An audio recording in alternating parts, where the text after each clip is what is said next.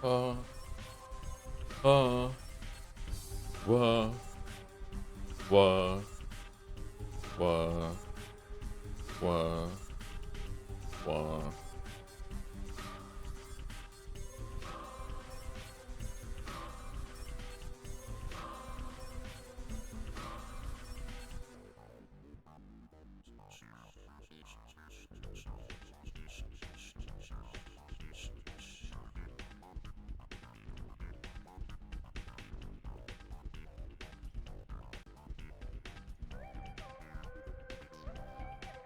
Finally back to the good game. How's it going, Jeremiah? Tough question, I'm sure, but is pathologic or metaphor better written? To be honest with you,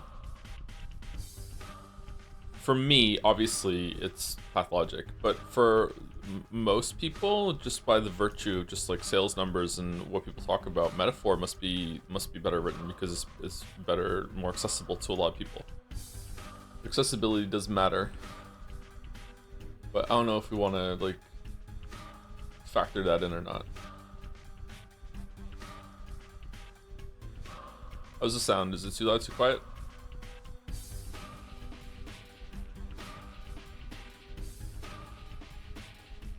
Pathologic never won Best Narrative at the Game Awards. I think Pathologic predates the Game Awards. So you're right.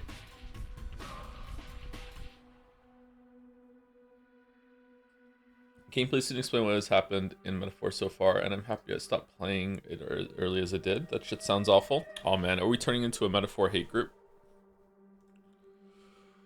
Rutro Reggie. Turdy?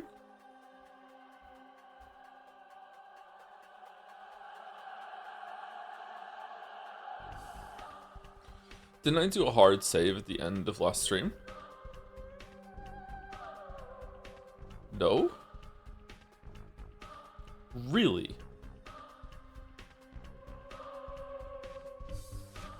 Is this after sleeping?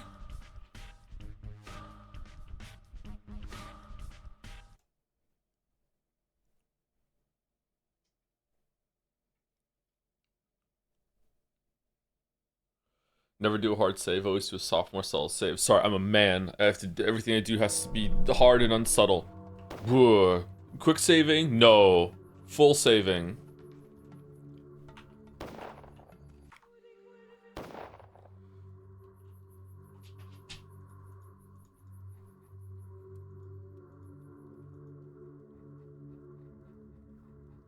Okay, we're done. So why did I not go home and then save it? I don't understand. Did the last save not go through? I always go home before we save.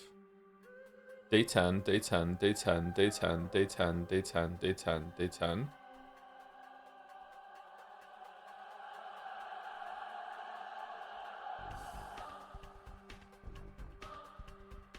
This one is after this one.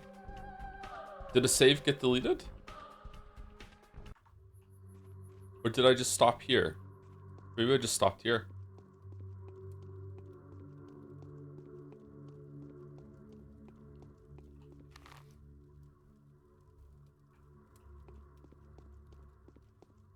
The day is ending, right? We did finish. Let's double check again. Rally split in two. Sign conceals two opposing truths. The spirit of superhuman Simon enclosed in the tower, or the town nurtured by the earth, formed in the mold of Bastarok. These are the only two Erdurgs. I do worry that my resistance to buy into the supernatural elements in this game is not intended, and maybe I'm being too much of a battler skeptic. I'm not sure. I think what's leading me to make that conclusion is that I think you're definitely meant to question whether Simon Kane is even real, or if the mistresses in the town are clairvoyant or not, clairvoyant or not. You're definitely meant to question that, but are you meant to question like this is like the plague is obviously supernatural when it comes to the visuals that it's presenting with the boils appearing from the ground and the clouds and shit like that. Seeing the rat prophet, all of the blood magic that seems to be going on. Like, is this shit? Is this something you're meant to doubt, or are you meant to take that as face value? I don't know. clairvoyant. I think you might have forgotten to save. You definitely ended in the factory last stream. Did I really? Okay, or maybe I forgot to save, or the save got deleted. I'm not sure. Paranoia and skepticism is part and parcel of the Bachelor playthrough, and it's hard to get that mindset. Yeah, maybe. Sorry, for sure. I think the way the Bachelor's conversation choices around Simon Kane are definitely that, and also the clairvoyance definitely that. But I don't know. Like, is that just for Bachelor, or is that meant to infect your perception even in the Haru run as well? There's been a little bit more magical stuff in Haru's run, but not that much more. If Changeling's run is full of magic and stuff, I guess the question then becomes, like, can you even trust Changeling's perception? I don't know. Oh, Sick Joe's streaming? I'm sick? I'm dying right now of food poisoning. Oh, you're the one who's sick. Oh, I'm sorry you're sick, Chatter. I don't think I've ever had serious food poisoning before. I've had some food poisoning. It's not fun at all. Hope it clears for you. Retro, sorry you're going through that. I think the player is an outsider is intended to be more skeptical, and so Bachelor is also an outsider, so it makes sense they be in lockstep on that. Yeah, but is it for sure? Yeah, but is that something you're meant to grow up and mature past as you learn more and more about the town? I don't know. I don't know. I'm worried that I'm cutting myself off from some amount of interpretation of what's going on here, because I'm too Bachelor pilled. But maybe that's fine. Maybe that is still a valid interpretation. Like, maybe that's cool. But yeah, I don't know. Like, in the same way that you are what you eat, your media, the media that you consume, will also inform like how you think and approach different forms of media. Sometimes forever, but also in close proximity to it. So you know, if you read a lot of romance stuff, then you're gonna see a lot of like romance. You might start shipping different characters in different books, even though if they're not really designed for that. So if you are someone who just, for example, don't know why, just read like over 1 million words of a character denying magic on an island that it was cut off from the rest of the world, where you don't know what's real, what's not, or who you can even trust, then next time when you play something that has some sort of denying magic sort of system, you might lean into that a lot more than you otherwise would have if you hadn't just spent so much time reading that. So yeah, I don't know.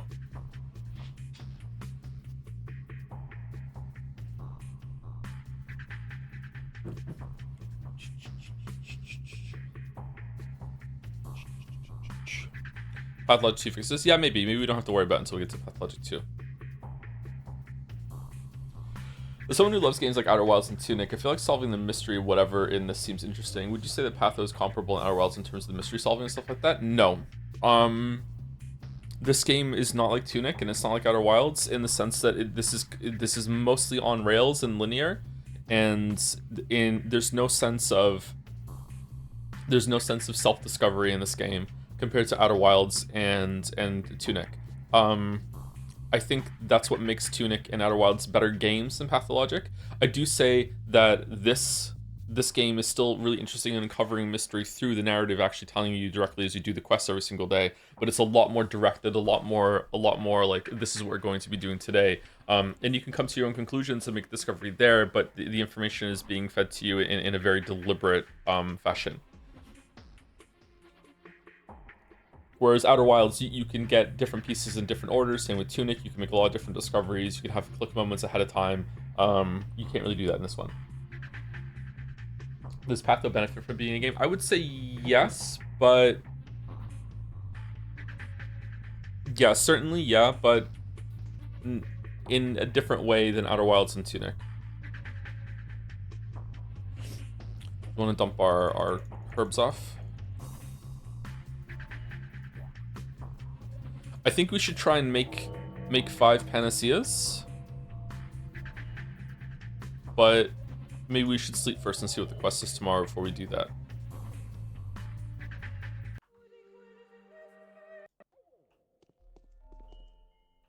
Is Silent Hill 2 better than Metaphor?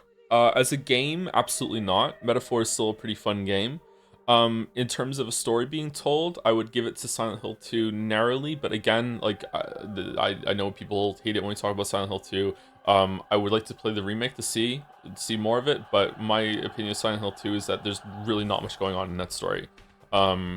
It's a pretty basic ass story, but it still has some interesting moments and it has something that it's trying to say. So I would narrowly give it to that over Metaphoria.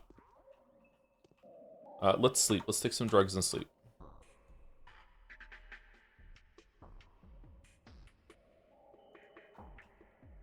Okay, I think we can probably sleep for 6 hours here, right? But we only ever sleep for 5. Sleep for 5 hours. 5 is enough to fully restore all of your exhaustion. Will it give us all our health back too? It's not. It's not giving our health back. It didn't even give our exhaustion. 10, everything is connected. Achievement. A new mime performance is being rehearsed at the theater. How's sound? Sleep for 2 more hours. Me before stream.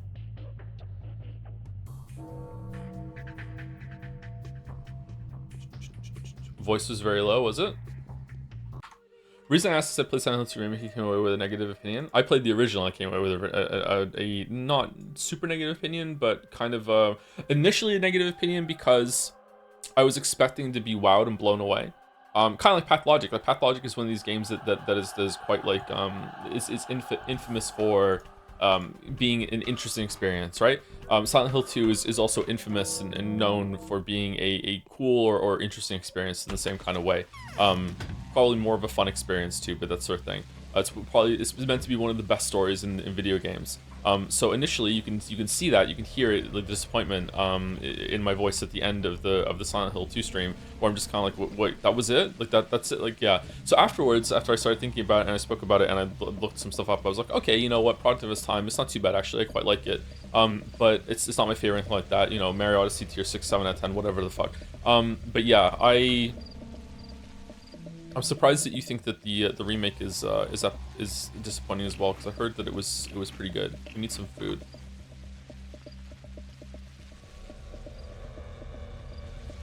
Silent Hill has got to have some of the worst voice acting in existence. It really just takes me out. Some people say it's intentional. I disagree. I think that's cope. I don't think it's meant to be bad. I think that sometimes accidental stuff can add to the experience, though. Don't get me wrong. Like, just because it's bad accidentally doesn't mean that kind of stilted, surreal performance can't add to it if you're vibing with that. But for me, when it comes to the main character, it was very difficult for me to take him seriously because of the voice acting and that performance. How we lead to the infamous "the town is making him stupid." By the way, the town is making him stupid. That's a really, really bad thing.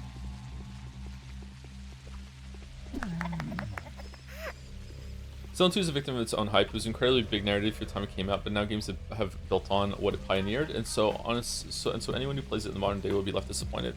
I agree with you, but most people online won't, unfortunately, because you're arguing against consensus, and consensus is really hard to break when it comes to these sorts of things. Especially as time goes on and less people can have that original experience, and it just gets ingrained as this kind of like no, this is special, and you just don't get it. But maybe the remake has helped with that a bit. I'm not sure. We'd have to try it. Silent Hill 3 for me is the best in the story. Really? We haven't played Silent Hill 3. I would like to go through them and see. I'd like to play Silent Hill 2. Are they remaking 1? I'd like to do Silent Hill 2 remake into the Silent Hill 3 and stuff. But we have enough spooky games for Halloween already, I think. No cloud here, damn.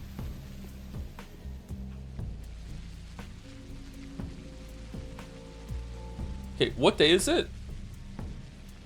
It's day 10. Oh, we have to do 3 days today, not 2. Oh shit. Okay. I thought it was going to be a short stream today, but no, we have 3 days to do. The last day is probably going to be a bit short, so we should be able to get done.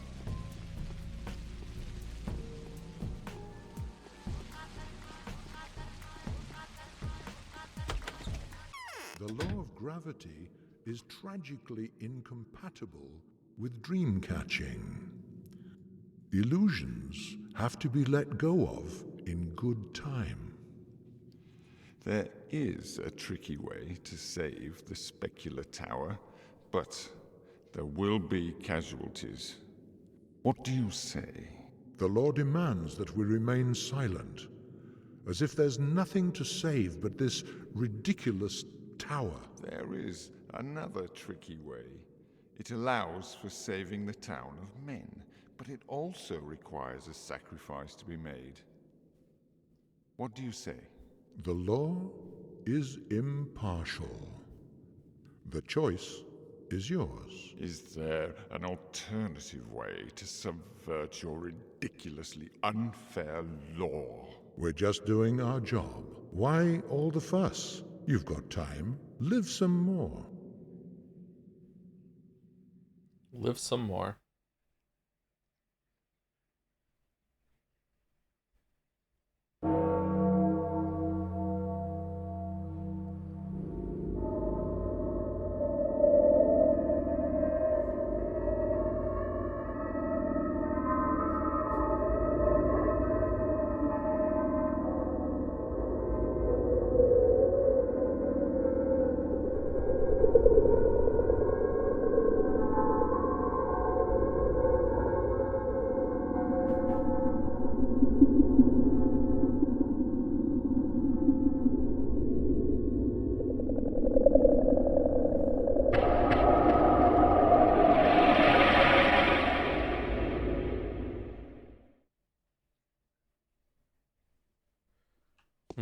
I don't remember that one from Bachelors either. Maybe I've forgotten a bunch of stuff already. Maybe let me turn the music down again. We like to turn the sound up for these scenes. We also have to consider the historical value a piece of art has at the right moment. You can say that for today's standards, it's not that great of a story, and still recognize why it is one of the best games of all time, given the context of when it came out. Yes and no, for sure. You should respect that, and things do age, and you need to like try and put it in the place that it was when it came out. But as someone who's like enjoying something, what you're asking is impossible. Like I can't play a game. Like if I didn't grow up with games, if I was, I don't know, fucking if I was 21 right now, right, and I was playing through a bunch of old games, and I played all of the 3D Mario games, right? Mario 64 is one of the best games of all time. Like it was unbelievably a huge leap forward when it came out. It was really cool. It was one of the most interesting experiences I've ever had as a gamer, as someone who grew up with those games. If I played if I was 21 now and I was just getting into games and I was playing all 3D Mario games, Mario 64 would be like ugh.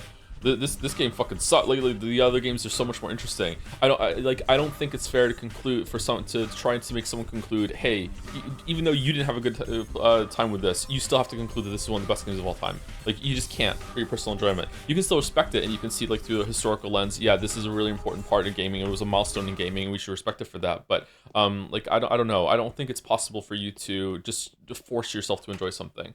Everything worked out just fine. Clara has made a deal with the commander. The cannons will be kept at bay as long as we agree to turn the town into an altar. Really? Okay. Closer you are to a fossil, the more you respect the fossil. Exactly.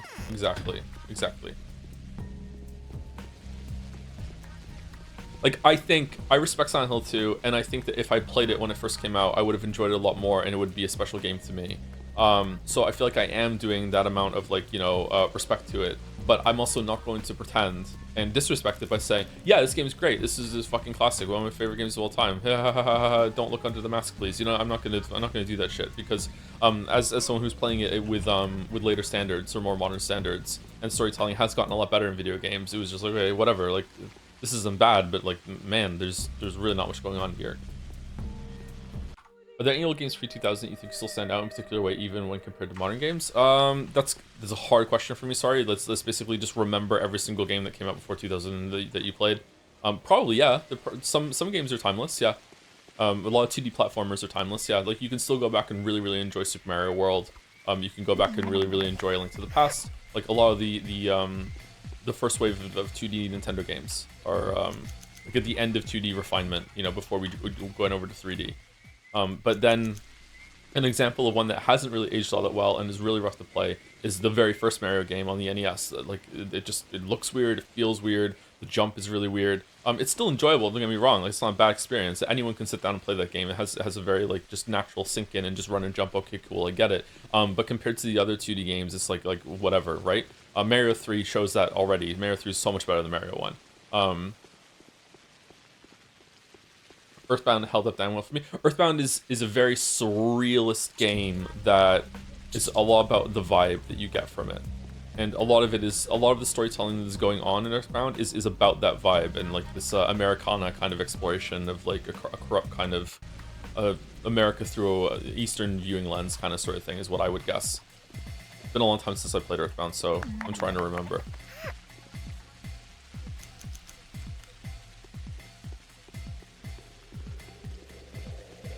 I'm just running around killing people at this point.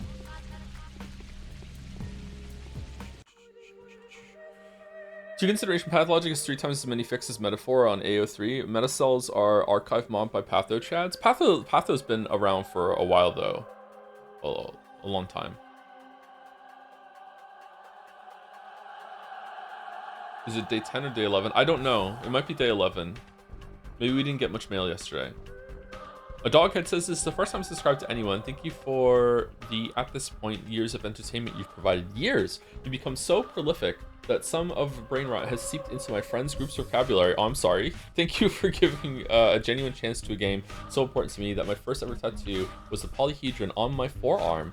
Oh, and your name is Doghead. Here's so many more months and years of good content from you, Tom. Oh, cool, thanks. That's a nice message. Thank you, Doghead. I would like to get some tattoos of media that's important to me as well. I just don't know if I would regret it. I don't have a single tattoo. I'd really like to get a tattoo. There's lots of things like that I would like to do, and I just don't have time. I just don't get it done.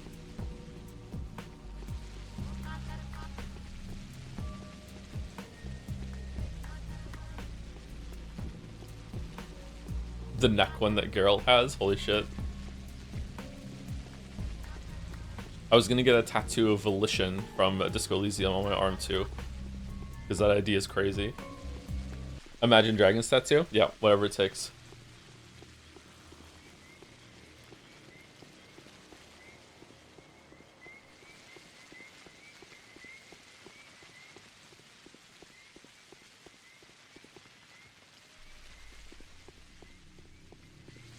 Fan art contest for your tattoo. I would like to get some tattoos and make sure that I like having tattoos before I would agree to something like that. But, you know, as long as the contest was to be taken seriously, I wouldn't say no.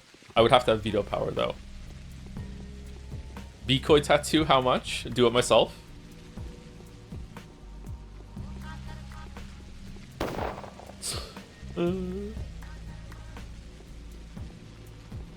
So go into the tattoo parlor with a wad of cash, slam it down on the table. You just look at the artist in the eye and be like, I need you to leave, shut the door, lock it, and no matter what you hear, I need you to not come in this room for the next hour. Oh no, okay. Closes the door. Yo, what up, chat? I'm in. Alright, here we go. Everyone sees volume okay? Alright, here. Bzzz.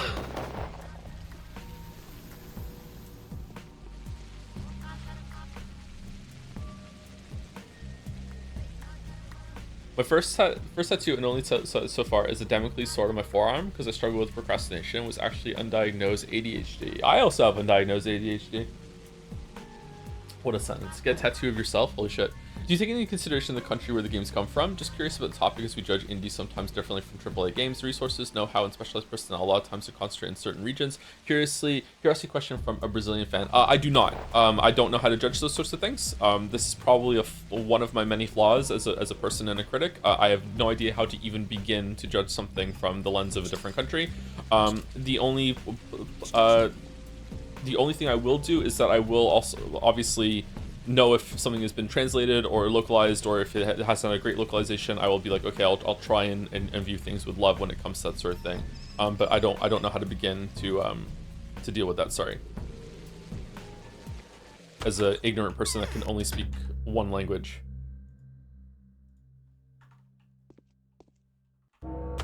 A Doc Expedition 33 because it's made by the French, still a great game despite. Yeah. Just goes to show you how good that game was. Yeah. That you overlook the French thing.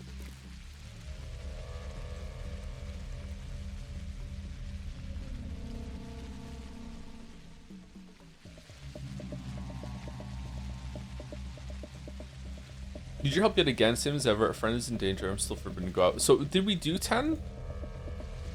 I'm not fully convinced I was right. The town is your Erdurg.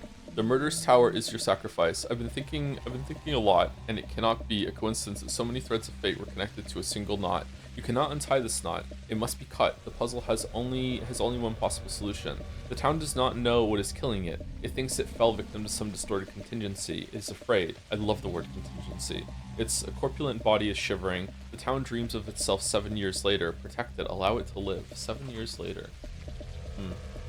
You did the hunger trial. No? Yes, we did, yeah. There's meant to be another trial today, I think. His trials are really, really fucking dangerous, huh? Who's the last person I said thank you to yesterday? I think there's a few subs that came in today.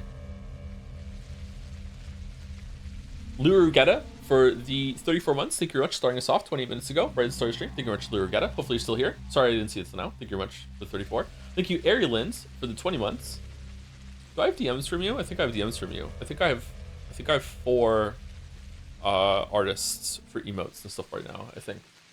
I need to do that tomorrow. I should have time to do it tomorrow, finally. Thank you, Arielins, for the 20 months. I've been subscribed for 20 months now. I'm 20. Wow. Just Henry the 20. Holy shit. Shameless. Thank you, Inertial Guidance, for the 9 months. Sub for Haru, resub for Haru. Ooh, thank you, Inertial Guidance. Thank you, Lunatic Boy, for the 7 months. Let's go, Patho Boys. Thank you very much. Boy, double boy. Thank you, Axolotl at Laddle. Who likes to party? Axolotls every single time. Thank you very much for the 14 months. Thank you, Bluxon97, for the 31 months. Thank you. Thank you, they used to call me Mir. They used to, and they still do. Thank you very much for the 27 months. Hello, Joe. As the biggest Haruspex fan, I'm excited to see his ending for the first time. Can't wait to see Patho 2 for the first time. Yeek well. Void Stranger Streamer. Ooh, lots of titles and double meanings there. Thank you very much. They used to call me Mir. Pathologic 2 is Haru again, right? So it's good to do Changling to have a break. Yeah, I wonder what it's going to be like. Pathologic 2 being Haru instead of Bachelor. Wow. Huh. Thank you, Translucent Moth, for the 5 months with Loves Pathologic, Dancing Joms, Doesn't, like, in Pathologic 3, I saw the trailer, Bachelor has a, like a time traveling thing, like you do in Return of the Obra Dinn. So, is that supernatural, or is it just a gameplay system mixed in with the narrative perspective? Huh. Anyway, thank you, Translucent Moth, for the 5 months. Loves Pathologic, and thank you, a Doghead, for the new sub with the message I just read out too. I guess the message was meant to come with that, and then it came in later. Thank you very much, Doghead. Oh, thank you, Henry White, for getting a sub to ya boy Satan. I wanted to read that with Yakisoba Satan for a second there. Ya boy Satan 5. Hey, it's your boy Satan. Hey, Pathologic fans, it's me, Satan. Thank you, Henry White. All right, let's walk around and kill some bad people, and then we'll wait until it turns into 6 or 7 o'clock, and we'll get the letter of the day, recapping how many people died yesterday, and we'll learn if it's day 10 or day 11. Is Expedition 33 the new Final Fantasy 7? For the current generation, probably yeah.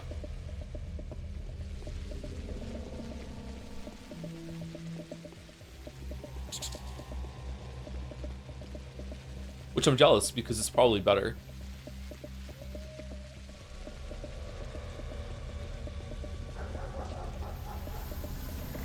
God damn it. You heard about Lightning Returns gameplay?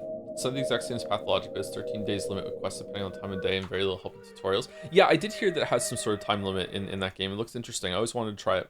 If we ever do my pipe dream of playing all the Final Fantasy games, then we'll get to it eventually, but I don't know if we're ever going to have time. Because they just keep making new games, man.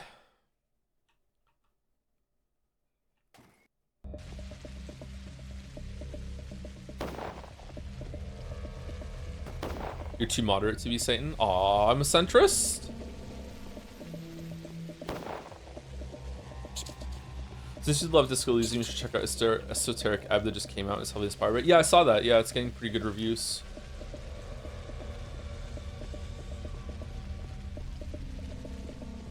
I don't know. At a glance, I'd be kind of worried about... Like, Reddit was talking about how this is the funniest game I've ever played. The problem is that I feel like I feel like Disco Elysium never tries to be funny. It just is funny. I feel like the writer Disco Elysium found a lot of ways to be funny while exploring the ideas and the conversations that go on in that.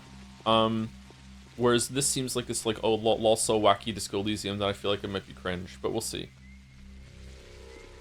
Hopefully it's just funny.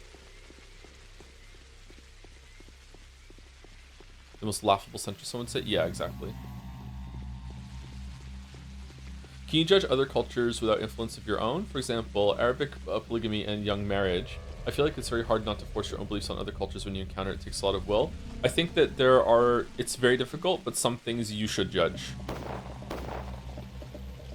But now we're getting into the idea of there being an objective morality, and that's just not true, unfortunately. But, you know,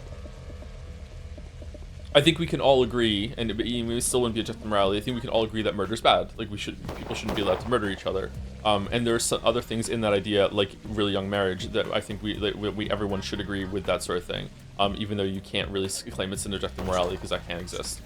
So yeah.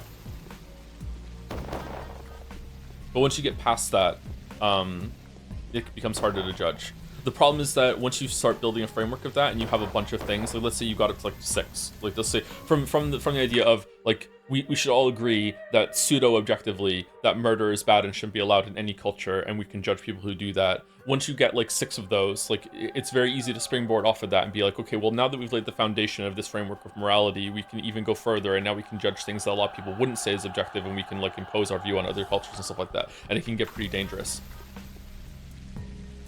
But, you know, it's a Twitch stream, so we're not going to have any social progress discussing this right now, so maybe we shouldn't.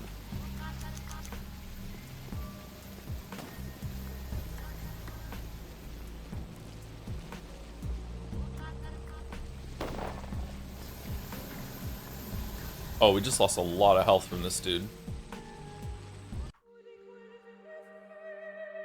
Whatever, we'll roll with it. Oh, bandages.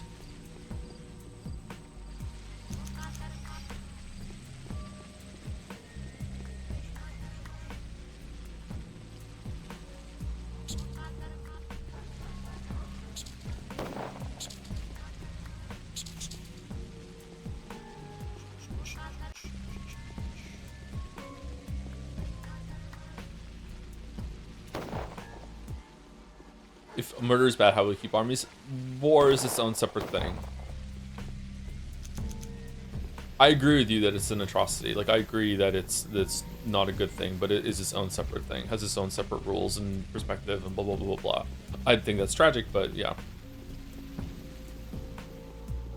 Does a knife still have infinite durability? It seems like it.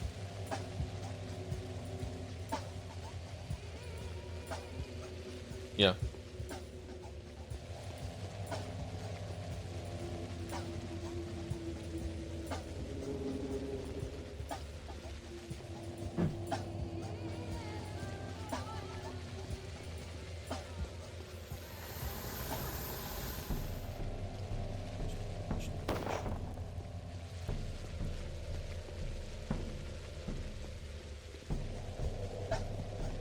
Whoa.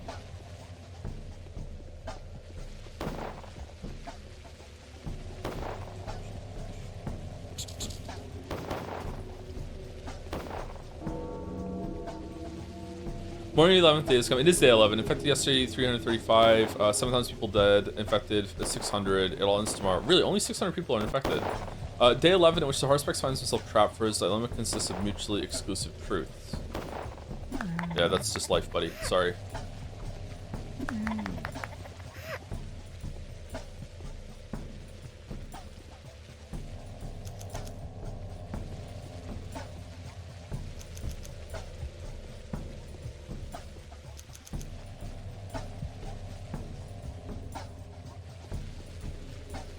If you did Final Fantasy Marathon, which Final Fantasy game would you be dread playing? Which would be the most excited for? I would dread playing Final Fantasy 9 because a lot of people really like that one, and I don't. So I feel like I would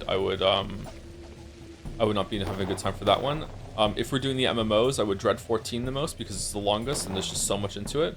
If we're not doing the MMOs, I would dread fucking 11 too because it'd be so hard to set up. 10 is also really, really boring to me, so there would be like a slump during 9 and 10.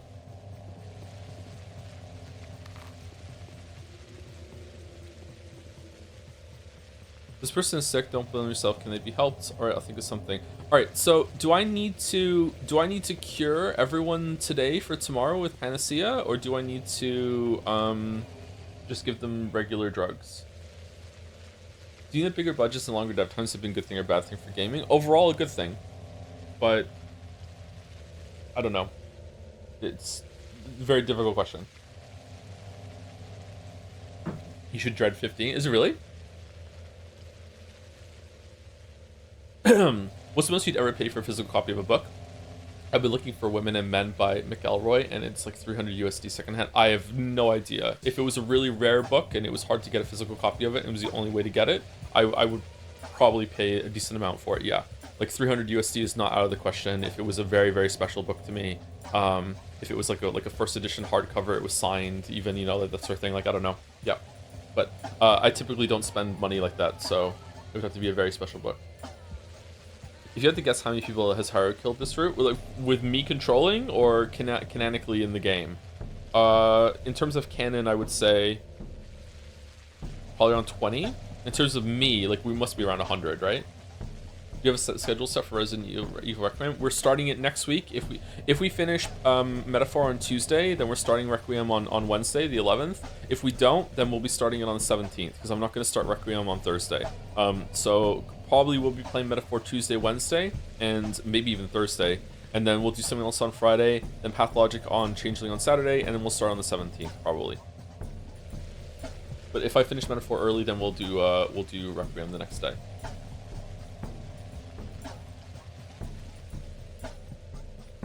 You will not finish Metaphor Tuesday. Watch me. Watch me now. You need to play Type 0 before you play 15.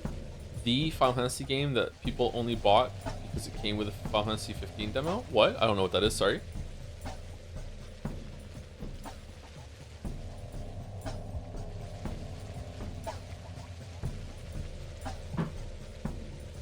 What is between Resident Evil 9 and Life is Strange, though? Maybe nothing, if Resident Evil 9 takes that long. Was 15 the boy band one? Yeah, I think that's the one where you're a bunch of you're a friend group that's driving around. Apparently the fishing in Final Fantasy 15 is amazing.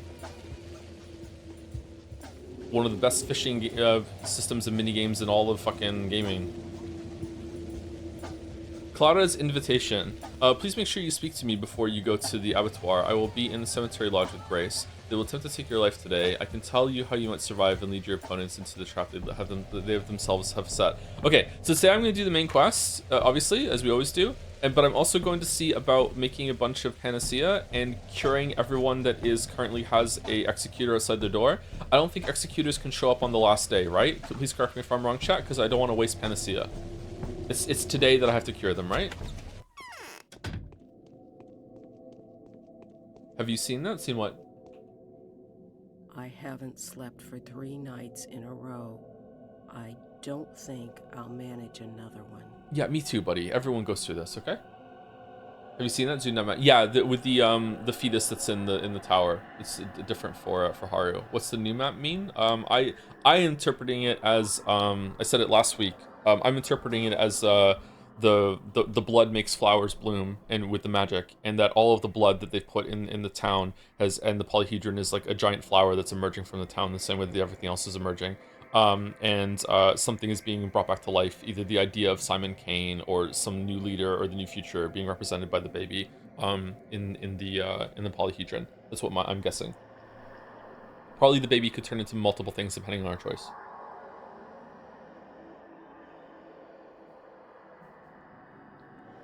Also, I don't know how appropriate it is to leave appendages to previous topics, but I think questioning the magic of the world is completely the intended experience, so I think viewing it as a complete no magic and yes magic dichotomy is false. It operates a lot with magical reality, as a lot of literature that is contemporary with it in Eastern Europe. Okay.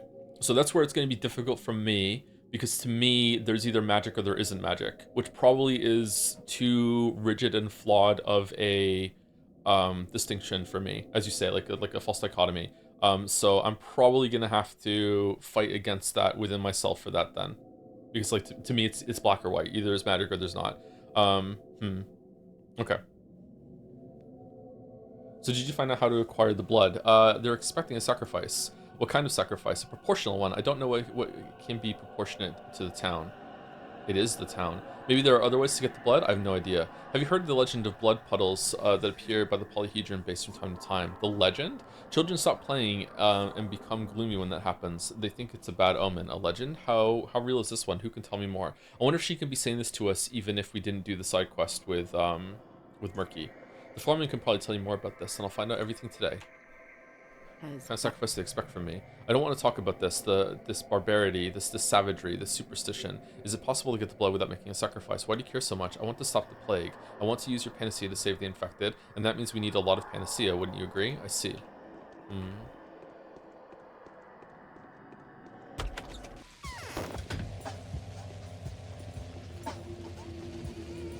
I think it's a rather odd assumption considering magic is more vague than that as a concept. What do you mean?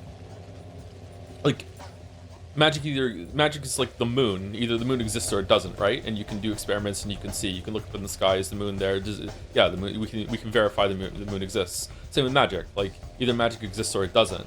That doesn't mean everything is going to be everything that's blamed on magic doesn't mean that it is going to be the cause of magic, right? Or from magic. But either magic exists or it doesn't. When I say that I'm questioning whether magic exists in this world, I'm not saying that, oh, well, magic exists, therefore that must be magic, that must be magic, that must be magic, Simon Kane's magic. Like, obviously, there could be some things that the magic could exist in this world, and also at the same time, there could be people pretending they have magical abilities, right? Like, it's very possible that everything toward under the town, that there is some sort of Basturok, like godlike deity that's dead underneath the town and being resurrected through their blood magic or being sustained through their blood magic. And at the same time, Simon Kane was a nut job that is pretending that has his whole family mind fucked into constantly resurrecting him through consensual madness, and the mistresses are faking clairvoyance, right? Like two of those things could be true, but in that sense, magic still does exist, right? Even though some people are faking it. What if magic is like an eclipse? Well, an eclipse is a magic, though.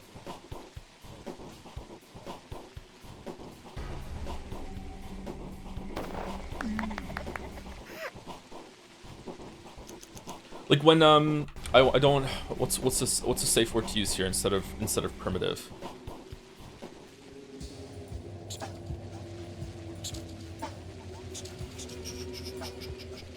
When we were hunter-gatherers and we were walking in the jungle or whatever, and we would be talking to each other, and then suddenly some voice came out of the trees. And it was repeating a lot of things that were being said back to us. Like, it's really, really easy to see that as magic at the time, and I wouldn't blame anyone in that era for being like, holy shit, there's like some spirit, some godlike entity in the trees that is guiding us. And then when you come into like look at it from a modern perspective, you can see that it was just one of those fucking parrots that is capable of human speech, and it was just echoing something that was said back to it, and it wasn't magic at all, right? So even though it seemed like magic to the people at the time, that doesn't mean that there was any actual magic there ever, right? Same way that there must have been some time in history, probably not as far back as you might think, that people would look at an eclipse and go, holy shit, what the fuck is going on? What did we do? This must be the work of some god, right? And now we look at it and go, oh, okay, that's just a natural phenomenon that happens.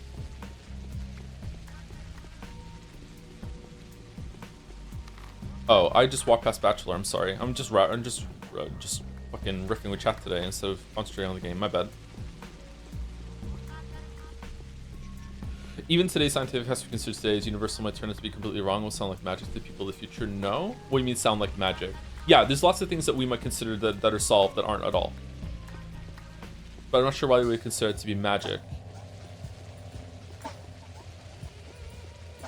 I don't think is there anything left in the world that we just kind of throw up our hands and say must be magic? The moon is probably the closest one, because it's the closest I've ever come to believing in God. Was when I learned, which predated the Witness video, by the way, when I learned that there is no reason why we get solar eclipses.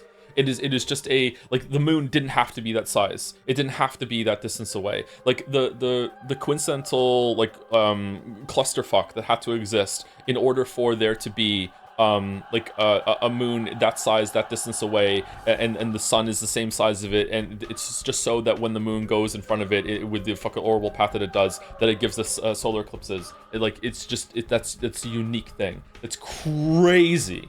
It's crazy. Like if you're not like if you've learned about that and you don't like, your mind doesn't boggle, then like you don't understand it. You know what I mean? Like it's one of those things. Yeah. That's the closest. Some people are saying dark matter, but I don't think scientists are just shrugging and saying that just must be magic. They just don't understand it, right?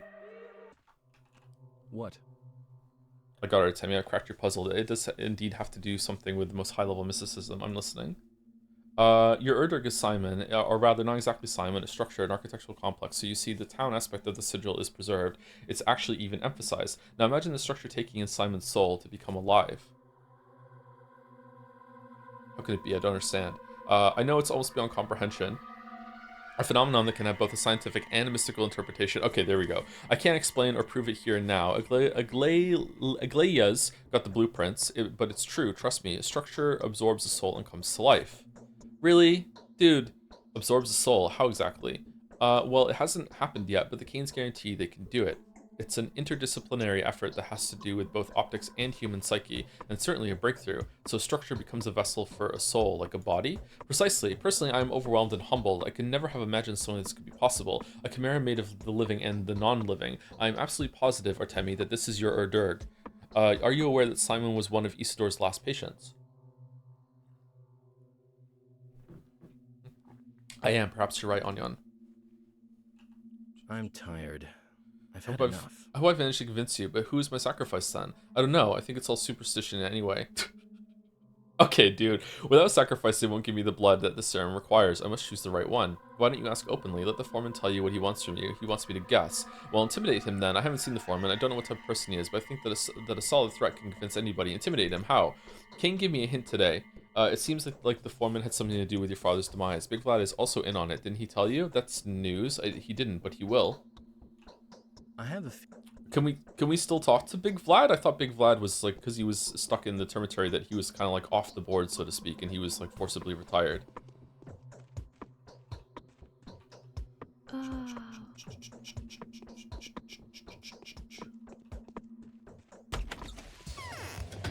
Bum bum bum. Bum bum bum. Let's go talk to everyone today. Sorry, was there an answer to the panacea? Can I safely give panaceas to the people that are sick today without wasting them, or should I wait and do the quests first?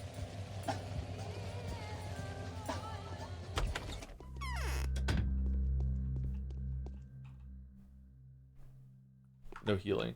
How do you feel about the stream series like this, where they're relatively less popular than the others? For me, these have sort of different chill atmosphere. I'm here for the most for most streams. Usually, it's background noise, whatever else I'm doing. Yeah, it's fine. If all the mainline streams started getting like viewership around this level, I would start panicking. It wouldn't be the end of the world, but I would start panicking. I'd be like, oh my god, what am I doing wrong? But like for some games, especially with long series that have gone on off days like this, then yeah, it's fine. Yeah. You have time to treat them tomorrow? Will I? Okay.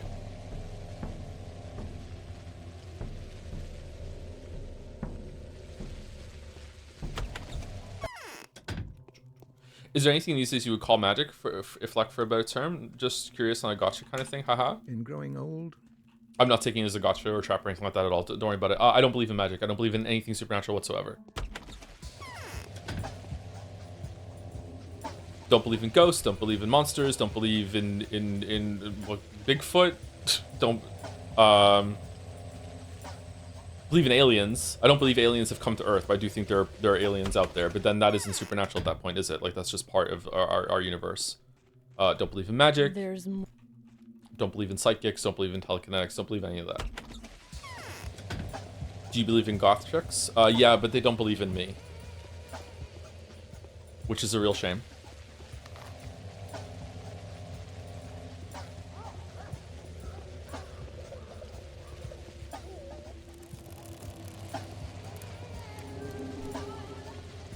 Patho 2 won a voting game, so it says my viewership would be higher. Maybe, yeah. Viewership for Patho 1 was pretty high when we first started it, and then people got to see what it was like, and then they're like, okay, cool. Oh, I'm gonna die.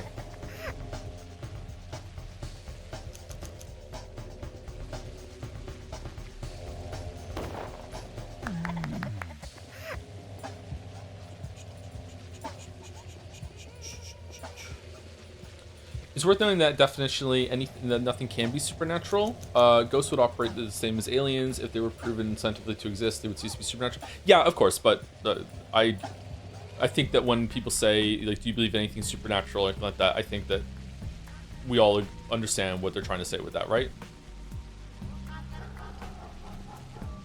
I'm surprised it didn't happen with Metaphor. What do you mean? Your first Metaphor stream had like over 3,000 people watching, so if you're talking about viewership, that it did happen. Happens with every stream. Every stream series always starts off with way more people. I think most of them go and watch the VODs afterwards, but they're there for the like for the big intros, that sort of thing.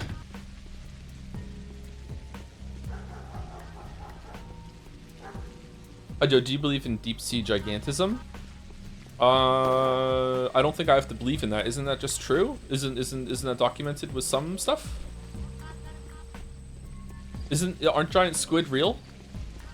Or giant octopus? One of those is real? Isn't that like confirmed?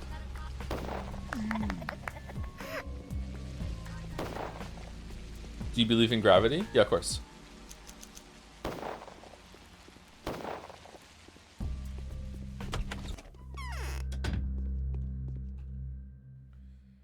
I think it's impressive how many how people outside your community have mentioned this playthrough specifically more than any other playthrough, despite the streams being so unpopular.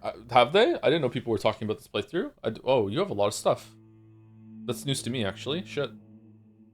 Well, now I feel a little embarrassed. Fuck. Let's sell some knives.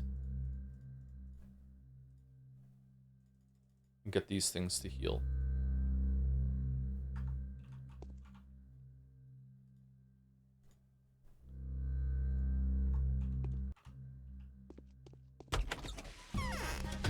Do you think Supernatural is real? We would know about it with so many cameras around. Yes, there's an idea for a story that I have actually. That's about a secret society that's trying to suppress supernatural stuff from the public at large, and to them the emergence of the cell phone camera is like the apocalypse. Yep.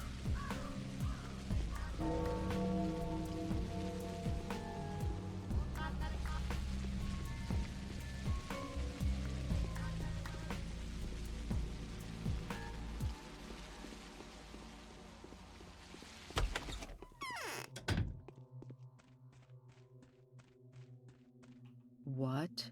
Okay, I think I know who the visitor is. Okay, so we need to go talk to Clara, and we also need to talk to the foreman.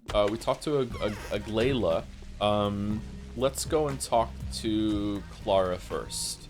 And on the way, we will see if we can talk to Lara Ravel. Oh, sorry, we'll go and see if we can talk to Block.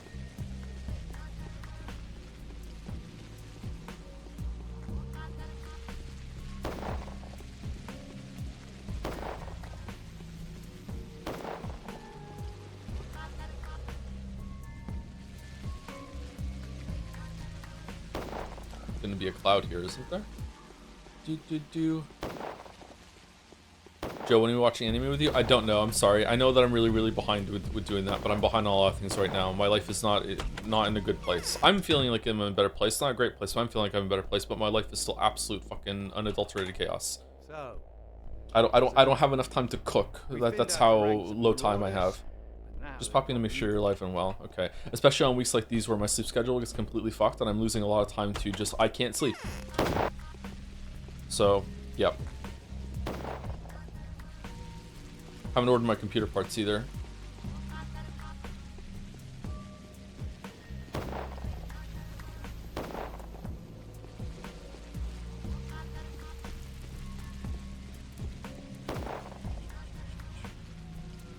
How many schmouters do you have? One.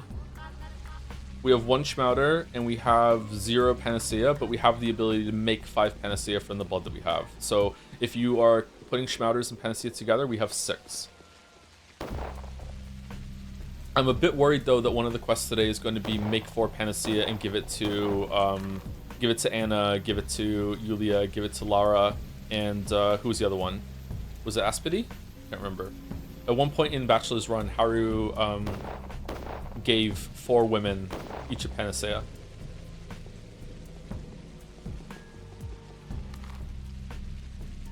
Let's go talk to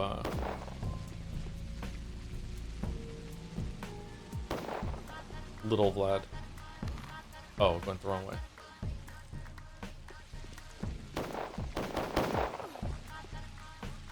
If watching movies and shows anime on Twitch was allowed, what would you watch? Better Call Saul and Twin Peaks. We would watch those together.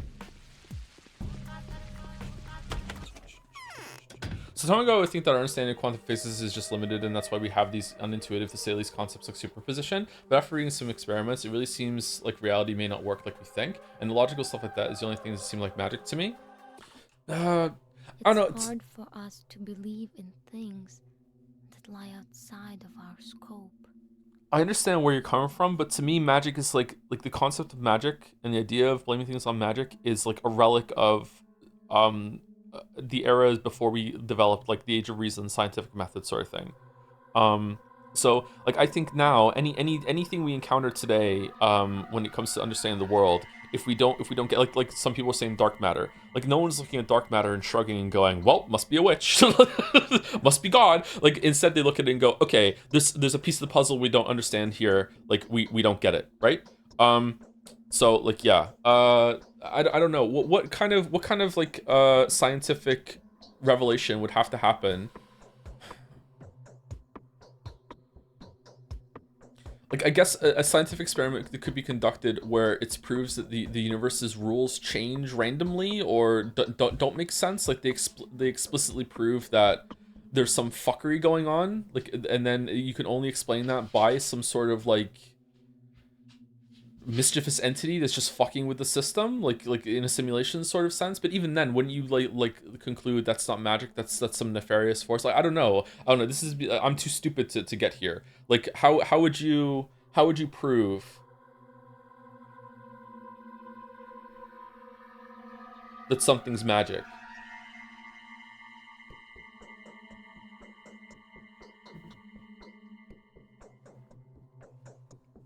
Sounds like dark matter? Not from my understanding of dark matter.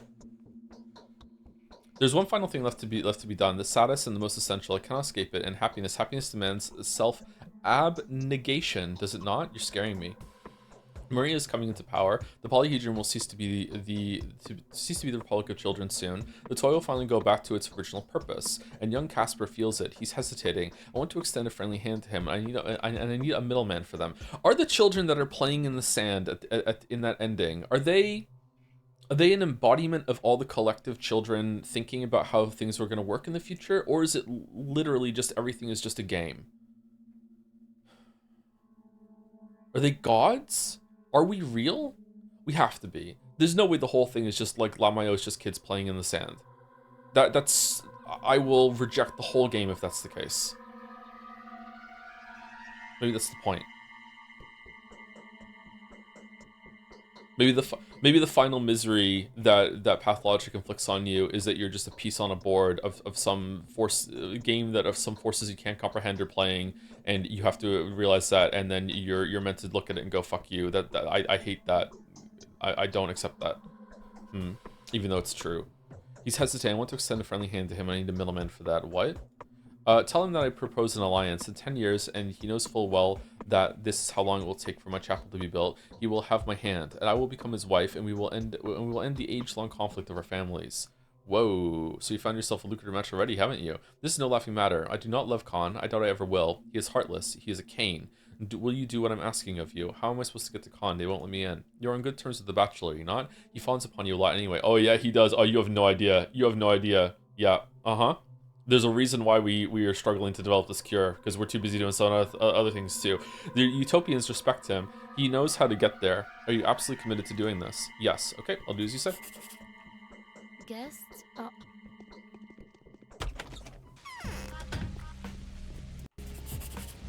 Magic doesn't fit into the concept of empiricism. Yeah, I think that's what I'm trying to say. You said it much better than I could. Thank you. What I think maybe Chat and I are, not in a bad way, just talking past each other when it comes to like we're talking about things with different definitions. I would guess.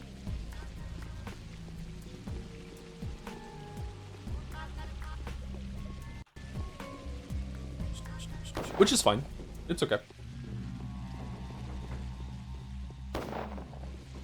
Thank you for the organs, Sky Stranger.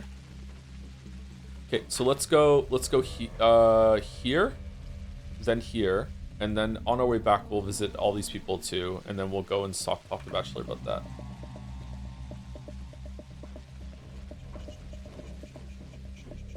Man only recently stopped coping about Kid's Lair being not unreal. I don't know what that means, sorry. Apologize if this is too personal of a question and you don't want an answer, but when you mentioned God and the moon, was a lack of proof in the other areas make you think God doesn't exist? Hmm.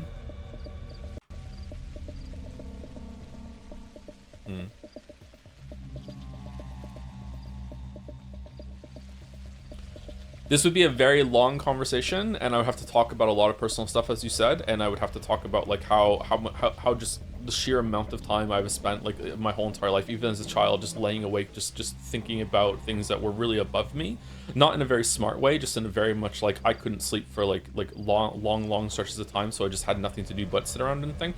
But I can summarize it in a really easy way, which is that I'm the kind of person that to have to believe in God, I need God to come down and tell me. That's I know that sounds really basic and maybe even funny, but I'm that kind of person. I would need God to like appear before me and say, "Yo, Joe, it's your boy. I'm real. Here's proof." I would need that in order to believe in God. I'm not a person that has faith. I don't have that belief system in me. And then Merrick is done the immediate counter, yeah, which is also true for me. If God came down and told me I'd sooner believe I'm on drugs, yeah, I would believe I was sleeping, yeah. It's almost impossible for me to believe in God at this point in my life, yeah. But that's where it comes from. I'll find a use for every It's good. single person here. I'll perform the essential miracle. I would also believe I was mentally ill, yeah. So the what's it called? The qualifier, the milestone that would have to be met in order for me to believe in God also comes prepackaged with the assumption that I would be of sound mind, I would be able to believe what I'm experiencing, blah blah blah blah. Because when it comes to that, I've already encountered supernatural things in my life. When I have when the sleep paralysis demons show up, like I've had many encounters with air quotes supernatural things, and the answer was, of course, I wasn't encountering supernatural things. I was crazy. I was in a mental illness state. I was in a hypnagogic hallucination state. I'm not sure if I'm saying that word right. That's happened to me a lot in my life. Yeah. It's good that you've come to me, Orphan. You'd have had a lot. You'd have had your head rolling if you hadn't. Wouldn't have lived to see the evening. But I will come to your aid tonight and I'll teach you how to stay alive. All right, speak. You're on your way to the foreman now, aren't you? How many livers do you have now? I think I have over 100. We have over 100 of every organ. You're on your way to see the foreman now, aren't you? Well, yeah. The foreman will offer you the final trial today. He'll promise to reveal everything if you pass it. He'll tell you about the sacrifice you're required to make, and you will only have to kill it, see? And then they'll give you the blood, but it's all lies. How do you know? Well, I'm not an entirely common person. I have a way of knowing. Trust me. Dude, just trust me. Okay, so what can you offer me? The foreman's trial will be designed so that you wouldn't stand a chance. He'll tell you to descend into the depths or go through the throat or something and to get back from there. And that's where you'll die because there's no coming back from that place. I know how to outsmart him. How? Don't ask. I won't tell you. It's not my choice. What do you want for it? Perhaps I'll ask a favor of you tomorrow morning. Deal?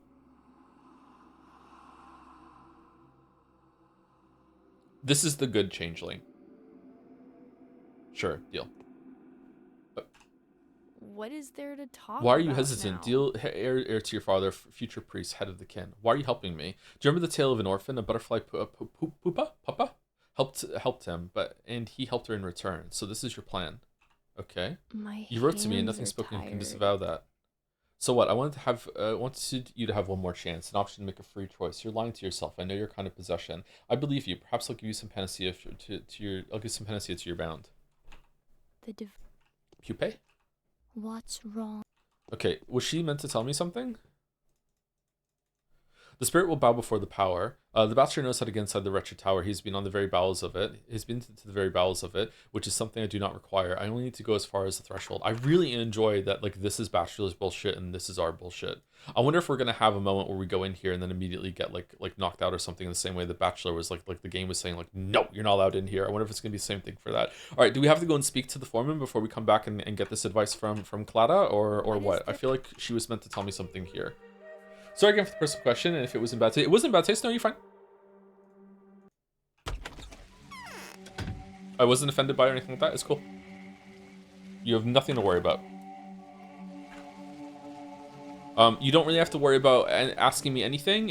Even if I read it out, if I feel like I don't want to answer that question, then I will just say no. If we're in the middle of a heated debate and or about something like we were yesterday about the yikes subject matter, and then someone asks like a loaded question or anything like that, then of course, yeah, that's a question that's designed to make me angry or to escalate. Then okay, we're gonna have some issue.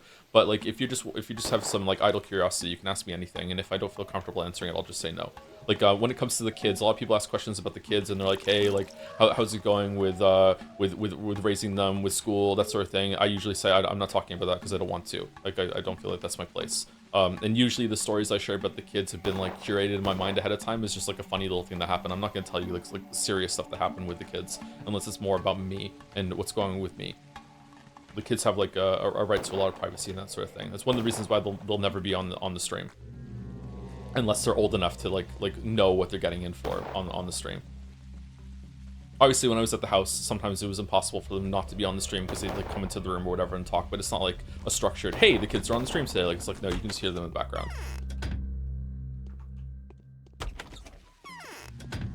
What was the subject matter yesterday?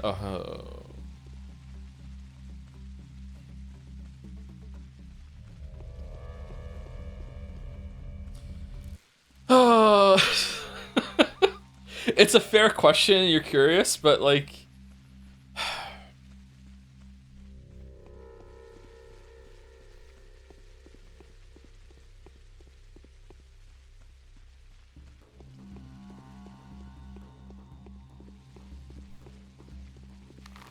it was about whether or not some media sexualize minors. There you go. That's a very clinical way of saying it, and that's it. That's what we were talking about yesterday, because Metaphor, in my opinion, did it yesterday. So, well, not sexual, even there, that's not exactly true, but like was facilitating the sexualization of minors. There we go. So that's what was happening yesterday, and we talked about that yesterday, because it is very, very upsetting to me. There you go. That's what we were doing yesterday. For like, I don't know, like 10 minutes, we talked about it.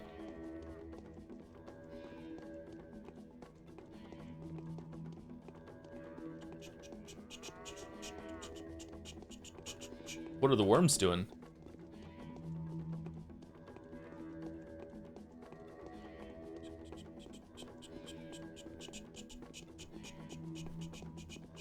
Are the statistics the ability to see what percentage of people voted in both Jet Set 23 and 2023 and 2025? I don't know. You'd have to ask Laddyware on Discord about that. Laddie might be in chat right now. I don't think so. I haven't seen Laddie chatting today, but maybe Laddie is lurking. You'd have to ask Laddie.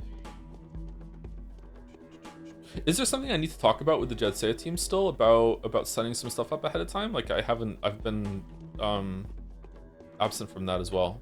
Shit.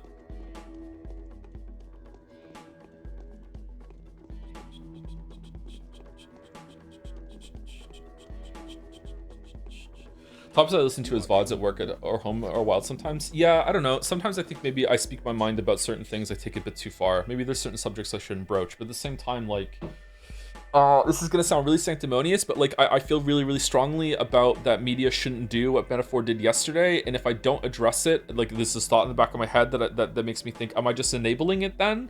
Like even when it's something that I don't necessarily have like a big stake in or I don't fully understand, I still want to, like, as the person who is like driving the ship when it comes to like the media that we're doing, I think it's a good idea to like address or even acknowledge some things that are in my area. Like there was either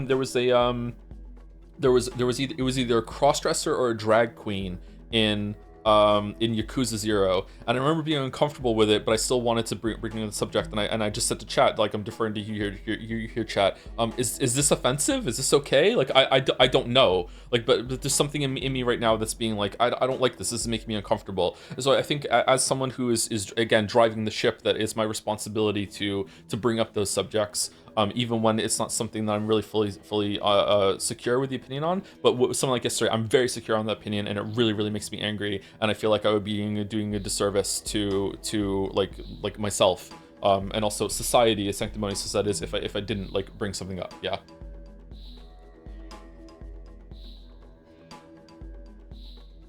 Wait, I didn't see the stream, but I played the game. Which scene are you talking about? Yesterday, Metaphor. Again, I'll say this, and I don't want to have the subject talk again. There was a reveal in Metaphor that one of the races is that looks like human is actually like their real form are like their permanent children. And she revealed in one of the scenes that this is my real form, and she was an oomphy boomfy. She was like, I don't know, 7 years old. You know, she presents as a child. So that's what they really are. And like her adult form that they have sexualized a lot throughout the playthrough is fake and a complete like a glamour. It's an illusion, and her real form is that of a child. Yeah, so that's the scene that we were talking about in Metaphor yesterday. Why have you come, Kindred One? I've come to withstand the final trial and find out what sacrifice the kin wants from me. I will send you to the point where Suak's lines meet. You will let her swallow you, and we shall talk as equals if you find your way back. Okay. Why can we only speak as equals after the trial? Everyone goes through the trial, so did your father. It is only then that you will see how far the vein of Patho goes. You will walk along it and circle back, tying life and death together, just as the vein is tied into a knot. A vein wastes precious blood in vain when untied. Tell me what to do. When did my father pass the trial? Later than he should have. You asked too many questions. Are you going? I am. Go out of here and go to the right. Step into the next cave. It is the hollow of her primal womb. You will see a well. This is where her navel is untied for those who have the knowledge. Then you will fall down. Lay your body down there and come towards Suak's navel. Go to the heart of her lines, then come back here. Then we will talk. I am ready. That simple? You will see.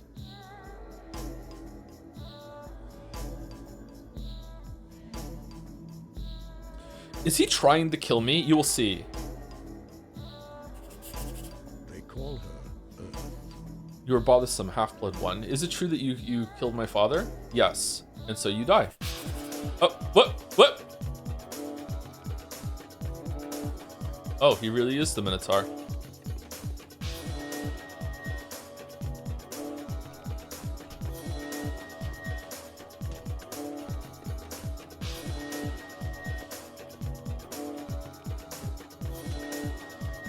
Think you can take me?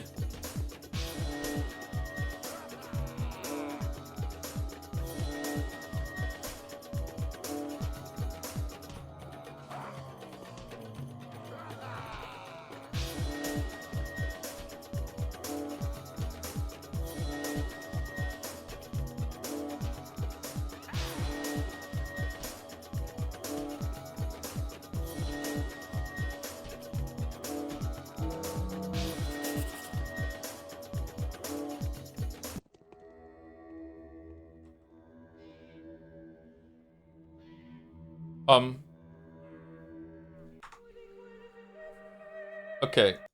What? Did I break it? Should I reload and do the other one or no?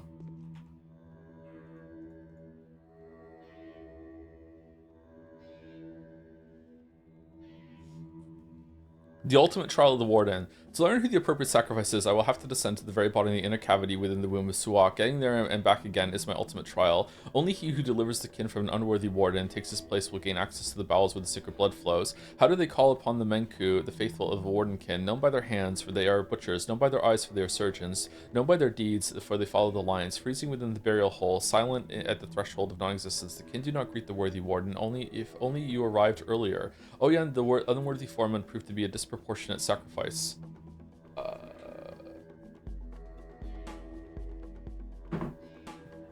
Okay, let's hold the save here and reload.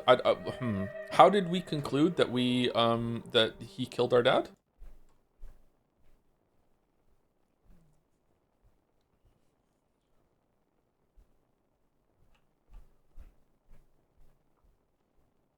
He asked? Oh wow. Finally, a game that just lets you ask. Bachelor told you kinda. Oh, did he? Okay, shit, my bad. You never asked.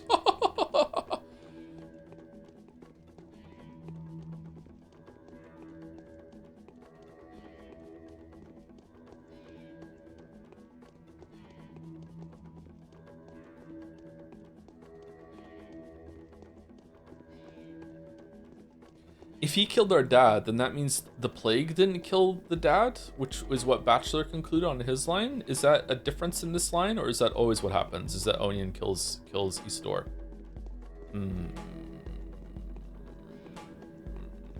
Hmm.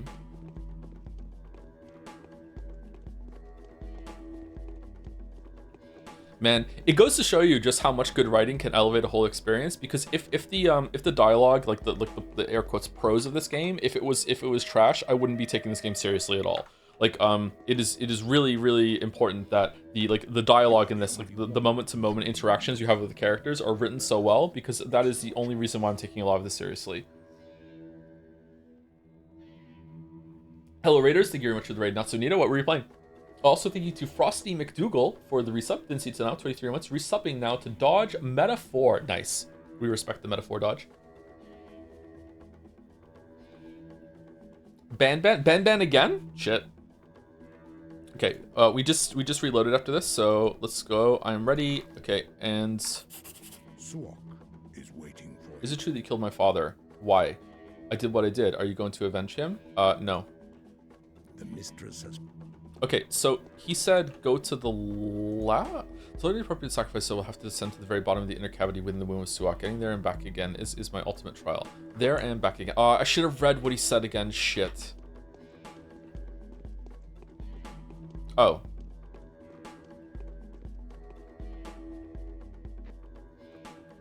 Well, we're dead. We're not dead. That's us. Come to us, sweet soul. Look. The nails are waiting for you. I'm not dead yet. Talk some more, sweet soul. Look, some nails are already in. Are you drawing my last breath from me? Indeed, sweet soul. It's leaving you with every word you mutter. Look at the nails. There's only one left. Make your final step. I won't. Come to us, sweet soul. Look, the nails are waiting for you. I'm not going to go yet. Big ASMR vibes right now. What the shit?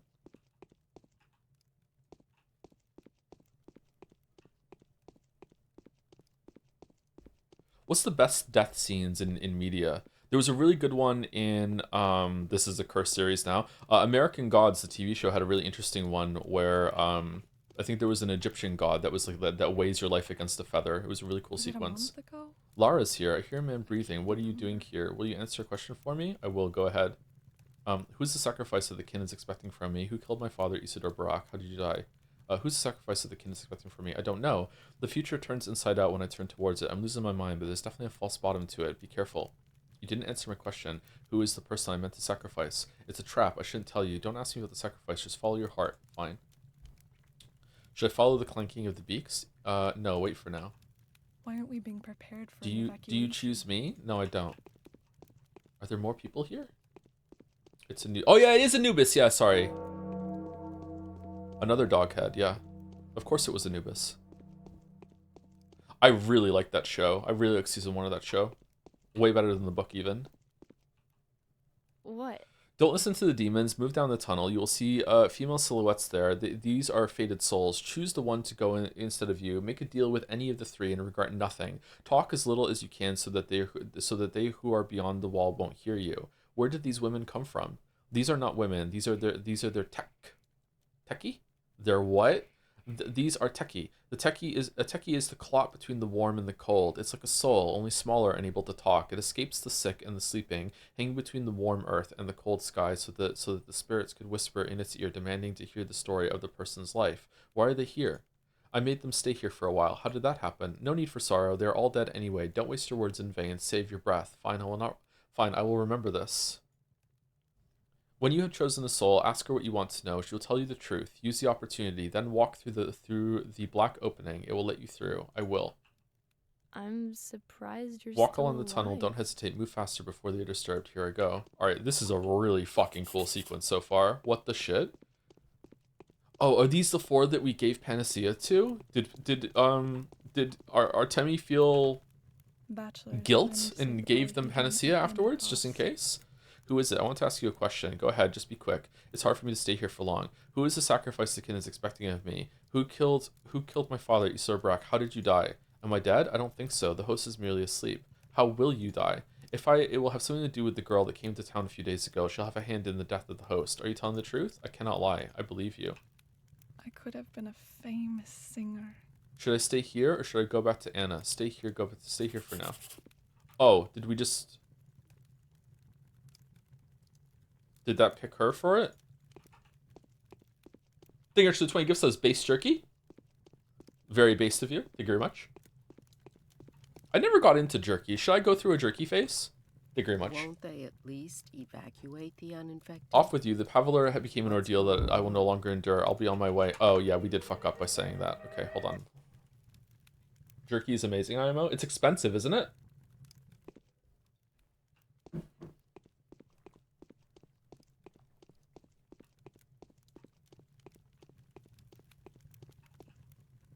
So, I want to ask you a question. Who killed my father, Isidore Brock?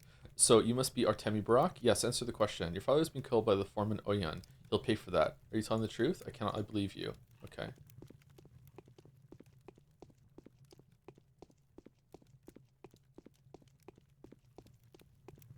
Did you and Mouse finish Geek yesterday? Yes and Let some no. fresh air We- into the room, but I don't feel like it. We got credits, we rolled credits, but Geek IV adds a whole load of content to afterwards, so we haven't done that yet. But we did finish. We saw the end of Geek that we saw on this channel's play of the original Geek. Yeah, playthrough. Hear your footsteps, whoever you are. Feel free to introduce yourself. I want to ask you a question. Ask me anything you want. Just make it brief. Who is the sacrifice of the kin is expecting of me? Who killed my father, Isidore Brock? How did you die? Who's the sacrifice? Foreman Onion has fallen out of favor with the kin. When they learned that Suyok rejected Oyon's offering of Aurochs, they were infuriated. The foreman failed to read the lines of the Great Bull appropriately. Were it not for the plague, he'd have been killed already. The kin, then, will accept any offering you make as long as you put an end to the order that precluded your arrival. You do not answer my question. Who is the sacrifice? Who says the offering is necessarily a who? All you need to do is stop looking for it. Having done that, you will have fulfilled your destiny before you know it. I want to understand what I'm doing. That's quite enough. Now, tell me now, what I myself shall do. Is it safe to go back? No, stay here. Go to where I've come from. I'll tell you later. Won't they at least evacuate the uninfected? I wouldn't. Okay, so we have to send someone back to supplement our soul? I don't want to kill any of these people, though. I think I'm fading. Do you choose me? No, I don't. Huh. Are they gonna die in the town?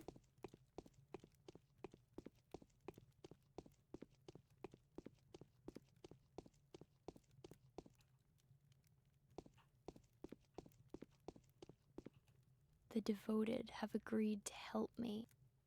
Don't talk, or do you want her to die in vain? Move, you won't have a second chance. Be quiet and clench your teeth. However, Here we go. I don't want to kill any of them, though. Do I have to pick?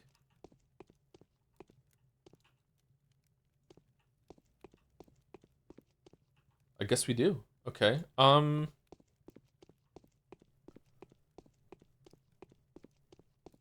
But Anna is my darling disaster. No.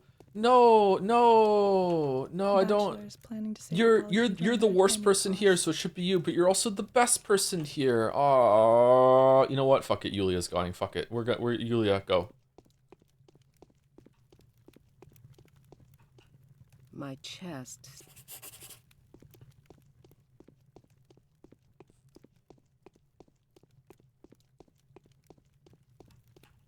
What do you all want? I love her so much. She's so evil.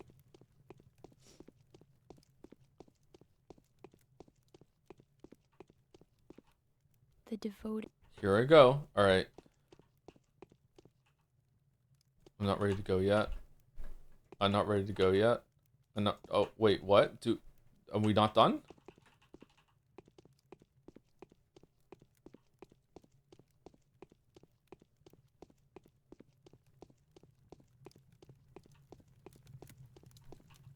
I could have been a. Joe loves evil girls on condition that they are nice to him specifically. Yeah, yeah, yeah. Of course, yeah. That's the dream. Of course. I'm afraid. I'm Off with you. a This little loose Pavalier now. became an ordeal that I no longer endure. I'll be on my way. I'm sorry. Won't I'll be on my way.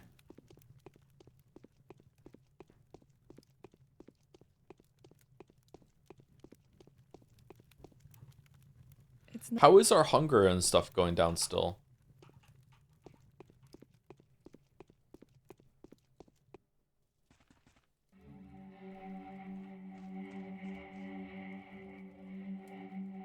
Whoa, okay.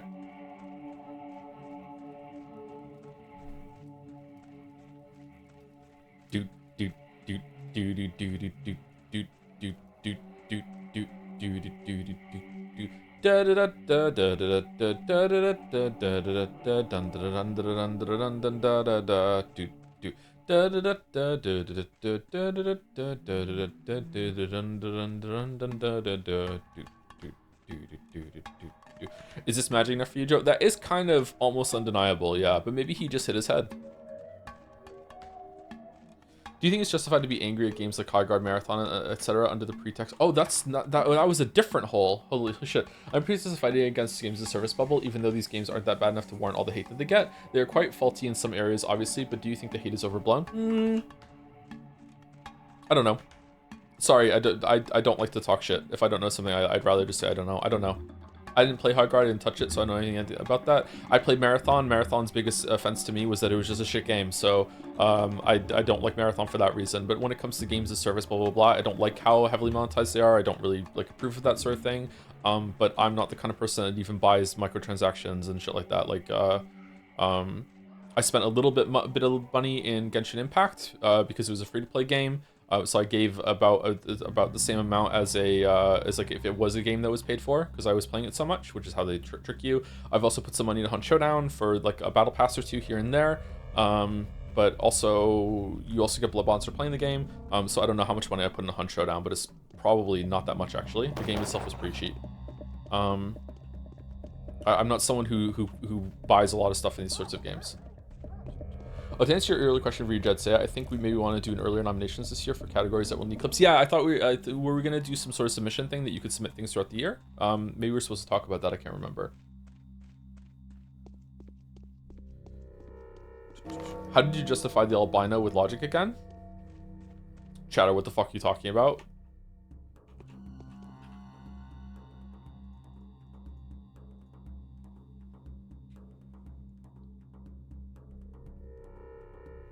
Hallucinogenic pollen. The visual artists at Bungie are so wasted on their live service trash. The opening to Marathon was very aggressive, but it was pretty cool. Yeah. The weird step creature. Oh yeah. I can't remember. Just a weird looking person.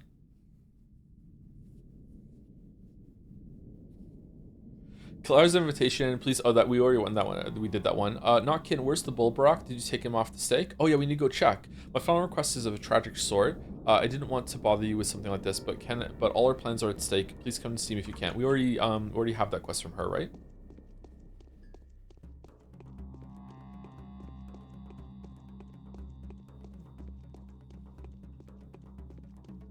Do you expect something to change in good ending stuff, like the theater scene being different? There already are changes with the different endings that you can do. If everyone survives, you have more choices at the end in the cathedral. I'm guessing it's going to end the exact same way with everyone standing in the cathedral, and we have to make choices like Bachelor did. I wonder if the endings are different. They must be, right?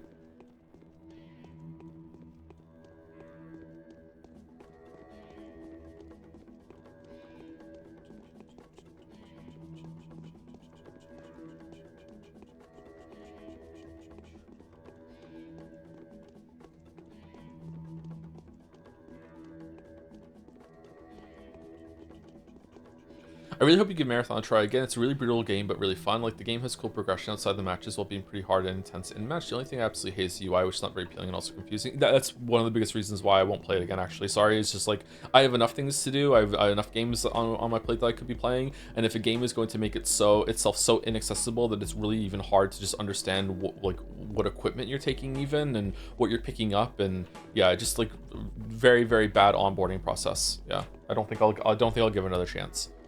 If it's like still like going strong, like maybe months from now, and enough people are like, hey, they cleaned some stuff up, it's really worth it, it's really, really cool, then maybe I will. But right now, like no, I have enough to do. What do you want, dead one? Speak, spirit. What sacrifice am I meant to make? Speak. I've been told the sacrifice is Aglaela Lilich, a woman who wanted to merge her lines with yours. Butchers would have opened the blood for you if you had killed her, if I had allowed it, of course, or if you had killed me. But it was I that killed you in the end. You are mistaken.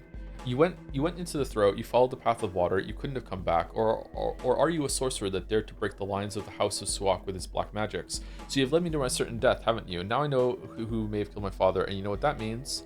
So you lay me a certain death, haven't you? I have, but I will restore the lines of Swaxu and take one step back if you're no spirit. I've died once already, now it's your turn. I'm no longer where you sent me. I'm no longer where you sent me, see for yourself.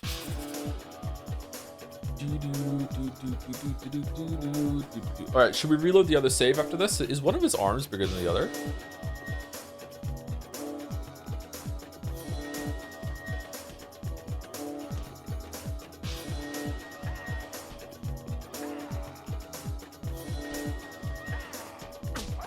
Oh shit, he got us.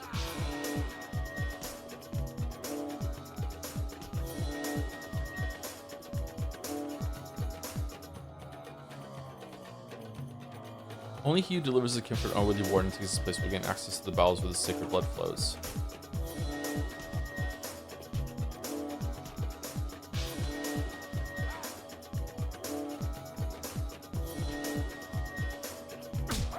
Oh shit, we died. Oh, I hope he drops a keystone.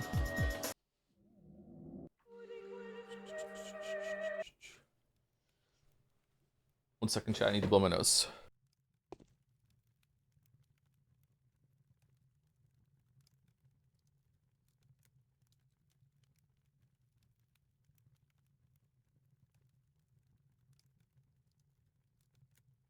Okay, I'm back. Oh shit, we're here? Okay, fucking hell. Alright, is it gonna lead to the same conclusion? Because I'd rather just load the other save where we just killed him. So Artemi didn't survive the trial. He wasn't meant to survive the trial. I think what my read on this is that the foreman was trying to kill us here. Maybe he was trying to kill us with the other ones too. He was trying to kill us, and there was no way that we should have survived this. And so Oyen is like, you must have used some sort of magic. So like he's upset with us, and the magic we'll probably use is, I guess it came from Changling. So Changling is the one that changed this sort of ritual sort of thing. We shouldn't have been able to survive. So it's pretty damning in terms of if there's magic in this world. It seems like a slam dunk that there is some sort of magic. Okay, I'm gonna load the save where we just didn't come down here and we killed them, because I like that. We didn't have to sacrifice. We didn't have to use Changeling's magic. We didn't have to kill one of the women in the town. So I'm glad that we went down and saw it, but like I think I'm gonna go here. So like we killed him. All right, cool. All right, so that's that. Oyen, the unworthy form, proved to be a disproportionate sacrifice. Okay, so we have access to the blood now. So how do we get access to the blood? We're the warden now. Maybe we go and talk to the girl with the crazy hair in the termitary. What if we jump down there now? Yeah. Okay. Yeah. Okay. All right.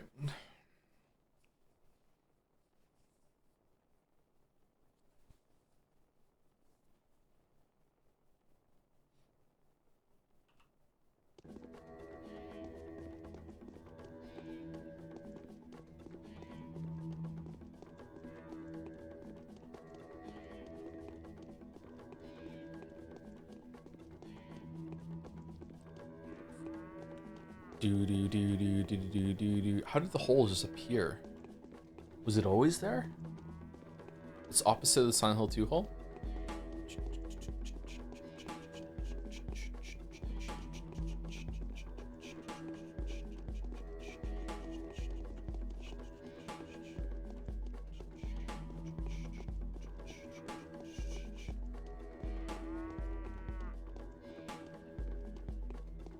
Hole that makes you dead and also racist.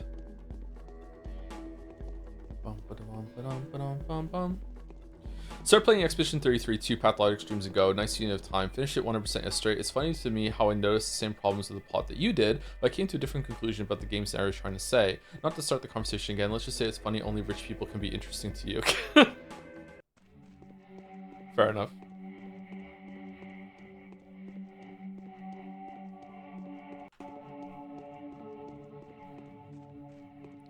Let's go talk to the girl in the termitary and see. Has your impression of Clara changed with this? Oh yeah, for sure. We're interacting with her a lot more. She does seem to be more of a magical wrench that has been thrown into the whatever's going on here. Yeah. She's definitely a different thing than than Bachelor and Haru. I'm very curious to see how our route's going to be. It might be a bad thing to play as her, actually, because considering the structure of the game, it's going to be a lot of mostly walking around again, right? And it might cause disillusionment when it comes to like what she's been doing. Not sure. Okay, so nothing to do with her. Okay, so let's go speak to Bachelor. And also we're gonna get some letters soon, right? From Notkin. Alright, you know what we should do? We should go and check this. Let's go check here. Check here. I guess we'll just talk to everyone outside. Do we have time? Yeah, we have time. It's only 11 o'clock. Is Vlad here? Vlad is not here. That's a good point. We were supposed to speak to Vlad about something, weren't we? Vlad is not here anymore. Huh. We were supposed to talk to Vlad. Maybe Vlad is not here because we killed the foreman? Unreally complete to the previous chatter. Do you think the characters that Haru interacts more with are interesting, like Oyen and the children? Oyen has been the most interesting character to interact with in Haru's line compared to what we got, but I think overall, I think that interactions with Bachelor with the characters have been more interesting. But that was my first route, so maybe that's why. I feel like Haru has been more like Joe on his own. Like you're more a lone wolf as Haru. And you do talk to people to get some advice and some quests, but I think Bachelor's is more about talking to different people and making things work. But I don't know. We've been playing this for a while now, so maybe some things are hazy in my memory. It'd be kind of crazy to try and make a video on this game, by the way, and try to parse the whole entire thing.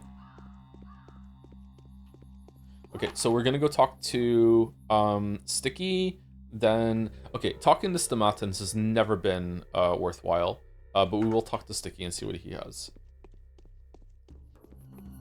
What characters do you think that that Changel will talk to? Mostly the Saburovs.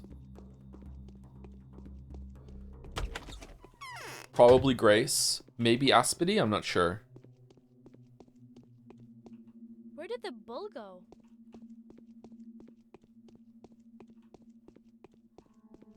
Will you watch Mandalore review after finishing Changling? Probably we'll watch, sorry, I'll watch Mandalore and H-Bomber Guy's videos on it. I don't think we're gonna watch them together, though. I think that would be rude. I don't want to become a React Andy and freeboot someone's content.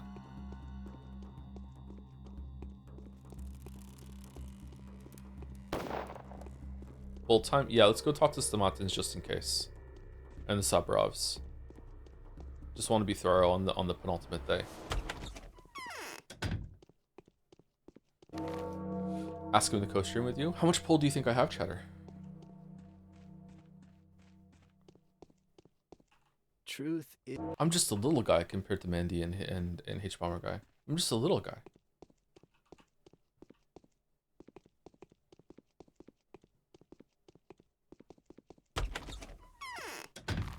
Okay, let's go here. And then we'll go see the bull. May I recommend Soul Metal's video as well? I think gives a lot of context for both Harry and Mandy missed. Sure. You can DM me a link to it if you want. I'll get to it eventually. Shit. Oh, shit. Alright, chat told me that I could do this tomorrow. So I don't need to do this today.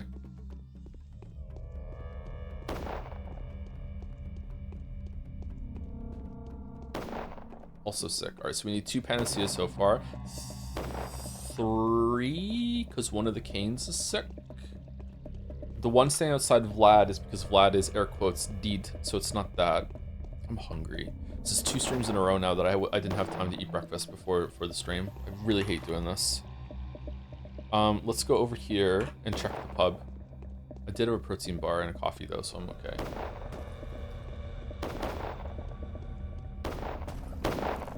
H-Bomber Guy's on talk shows and whatnot. Doesn't seem like he has much to do.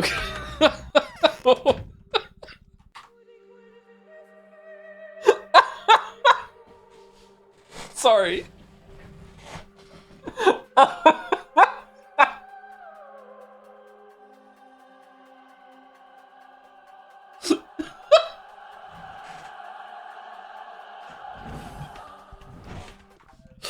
Oh, that doesn't Almost count as doing perfect. stuff. I This brought is you some herb. Okay, flex away.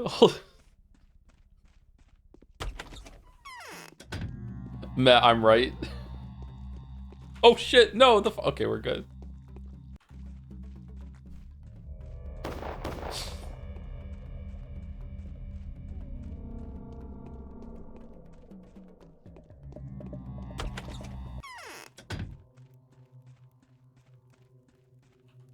Hey, girl. No, okay, all right, nothing to talk about.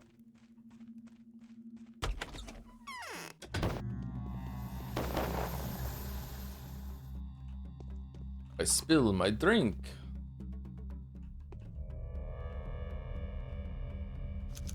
If you have a crash out after Mandalore, will you tell us? What do you mean crash out? Why are we predicting a crash out?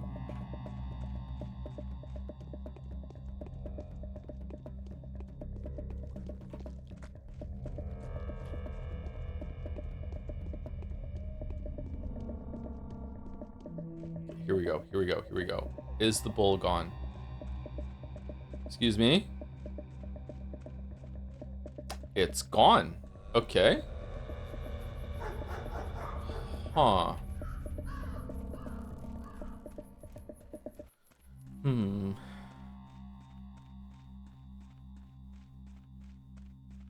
Now what? Okay, let's go see Aspity. We'll go here. We'll talk to Changling, and then we'll loop down here and we'll talk to Notkin on the way. And then we'll go here, and then here we'll talk to Bachelor, we'll talk to Boyfriend, we'll talk to Glayla, and we'll do that. Alright, I feel like I'm not doing today very well. Shit. But okay, we already did the main quest, so we're fine. It's not the end of the world. Watching each Barman video could make for unique content. No reactor watches a 3-hour essay to learn about a game, and even less people have played the game. It was actually kind of excited to hear someone's thoughts. What do you mean excited to hear someone's thoughts? When you watch the video yourself, you mean? A couple of people have tried to react to one of the Witcher videos, and they just tap out 15 minutes in. This is too long. Fuck it.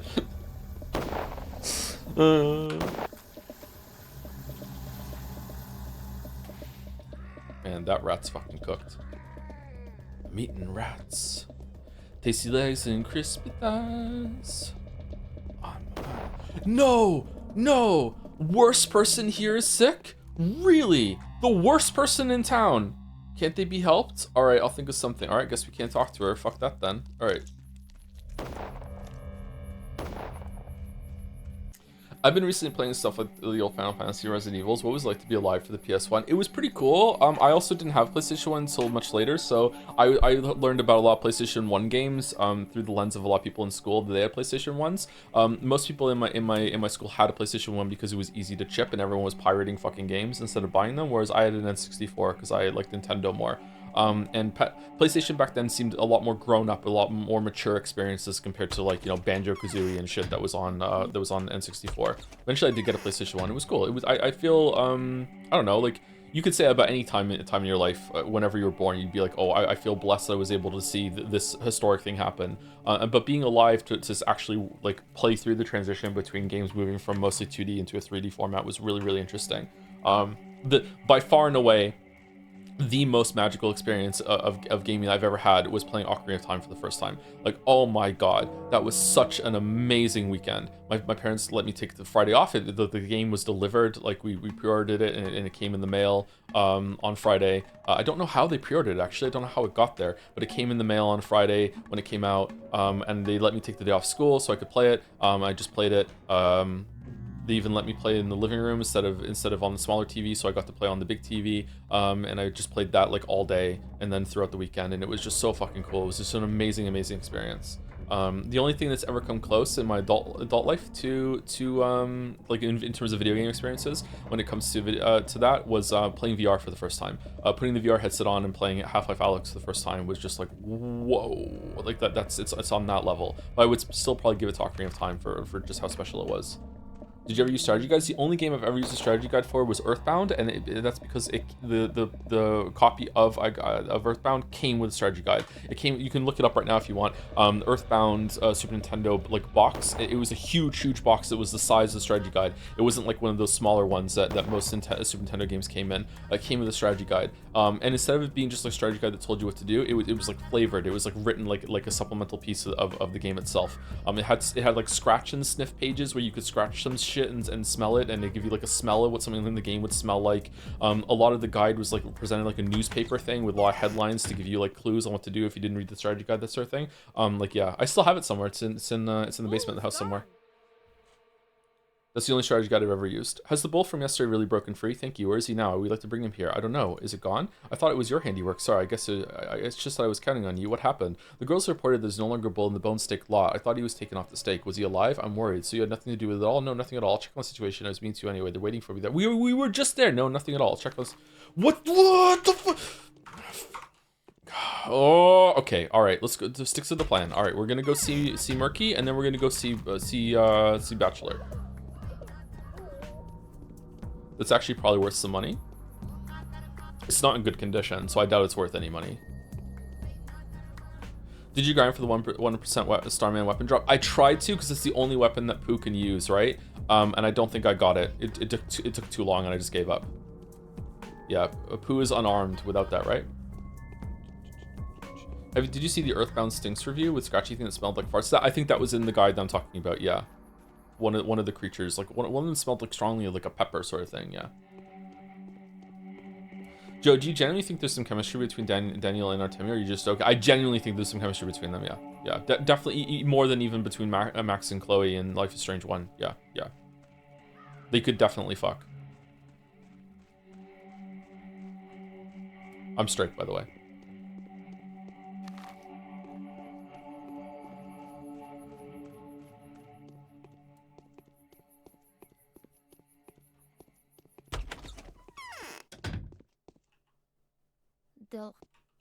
Who tops and who bottoms in your head? Okay, I can't believe you're asking this, because first of all, it's so obvious, and we already went through it. Okay, outside of the bedroom, Bachelor is the top, and Haru is the bottom. But in the bedroom, Haru is the top and Bachelor is the bottom. It's like, how is this even a discussion? Of course.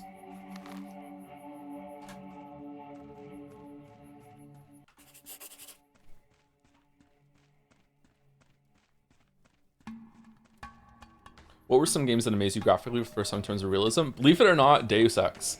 Deus Ex was the first time. Deus Ex looked so good when it first came out, and that was like my first computer that I had, so maybe that's why. Deus Ex looked so good that last time I said this story, Merrick just typed in all caps LOL. This is years ago, and it sticks out in my mind. I was fucking Deus Ex looked so good at the time that I thought, this is it. This is the pinnacle of graphics. It's never gonna get any better. Sorry, no, you have nothing to be sorry for. It's really funny, but I thought this is never gonna get any better than this. Looking at the Human Revolution. No, the first one. Not even Human Revolution. The first Deus Ex. Like. The first one, like seeing the robot walking around on the port at the beginning, I was like, holy shit. It's unironically so funny to me that when I went to Liberty Island, I was like, whoa, I had that experience too. Yeah, I've been to Liberty Island. Yeah, it was crazy. Yeah, it's just like the game. Yeah, it's really cool. Yeah. How old were you, bro? I don't know. However old I was when Deus Ex came out, like 11? I don't know. This is the aspect of your pathologic critique that you can set you apart from H-Bomb and Mandy, the top-bottom dynamic analysis. What do you mean? They didn't talk about that? Really? Oh, I'm disappointed. What the fuck?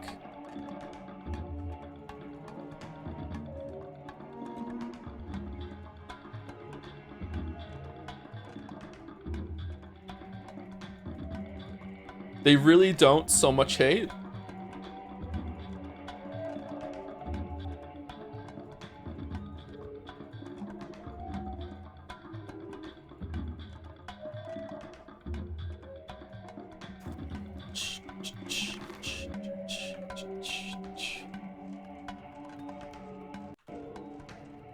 Horizon Zero Dawn was my This is the pinnacle of graphics as a kid. That game looked amazing. That game did look good, yeah. I remember seeing the trailer of that and thinking there's no way that the game is gonna look that good when it came out, and it did, yeah.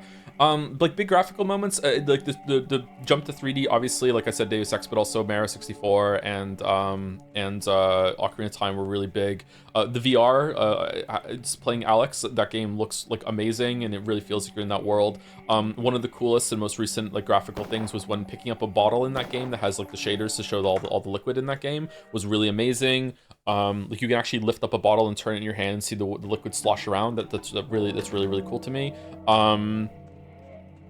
What are the other big ones? Oh, Crysis, obviously.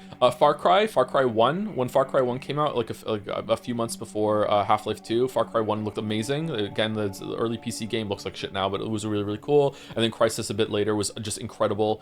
Crysis is maybe overall the most impressive that graphics have ever been for me. Like the facial animations and everything that happened in the original Crysis, like in that first like part where you're on the plane, you're about to jump out, was fucking incredible. It was really cool. Half-Life 2 was also cool too, but in more of a stylized way. Believe it or not, World of Warcraft really impressed me with its sense of scale and the lack of loading screens. So like one of my most memorable moments in games was the first time I played WoW during like the server test, like a month before it came out, and then I went and got the game. Was when I got out of when I got out of Teardressel, whatever the fuck it's called, and was able to fly to Darkshore for the first time on the Griffin, and just seeing it appear was just like, whoa, it's like an imprint in my mind right now. Yeah. I played the I got so hopelessly addicted to the beta test server test of WoW that WoW came out around the same time as my birthday, the original release, that I actually waited a few days before I went and got it, because I was like, if I get this game, like even at the time when I was young, I was like, if I get this game, I'm not gonna do anything else. And I was able to resist for like 3 or 4 days, and then I went and got it, and I was completely right. Like, yeah, that took over my life for a very long time. Yeah. I hope I've managed to convince you. I need to get inside the tower on you and tell me how to do that. So you two have decided to defend the jewel with your life, haven't you? You've been bewitched. A worthy choice. It makes me happy to see you've come to it. I have indeed. In that case, just say fortified to the doghead guards. It's a password. Maria's told it to me. Okay. Maria's out of her mind. Are you sure it's okay for you to relay the word to me? It's fine. She's fast asleep, gaining strength. She is getting ready to become a mistress. Her hour is very nigh, and she's not out of her mind. Really? If you say so. Really? Really? Okay. Okay, is she gonna be your beard then? Because, you know, we got so look how much taller he is. Look at this. Look at this. Look at the head. Look at the, my god, how can you look at this dynamic? Even from this like janky ass fucking perspective. Look, oh my god. Oh.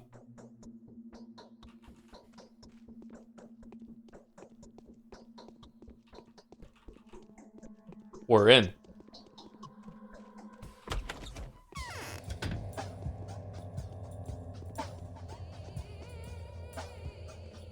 And it only gets gayer, not gonna lie.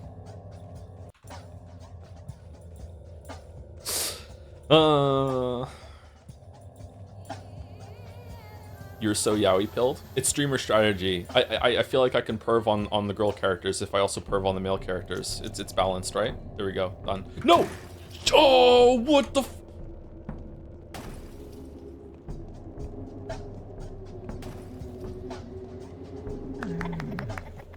The gayest is yet to come. You've got a ways to fall.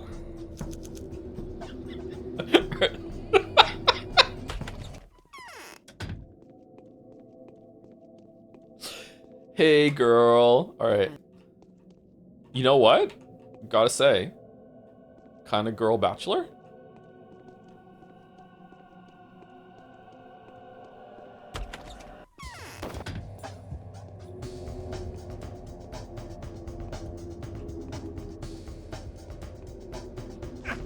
Fuck.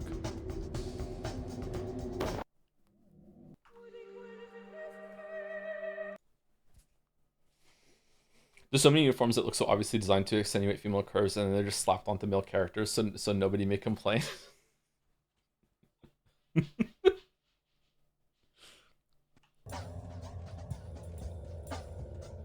We spoke the Bachelor, right?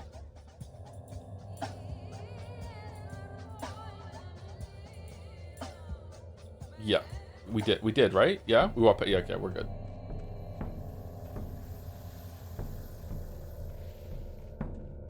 Girl Bachelor so much that, if I remember correctly, the devs even shipped them. When Haru is right here. No, not again. What the?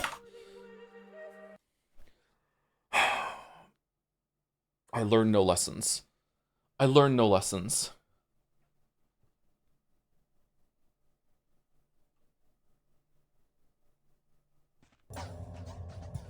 Not again. Not again from Zero Escape is one of my favorite jokes of all time on the stream. Top 10 for me. Holy shit.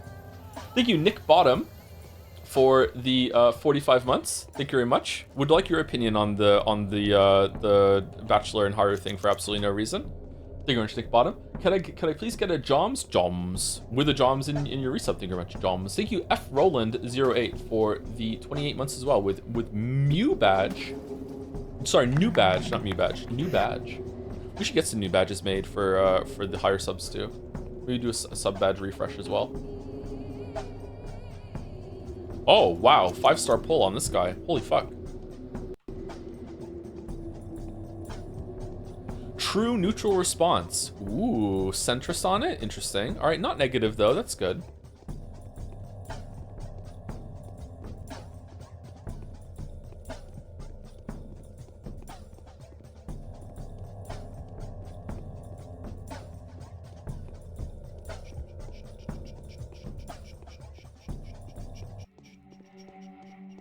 Did you see that Clavicular got piss-mogged back in 2025? What do you mean back in 2025? That was like 2 months ago. Let's not do this. Let's not make the passage of time go even faster. I know nothing about Clavicular, sorry. I only just recently learned about him like 2 weeks ago when Weeaboo was telling me about there's some new guy on the scene that is using fucking Hitachi magic wands to break the microfractures in his face in order for it to grow back stronger or whatever the fuck he's doing.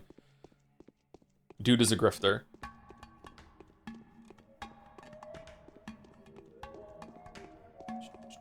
What? Yeah, that was my reaction too. Yeah.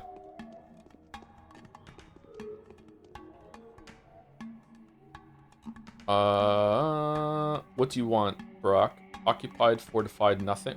Fortified. All right, you may come in, but only to see the leader. No sidetracking. How do you people manage to not fall down from here? Who are you? Who are you? Who are you? Who are you? And who's asking? My name is Artemi Barak. Why have you come? Are you here on my sister's behalf? No, on Capella's. The Oglimsky girls? Curious. I had a feeling she might make a move. Sooner or later, our paths had to cross. So what is she up to? She wants to strike an alliance with you. Children's alliances are not worth a dime. Is she willing to become my wife in 5 years to submit to me? She is. In 10 years, though. Being your ally seems like a dubious blessing at best. No way. Not going to happen. Submit? Dude, what the fu- Yeah. They say traces of blood were found by the polyhedron. My dogheads claim they belong to my soldiers' victims, but I think they're lying. Tell me the truth. Are they really soldiers? Are there really soldiers down below? Yeah, there are.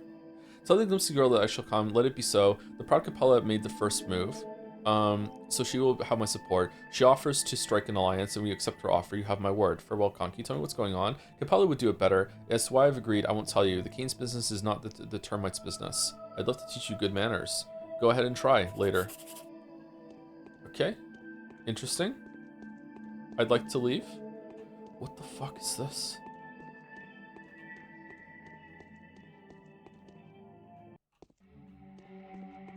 Can you read what's written on some of these walls? Has anyone done that?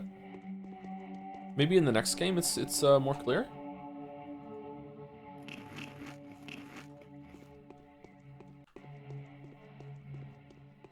Everything is about sex except for sex, which is about power. Goated quote. Heard a lot.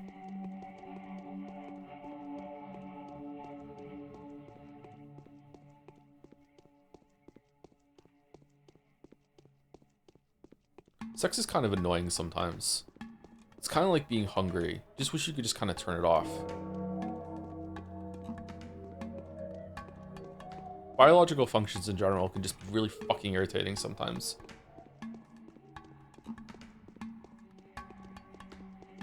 Do you think we hit the peak on graphics, or do you think there's more room to go? Oh, there's definitely more room to go. I don't know how much more, but I think sooner rather than later, and by sooner I mean like decades, we're going to be hitting more about making things more realistic in terms of like physics interactions instead of it being like looking better. Like in a very rudimentary way, like making the voxels in Minecraft smaller, you know what I mean? Like just chipping it away smaller and smaller and smaller. Is voxels the correct word?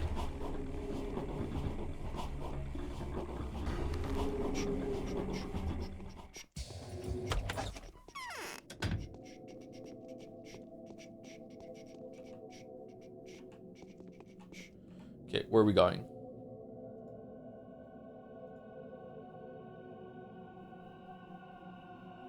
Being asexual is pretty great, not gonna lie. Don't. Sorry if this is if this is an ignorant question. Don't. I guess it's different for different asexuals. Asexual people still have sexual urges, don't they? They just don't experience sexual attraction.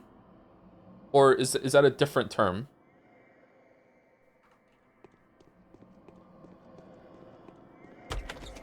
Depends on the type of ace. Okay. Like my understanding, I'm going to use a grown-up word. My understanding is that someone who is asexual, like in the same way, like might get hungry, they might need to like relieve themselves. They might need to masturbate or anything like that. But they don't, or they might enjoy sex as like a physical interaction, but they don't experience physical attraction that might spur on a sexual urge, right? I guess yeah. Obviously, it's going to depend on a different kind of ace then. Yeah.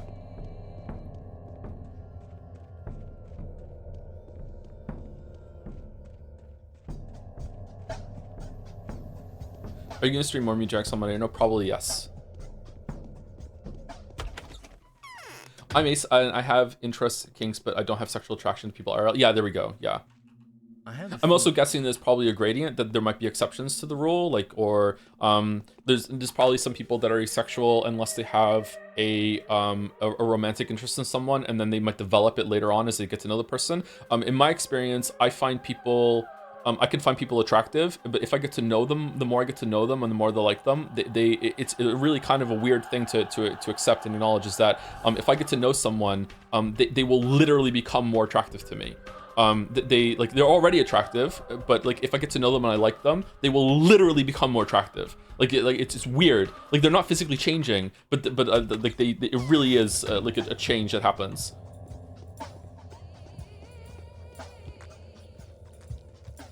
Whereas it's the opposite. The more you get to know me, the less attractive I become. All right, where we go? We're going back to Capella. Do we need to go talk to the Canes? I don't know. We go talk to Small Vlad.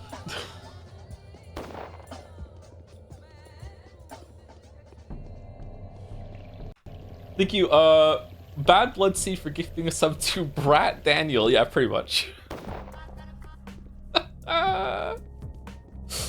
Thank you, Bad Blood C. There are always exceptions to every category, like you're 100% straight, but probably I'm hesitant to say that though, because it can get into some yikes areas where it's like, you know, like specifically when it comes to gay people, there's always been a lot of like, oh, you can just reprogram someone that's gay and you just have to go to the right fucking like camp in order to get it like sometimes beaten out of you, that sort of thing. I do think that there are some people out there that are probably 100% gay and 100% straight, and like saying that there is going to be some exception is maybe kind of a hurtful discourse, even if it is like a 0.00001%, you know, exception kind of thing. I don't know. I'm not comfortable saying that, but I know where you're coming from. Yeah. There's this thing that needs to be done. I'm leaving the town, Barack, so you're fine with having your father held responsible for your crime? I don't want to talk about it enough. How are you going to live with it? What choice do I have? Why don't we tell him that he's alive? You can take the poison or jump from the tower. Why are you asking me? I'm not an idiot. I can see where this is all going. The survivors, however scarce, will brand you as their savior. The kin will worship your sacrifice. The townsfolk will remember the panacea. If you make wise choices when dealing with the Inquisitor and the Commander, they will eliminate each other. I can't see how that would gain me something. You are not being entirely honest. They will eliminate each other and you will gain power. Just choose someone to represent a family that would support you. You will rule the kin, and that requires a good name and charm. Yeah, this is a different sort of decision than Bachelor's because we're staying. I wonder if Bachelor does stay. Is there an ending where Bachelor stays and marries, is it Maria? Maybe he marries Artemi. Like Maria was the one that was in love with him, right? Or was it Katerina? It was Maria, wasn't it? I think Maria is the Kane. Maria Kane? Katerina Saburov is the other one, I think. And you volunteer yourself as a supporter, of course. Me? No, I volunteer my sister. Capella is going to awaken soon. She'll become a mistress just like my mother, or only even lovelier. Mistresses are obeyed unquestionably. I only hope the Canes don't stifle her progress, but I'll take care of that. I'll think about it. Okay, was this a quest? No. Okay, so go talk to Capella, and also go and check on the bull. Okay. I mean, even if being gay was a choice, conversion therapy will still be fucked up. We're talking about some heavy subjects today. I hate the argument that, and maybe this is wrong for me because maybe it's coming from a good place. I hate the argument that people should accept gay people because they don't have a choice in it. Even if it was a choice, who gives a fuck? It feels like you're just losing the conversation, like at the very start. It's like you're playing chess and you just immediately resign, and you're just like, well, it's bad, but we don't have a choice, so it doesn't matter. It's like no, even if it was a choice, who gives a fuck? Like I really hate that. I hopefully that's coming from a place that's how we have to begin the conversation with some people in society, but it just really fucking annoys me.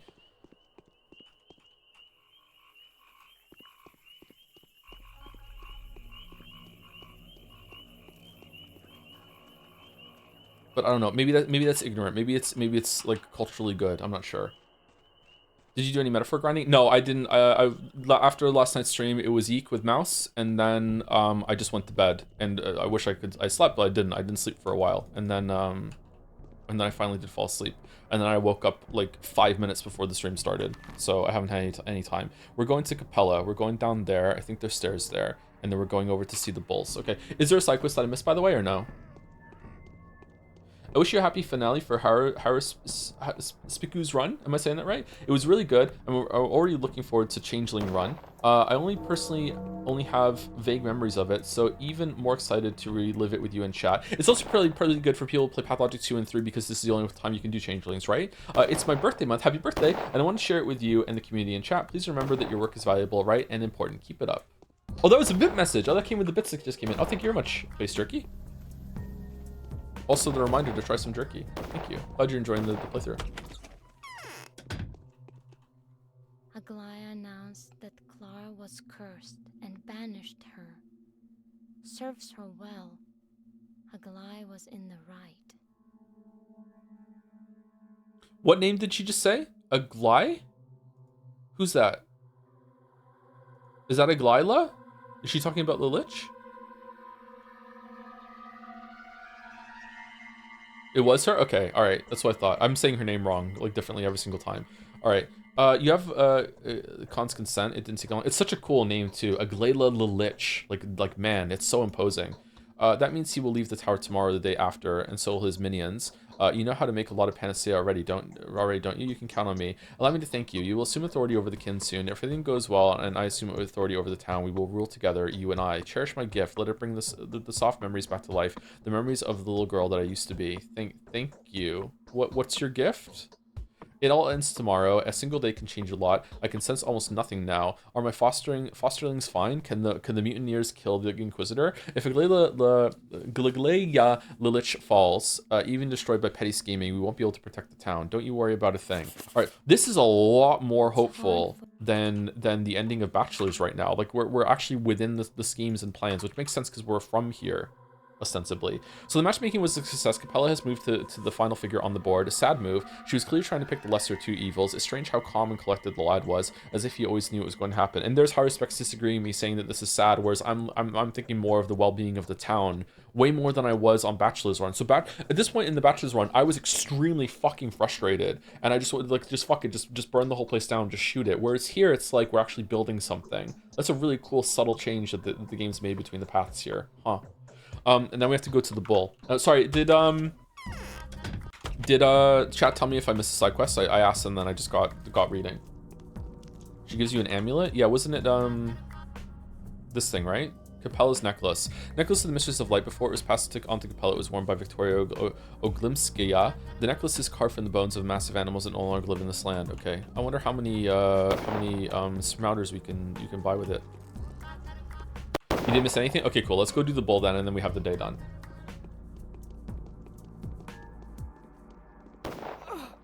It's Aglaia. Emphasis the German like ja at the end. Aglaia. That's not how she said it, though. Is that how I'm supposed to say it? Or maybe I misheard it. Oh, thank you, Top Les, for the bits as well. Sorry, but I can't take it anymore, and I have to say something. You've been showing extreme lack of understanding of Pathologic's core themes and messaging. There's no way Bachelor is a social talk dude can even send back an uncooked McDonald's hamburger without crying. Do you really think so? I think he's more like he took some charge with Haru in some of the scenes. Are we due for break? We are due for break, but let's see if okay. We were really due for break. All right then. All right, be right back. Damn. All right.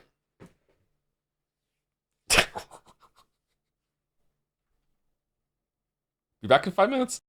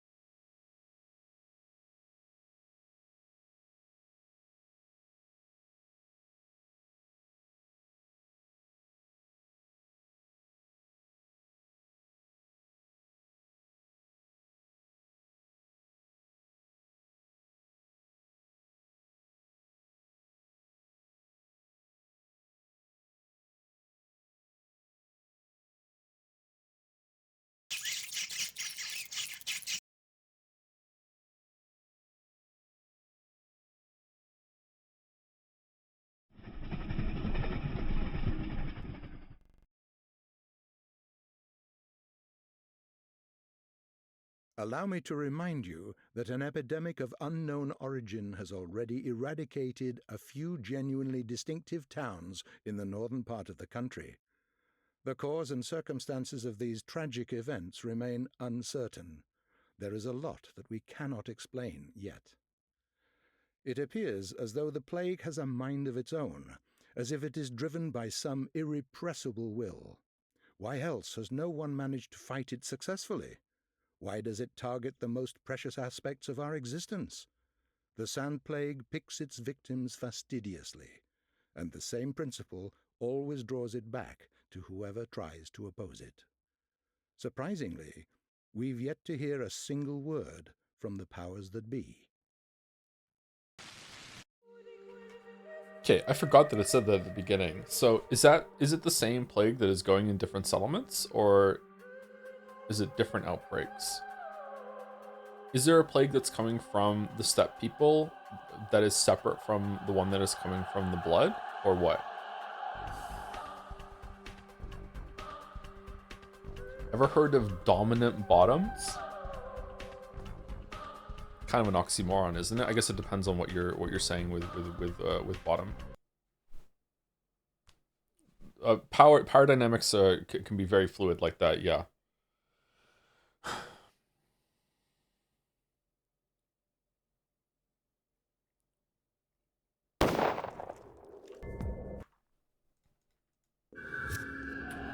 Uh-oh.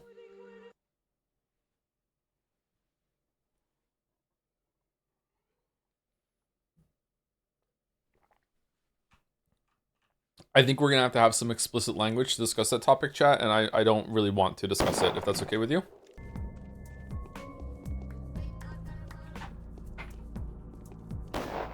Almost imagine it's a stand-in for the real plague, which did spread to sedentary populations by the steppe. Yeah, I think it's there's two infections. That's where my mind went. There's one that's going around because there's no like my understanding is that this is coming from the blood that's in the ground.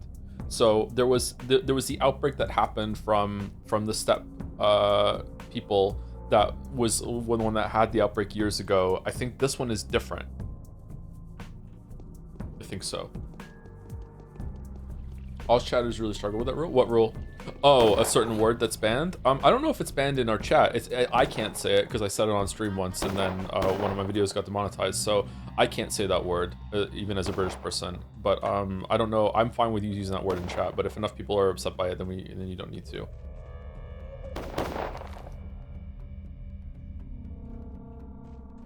The C word? Yes, the C word. Yeah.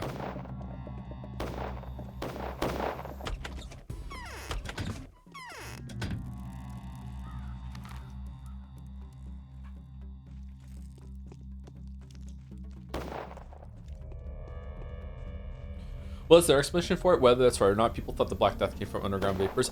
My understanding right now, or my perspective, is that they're right, that whatever this plague is coming from underground. But yeah, that's a good counterpoint. Maybe it's separate. Maybe the blood that we're getting, the reason why I think it's coming from there is because the blood from the underground is how we're using the panacea. So we're going, a very common thing when it comes to illnesses and the like is that you get something that's a pure source of it, and then you can use that to neutralize it, and then that becomes a cure, right? But maybe that's wrong. Maybe the blood that's in the ground is just like has a good property or magical in some way, and it is still the plague that is going around destroying different towns. I forgot about that from the intro though, so that explains why there's more procedure in place when it comes to a plague outbreak in one of the settlements in this country, wherever we may be. Yeah.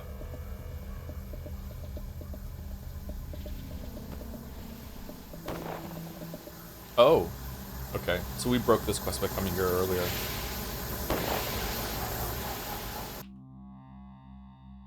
Move along, nothing to see here. It's all done with anyway. Hey, over there, block the roads. Tell Longin to send a rifle squad. Where's the bull? It was burnt down. I bet you're lying. Where's the bull? Get lost, or you'll have your beef roasted. Who ordered to burn the bull? We have a commanding officer, Captain Longin. If you have any questions, you're welcome to visit the ordnance headquarters. My job is to burn infectious dirt. You fit the description. Ain't you brave? What with the flamethrower and all? That Longin of yours may turn out to be more compliant. Interesting. So now we're going over here. Is this the same quest as last time? As next time? Are we gonna have to fight them again with the gun? I don't think we don't have a rifle this time, do we? We have a sawn-off shotgun, but we don't have any bullets for it. If this is going to be a big fight, that's going to be bad. I'm going to have to go there via Bad Grief and buy a rifle and some rounds, but we'll see.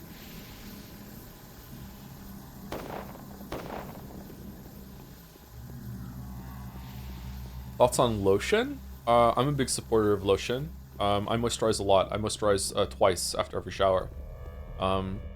I use aloe vera after a shower. It really calms my skin down. My skin, I usually when I come out of a shower, even with the water on only kind of like a little warm, my skin is kind of flushed and very pinky. It's not very good. So I use aloe vera to calm my skin down and let my skin relax really, really well to that. And then I put some heavier moisturizer on afterwards. I moisturize twice, especially in the winter. My skin starts to get painful in the winter. And flakes off a bit. I have very dry skin. Although it's better now that I'm off the gluten, so I'm not sure if it's entirely necessary now. It used to be so bad that after I would have a shower in the winter, I could look in the mirror and it would look like sugar crust all over my skin. It would be that dry, like a web on my skin. It would flake off that much. That's how dry my skin would get. So I'm a big supporter of lotion. Isn't the polyhedron founding spike related to the blood underground? Yes, it's spiked through, and there's a source of blood. That's why it's coming up through the foundation of it. That's my understanding. Let's go over here. Twice after every shower is impressive. I'm too lazy for that. I'm jealous. Well, as I'm drying myself off, immediately after drying myself off after the shower, I put aloe vera all over my skin. And then maybe like an hour later or half an hour later, I'll go and put like a heavier moisturizer. I put CeraVe on, just a basic moisturizer that's a bit heavier. I don't put that everywhere. I just put it on my face and like my arms. Maybe my back a little bit. Let's get should we buy a rifle? Let's see. Let's go see if we have to fight him first before we buy the rifle. I think we have more than enough time to be a little indulgent today because we're almost going to the next day, and that's the last day, and the last day is pretty quick. We do have to make a bunch of panacea though, and I forgot how to do that, so I'll have to relearn that. Have you ever tried writing poetry? I did write poetry. I wrote a bunch of poetry when I was a teenager in early 20s. I got into when I was really into writing. I've been writing my whole entire life, but I got more into writing around that age, and I also tried some poetry at the same time. I didn't like it, although I did enter my poetry into a competition in high school, and 2 of my poems were picked to be in a book, which is kind of cool. So for a 17-year-old, apparently I was pretty good at it at 17, but like I wouldn't write poetry now.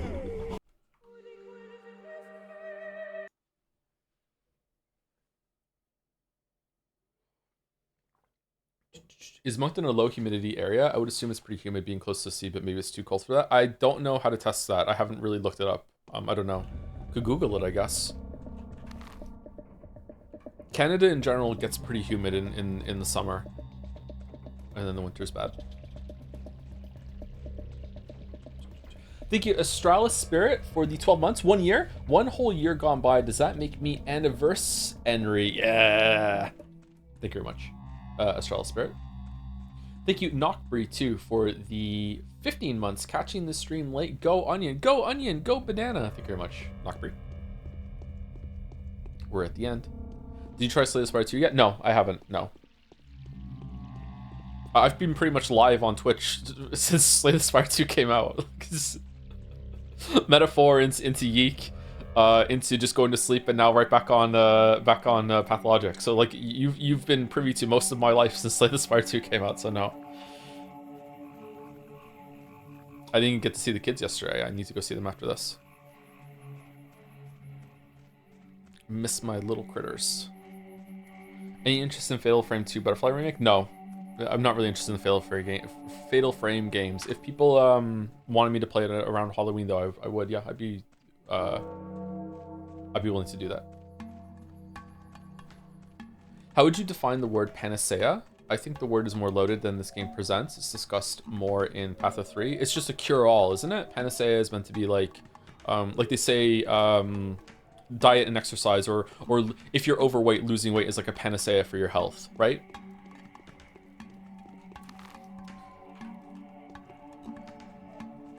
Like if you could bottle like being at a healthier weight, and that varies for everyone, by the way. Healthy weight is not the same for everyone, but like if you could bottle healthy weight, like every doctor in the world would prescribe it. It's just that good for you.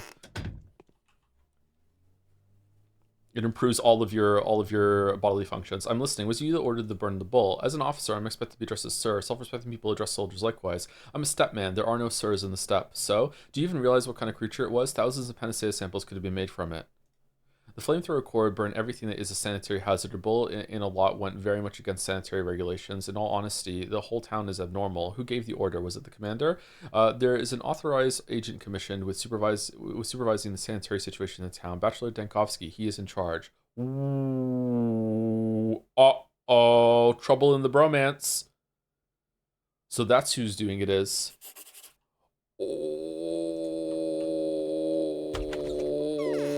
Oh no. Uh-oh.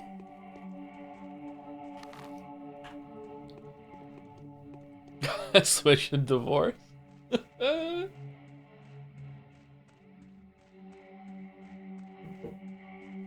This is where toxic yaoi really begins.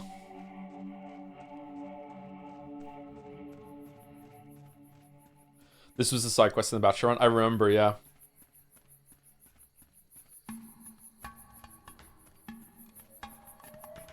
I think mana is as well kind of morphed in media. The initial meaning should be food or the god or heaven. Mana is a word that predates its use in video games, yeah. But even to me, who kind of knows that and have forgotten it several times, is one of the things I learned and then relearned. Yeah, it's now a video game term for magic. Yeah, fantasy world kind of term. Yeah, for sure. There's probably a couple other words that are like that too. The thing about the whole organ plus herb harvesting influence how people play between runs. Do you think Bachelor benefited more from being a baseline, or do you think he would feel incomplete if you were to go back? Now, I think it's good that he has a baseline, although I don't want it to have like an organ collection thing, but maybe he could have had something to show that he's a doctor. Like, he does have the thing he can see the plague with his periscope or whatever the fuck it was, and he does look through like microscopes and look at slides and stuff, but he doesn't do enough doctoring, I think. So maybe just something like that, like more identifying slides, more looking at samples, just something that's on the research end instead of just basically just running around talking to people. Yeah, I don't know.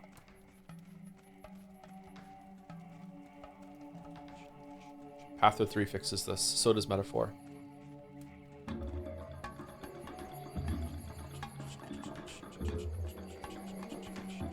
It's just that panacea is originally a mythical alchemical cure for all diseases. That could suggest that Haruspex can cure anything, not just mystery. But yeah, when we first got a panacea, that's what I thought. I thought that it wasn't just that it cures this plague, it cures everything. So that would lead more belief or more evidence to the idea that the blood that we're getting from the ground has some sort of divine quality to it, and that's actually not the source of the plague, and the plague is just coming from the steppe people actually, and they're wrong. Yeah, I don't know if we're ever going to get like airtight answers for that, or like this is just something where you have to, at the end of it, you just make your own decision on who you trust and who you believe, which again is very true to life, right? Like right now there's a conversation going on in chat about how the Black Plague actually spread, and like what do we really know about it, and we're never going to know unless we have a time machine, you know what I mean? So it's very true to life. Did they burn the bull on your orders, Anyan? What bull? Think about it, Barack. There was no bull. There was a supreme one at the Bone Steak lot. There was no bull, but shh, don't tell anyone about it. I gave an order to the soldiers so they'd have something to take it out on. Better let them burn an outskirt lot than a cathedral square. The bridge square, you mean? I think you see my point, Barack. I gave the order to burn it because it was a nuisance that provoked unrest. Its huge body was filled with infectious spores. It was my duty after all. Don't be stubborn. I'm not getting in your way, so don't you get in mine. For the time being, Anyan. Ooh. If we could look soberly on the matter, everyone did just as they should. The Bachelor was doing his duty. Still, the resolution of the story has a strong air of sacrilege about it. Okay, I'm not happy about this at all. I'm not happy about this. Not happy. Not happy. I'm an unhappy bunny. Okay. Sorry. So we're done? My understanding is that I should have a source of blood now, chat. Is that going to happen tomorrow? Or is there like a source of blood I could go get in the Arbitor that I missed? But I would like a spoiler. Am I done with all the quest content for today? Because if I am, I'm going to go back to my bat cave and I'm going to make some panacea and then I'm going to go to sleep.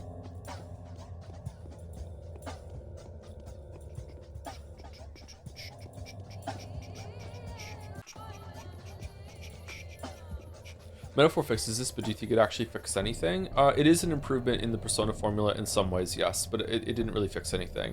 As it's gone on, the more it's become more shit, especially in the social links. Like the social links started off better, but as like when it got near the end, it's like they fell back on old shit habits with the persona writing, where it's just nonstop, just being like recommitments to ideas, just retreading the same ground, just saying I'm gonna do the same thing, but now for the right reasons. Like, oh, through you, I've realized that my recommitments were good, and then here we go. Let me pledge my support once again to your like. Just it's so fucking stupid. It's so frustrating. I can't pick this up because I don't have room for it. Let's drop this. There we go. I'm sorry, I know some people were getting upset during those streams, and they were getting upset yesterday, but I just, like, again, it's just me and my standards and how I view writing, and if you have different standards, it's fine. Don't let anyone, like, go against you. Like, if we were to actually have a proper debate about this and see if standards hold up to like more consensus standards or whatever like that, I'm saying standards too much, but you get what I'm saying, then sure, we could have that. But right now, just off the cuff talking about it on Twitch, like, don't let people upset you if people don't like something they like. But I just can't help but say, like, how I feel. It's just really bad writing.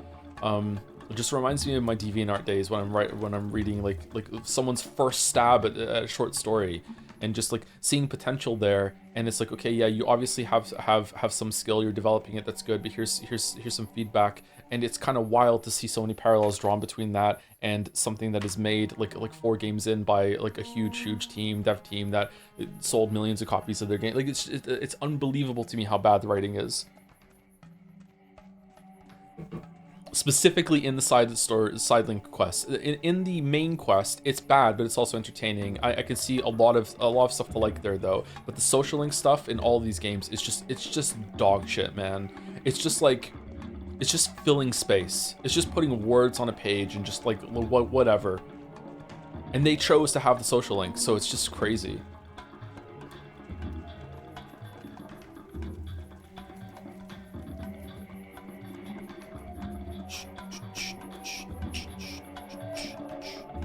Metaphor might be the worst about it because it's trying to handle topics that are making it so it's actually offensive. Like, the ideas that they were putting forth at the end of Katharina's social link yesterday are like socially harmful. Like that's not just like, oh, it's bad writing. It's a dangerous thing that they were putting forth there. This idea, it's like, it's insulting.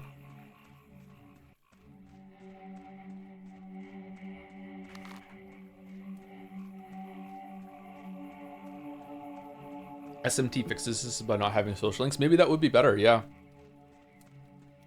On paper, they should be really good. Like, in theory, it should be a really good thing to have the social links and more times to hang out with the characters. But because they're optional, you can't have anything really big or important happen into them, and you can't have anything even that you can reference in the main story without doing a bunch of like Baldur's Gate 3 work, which obviously Atlas is not willing to do.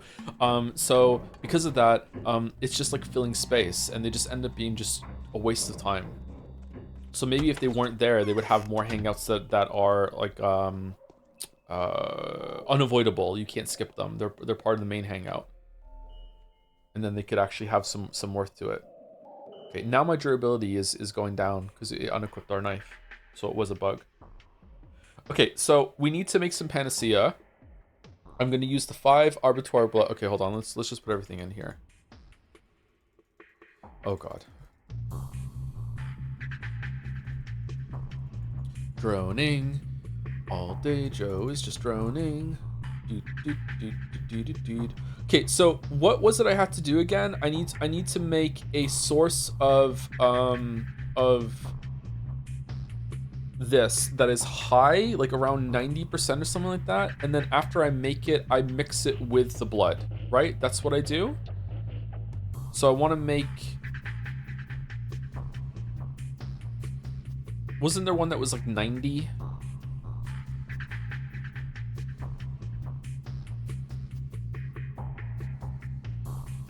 Does it have to be a high one, or does it have to be the 100 one? Or does that just any of them?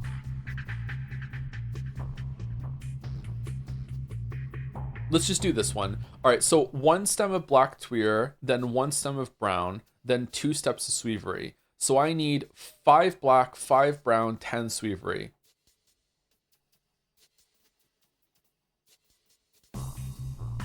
Five black, 5 brown, white whip, and then 10 Sweevery. Okay, so that's it, right? Black, brown, 10 Sweevery. Okay, so let me save. And then I go over here. No, I go over here. And I put that in.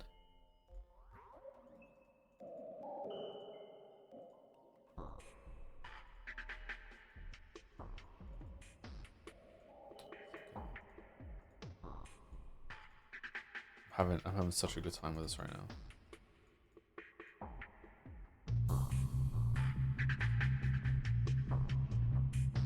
Okay, so we have 5 of them now, and then we are going to put in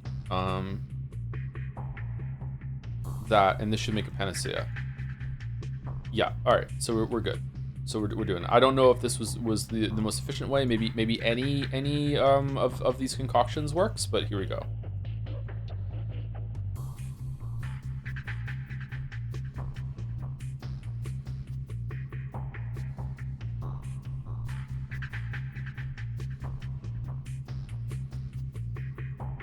Okay, so we have 5 Panacea and 1 Schmouder. So tomorrow we're gonna go around and heal everyone that needs it.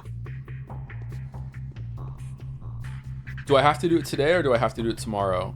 Or can I do it tomorrow? I can do it tomorrow, right? Should we also go and hand in the organs to the other thing here in case we need some more? We have time to kill. Let's just go fucking do it. A friend discovered Panacea on his 3rd day during his playthrough, Lamayo. Oh, is there a way to do it without the blood? Really? Because you don't have abattoir blood at that point. There must be another way to do it? Cool.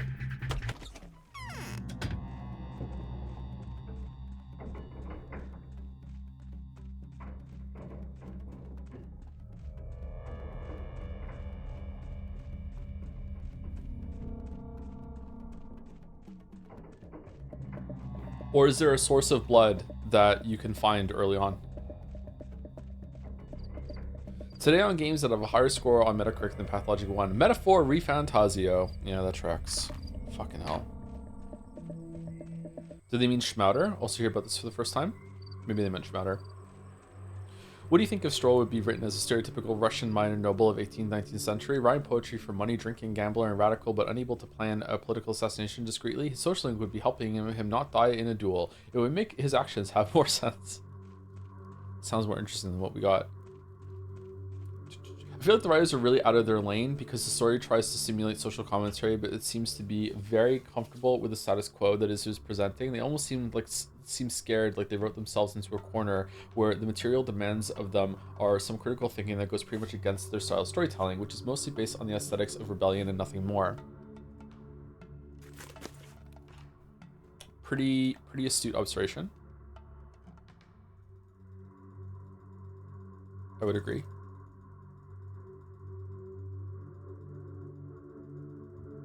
I thought that we would be trading with the Hunchback more.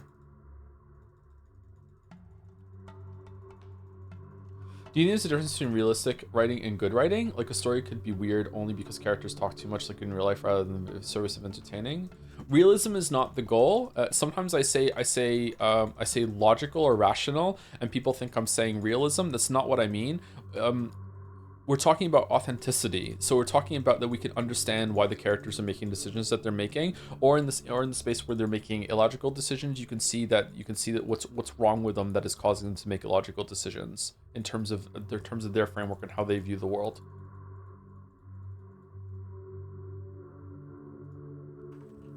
Realism is not the goal. Most writing is not realistic. The way people think and talk, it just doesn't happen.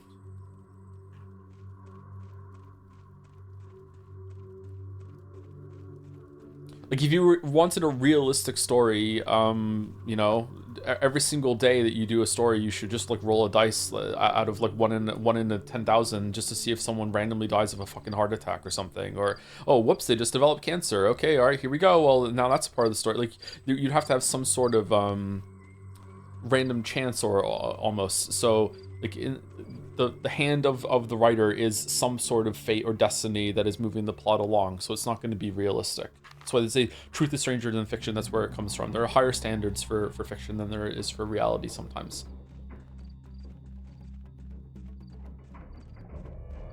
Okay, so I think we can sleep, right?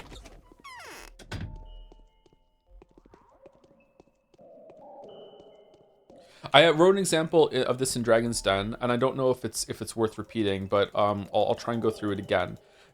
When I talk about like rational writing or sometimes realistic writing, is that let's imagine that early on in the story you write a character that was it was spiders. Let's say in the beginning of a story, you establish that the character has arachnophobia. Okay, there's an arachnophobic character. They're terrified of spiders. Okay, and then later on in the story, it's really important for the plot that the cast of characters gets through a hallway or a cave that is full of spiders. Okay, it's full of spiders. There's so many spiders here. Okay, so someone who is writing in an illogical way or not inauthentic way or in I would say bad way would just have this character just suddenly get over their fear of spiders or just not even address it, and they just walk through the spider hallway. Okay, they just walk through it. That's bad writing. Okay, a good writer would look at that and go and look at one different ways. They would say, okay, this is an opportunity to lay foundations earlier in the story for them getting over their fear, conquering their fear, and this being a big climactic moment where finally they're being tested on their fear and they can actually overcome it, and they actually go through it and they actually show like, look, they're making progress, they're still afraid of spiders, but this is their big hero moment where they finally get over their fear that we establish, and it's a big emotional moment, catharsis, as they're getting through this spider hallway and the plot can move forward because we really need to get through this hallway. Or much simpler, they just don't write a fucking hallway full of spiders. You can do that. If you are not willing to put the groundwork in or get rid of the character's fear of spiders, you don't have to do that either. Like, you're in charge of the whole entire story. You could just make it simply that there's something else in there. There's centipedes and they're not scared of centipedes, they're only scared of spiders or whatever the fuck that is. And that's what it comes like when I say the character is being written in an inauthentic way. They're not making decisions in the way that they've established it earlier. For example, in Metaphor, it is really important to the cast of characters that they are working with the prince, that they are trying to help the prince, they're trying to make it set up so really well for the prince, they're doing missions for the prince, they're doing missions for the place that they came from, especially Gallica. That's where they came from. So in the same way that like this character would just like, Lamayo, I'm not afraid of spiders anymore, we're not even going to address it. The way that they didn't go back and speak to the prince when the prince was finally like free of that curse is crazy. It's insane. It's inauthentic to the characters, right? In the same way that Stroll just suddenly takes control of the whole entire group and they do nonsense to move the plot forward, and they just bow down to the Sanctus Church when they go downstairs after the opera scene, is authentic to the characters in the same way that they're inauthentic to this character that is afraid of spiders. It's a much simpler way of addressing it. And the problem is that things in stories aren't really that simple as this spider example, which is why I picked that, because it's so easy to understand. That when we talk about it, people get muddled up and are like, okay, but there has to be a spider hallway. What do you mean? Like, how else are they going to get through the spider hallway? And it's like, okay, but they could just have written something else instead. They're in charge of both sides. You know what I mean? I don't know if that's the best way to approach the subject, though. I would probably workshop this and see. Like, this is like a part of a video topic sort of thing when it comes to being authentic to the characters and how they should act. My opinion is that this is always going to be a benefit. There's no, if you're writing characters like this that have traits and things and being authentic to how they view the world and their fears and their desires and their goals and everything like that, it is always going to be a benefit. It is like having proper spelling and grammar in order to communicate better. There's hardly ever going to be a part in a story that is trying to be serious or a drama. Comedy and horror have different rules, so those can be exceptions sometimes. There's never going to be a story that is going to be lesser for being authentic to its characters in this way. And when they're not being authentic to the characters in this way, I start to check out. I don't care about the themes and the higher quality things that are going on or whatever, or higher minded things that are going on. If you can't get something as basic and simple as consistency of your characters right, then I don't really give a fuck about what you're saying.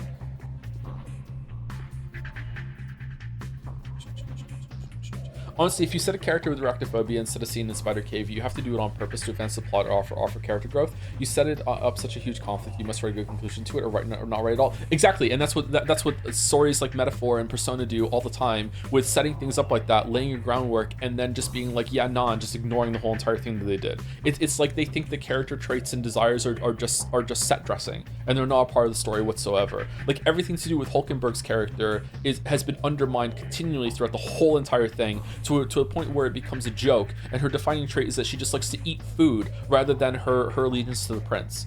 It's crazy. I'm trying so hard into Expanse right now. Expanse does have some problems with it, Merrick, for sure. Yeah, like I like Expanse a lot, but like yeah, I'm also critical of a lot of things that happen with with Miller. Sorry.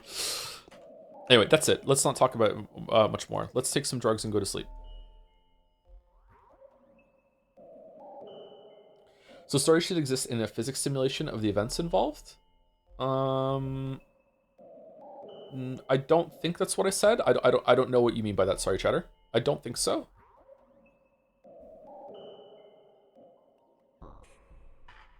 Irene, do we have any Novocaine?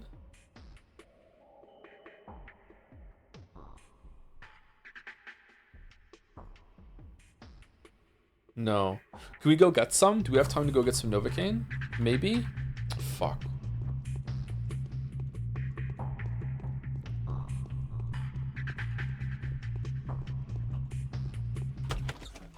Where's the closest medic place? I don't think we need the health for tomorrow, but I would like to have more health than we currently have. We die in one shot right now.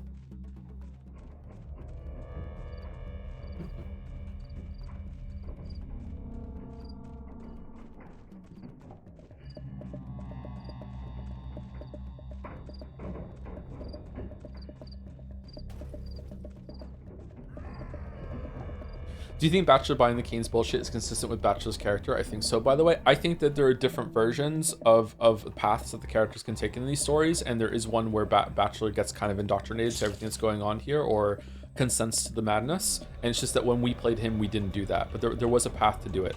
Because I remember there was choices where we were talking to the Canes as Bachelor, and we could have said, I know who you are now, hello Simon, that sort of thing. And I took that to be that maybe he was just playing along with them, but now we see that no, there is a path where he can actually buy in and be like, yeah, I understand, yeah.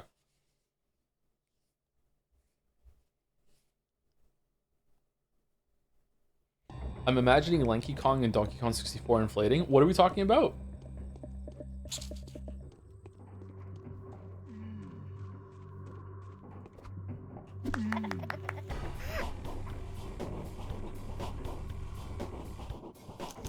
Organs.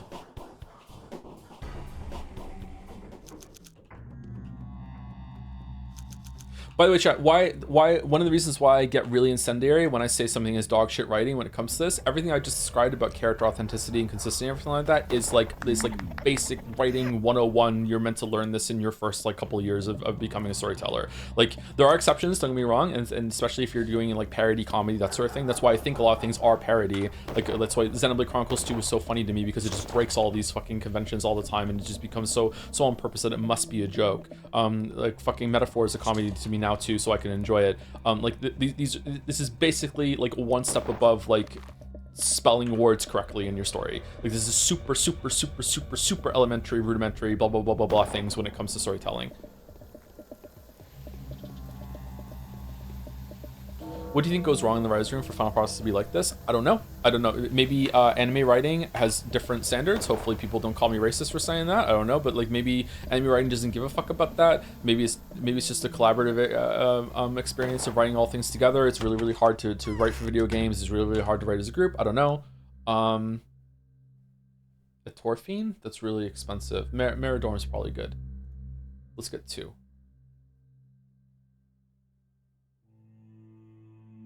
We can sell the bone necklace. That's not Capella's. Did you learn to write a story by yourself, or did you attend a school? I've only taken one writing class, and that was in high school, and I didn't really like it. So I'm mostly self-taught.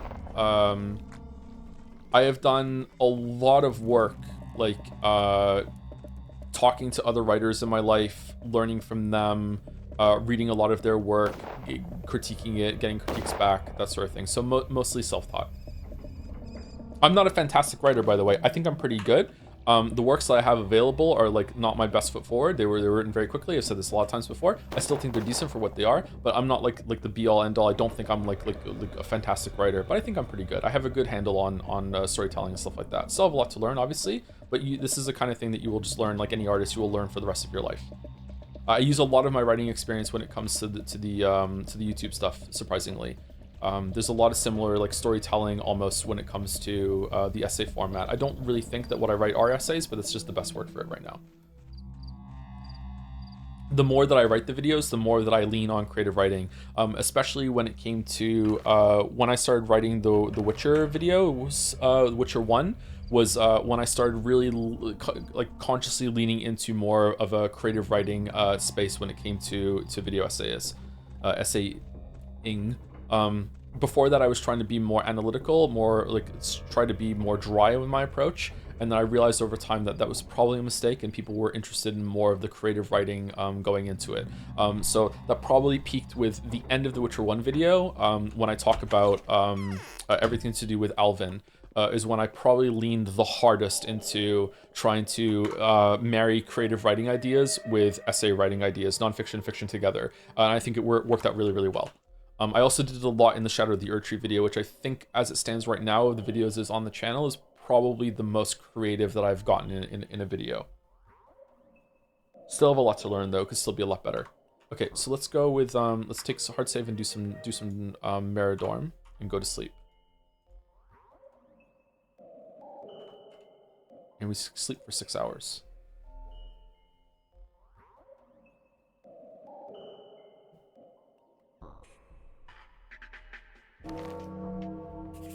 The day is over. Your timely efforts allowed your supporters to remain unharmed. A new mime performance is being rehearsed at the theater. Okay, if I remember correctly, the last day is spookily quiet. There's no plague, there's no one out in the streets. The final proceeding stays the last day, the choice has to be made. Let's go outside and see. We should definitely go to the, oh man, that looks so fucking cool. All right, we should go over here to the last mime performance. Umineko taps into the anime style of storytelling, but it doesn't save itself because of grounded character writing for you. Umineko has really, really, really great character writing. Those characters are usually acting in authentic ways, even to the point that sometimes it might even confuse the reader, because you don't realize that there's a side to this character that you haven't seen yet or aren't privy to yet. Umineko has some of the best character writing that we've probably seen on the stream. It doesn't have some of the best writing overall because it has a lot of pacing issues. It repeats itself a lot. A lot of the anime scenes, air quotes anime scenes with the combat and stuff like that, drags on too long. But yeah, overall Umineko is definitely in the upper echelon of what we've of writing that we've seen on stream.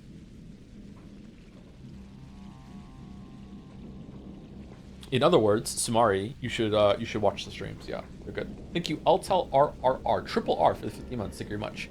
Thank you, Crispy Manlet. Thank you, Bachelor, for the 5 months. I have retained my streak. Ah, it's changing. Thank you, Crispy Manlet. Did I say thank you to Damn Fool? Damn Fool resubscribed for 20 months with Hot Suckler Spunkovsky in your areas is looking for a daddy. All right. Maybe I should start reading some of these out on my head beforehand. Thank you very much, Damn Fool. Thank you very much. Enjoy. And thank you, Truther, for the 13 months also. Thank you very much. Truther. Streak retention. Your test is going up.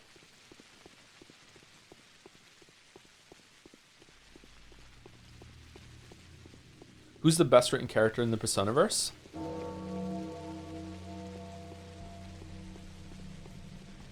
My mind jumped to Kanji. Maybe not, though.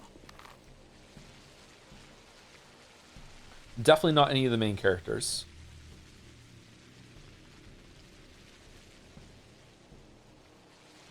Best one in 4.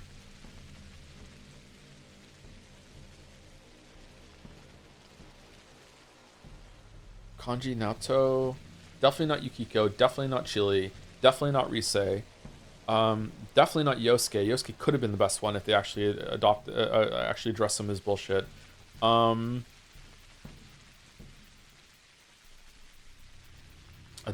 really?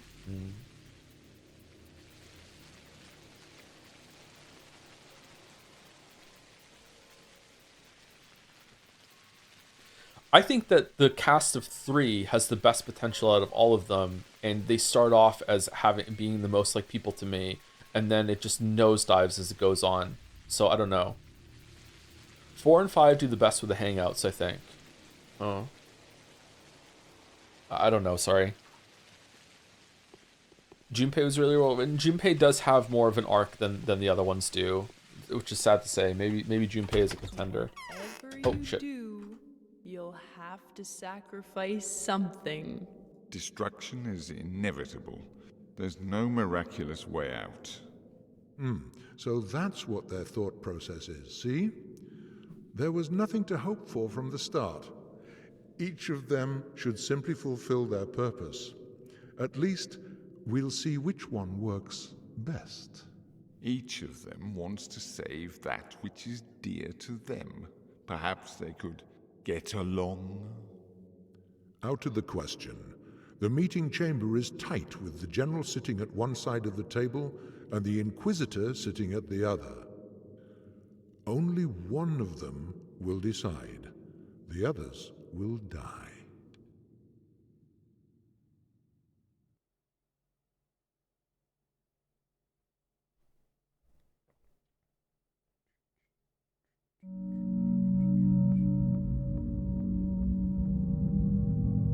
Clara.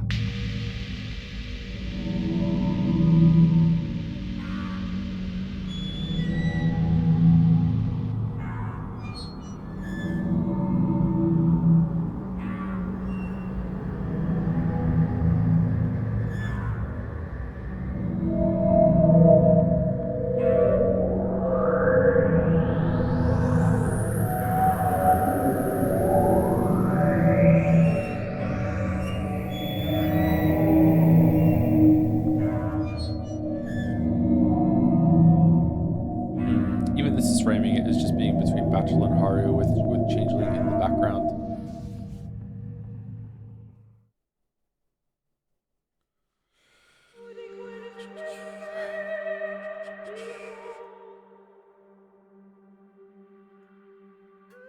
Okay, turn it back down to minus 20 decibels. Hopefully that's loud enough. Hopefully it's not too loud. I'm hungry. God damn it. If we're in the majority, I would have no the future if not for fragile you. polyhedron will be left untouched. We'll manage to sustain life in it. Maria can do miracles. Bless Maria. I would have no future if not for you. The cause that I serve could fail without me. Thank you. So what kind of future is destined for you? The town will be rebuilt. We will transfer it to the other side of the river. The land is clean there. Nobody will disturb us. The polyhedron will become the foundation of a new settlement, just like the abattoir had become one for the doomed settlement, and a new era will set in. I'm afraid this time will never come. We are too few now. I won't succeed by myself, of course. And every person counts. Do you know how many of us have survived? I don't know. At least you won't die. And I don't care. And I don't care about the rest of you. My mission here is not complete. There will be enough of you. Okay, number 1. Okay. All right. In the interest of the game, now we're at the end of the last day. Let's cut off chat when it comes to like broad questions and talking about writing and stuff like that. Let's keep the questions focused on Pathologic and also Rampart for the next little bit. So I don't mind going back and forth with chat. I would like it actually. But let's keep it on with the finale here. Now that we're at the ending, I'm expecting it to be very, very similar to what we had with Bachelor. That we're going to go to the cathedral and there's going to be a choice there. But is it? It's not yet time. So we want to go sleep somewhere. We want to sleep until 7.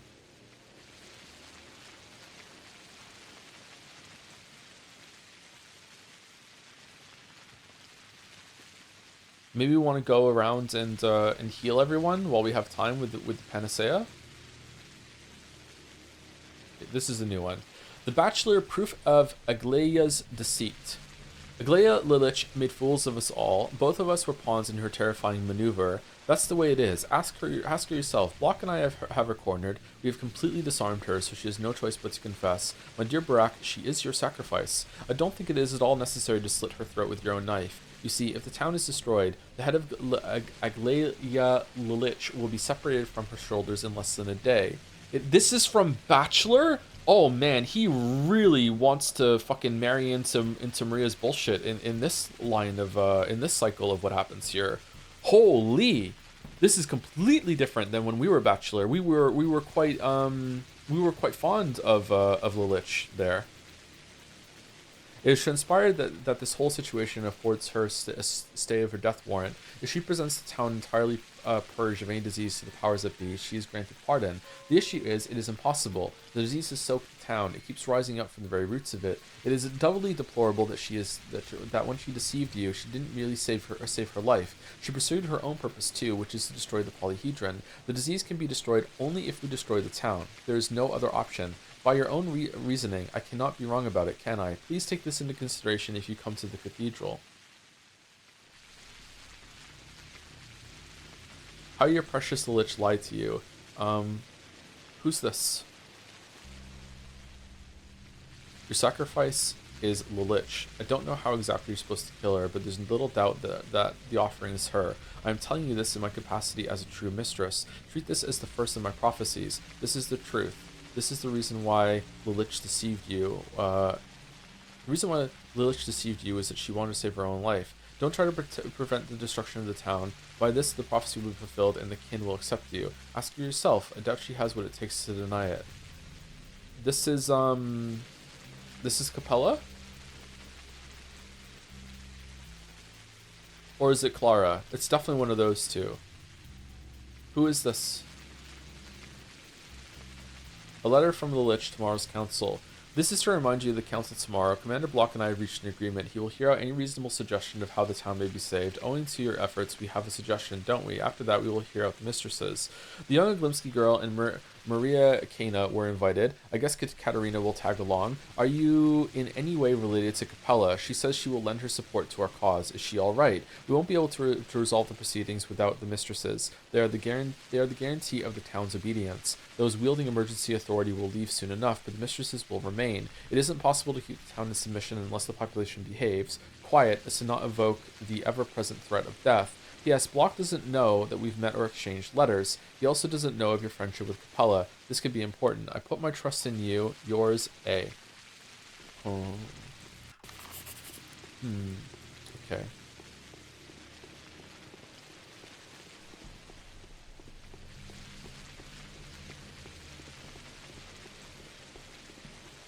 This is very different from Bachelor's. Like, of course, this is a different line and different chronology because Ava is still alive. I don't think anything that we did as Bachelor or what Haru did on his own caused Ava to kill herself. So I think it was the Canes that convinced her to do that, wasn't it? Unless maybe because we didn't buy into Bachelor's because we didn't buy into the Canes as Bachelor, maybe the Canes put Ava up to it to try and convince them, or is there a way to make it so Ava doesn't throw herself off the cathedral when you're Bachelor? Probably not, right? She wanted to give the cathedral the soul. Yeah, I remember. Can you feel how...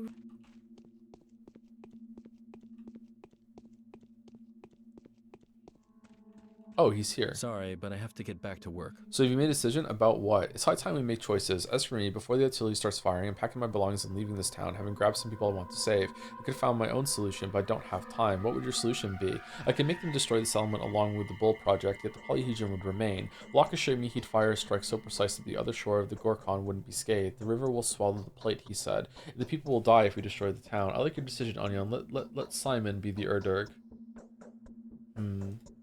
Too late, Haruspex. To make this happen, I need to stand my ground in front of the queens, and I won't be able to do that. Why not? Because I've sworn to save several lives that are bound to me, that's why. You have your own bound people, and I have mine. I'll try to help them somehow in what little time we have left. Are your confidants in danger? Some of them are gravely ill. They're on the verge of death. It's partly your fault too, Barak. They wouldn't have fallen sick without your kind assistance now, would they? Fine, I'll check on your confidants and bring them back to life. How do I recognize them? Really? Well, you hold all the cards, Barak. But remember, the people who are bound to me want to save the town at the cost of the poison settlement. Set out. Will you come to the cathedral if they are alive? I will. Good, I'm counting on you. I wonder, do we have enough panacea to do this? God, I hope so, because otherwise that would be really disappointing. All right, let's sleep 2 hours. Snoring. The morning of the 12th day has come, gone missing, toll death toll 7,000. Today's the final day. You have less than 14 hours to make the right choice. Day 12, in which it finally becomes apparent what it was all about. The contaminated town will have to be destroyed. Don't give a damn, I might refuse to choose anyway. Okay, so let's go to the cathedral and see who's there, and then we will run around the town and do final checks to get people that that can Can you feel? can be cured with our panacea, and hopefully it's enough.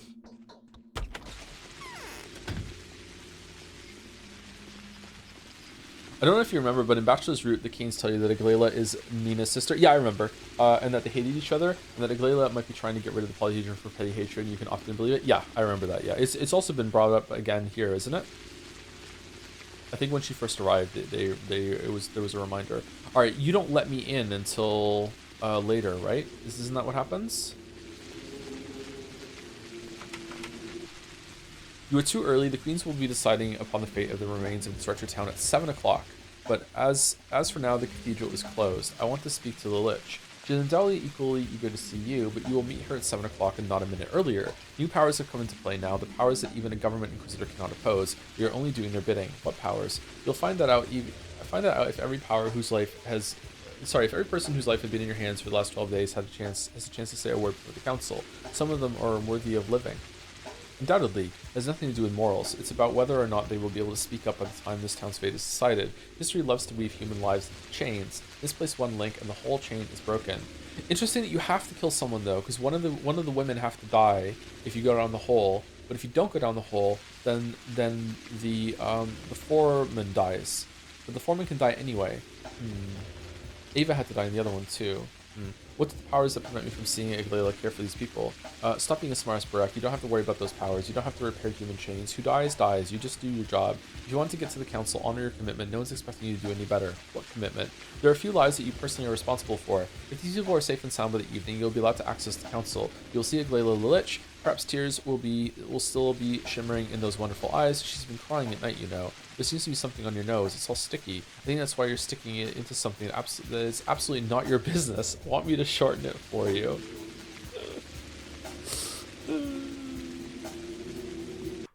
Are you excited for Pokemon Winds and Waves? Nope. 4 men die? Uh-oh. How's it going, John Struck Raiders? What is John Struck playing? Patho?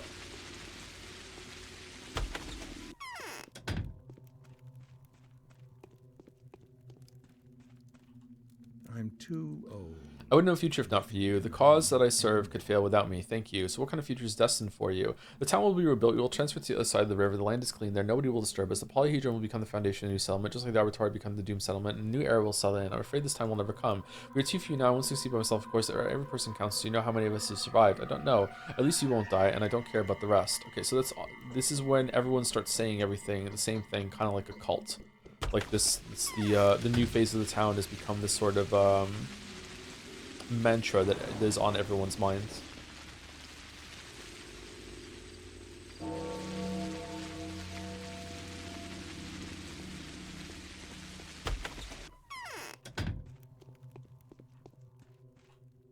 If we're in the majority. Same thing. Okay. Oh, we didn't get that conversation with her in down here. I thought we were gonna have that, but she was always here when I came in. Okay. Maybe it's worth looking that up on YouTube at some point to see what was said. Or maybe it happens in Patho too.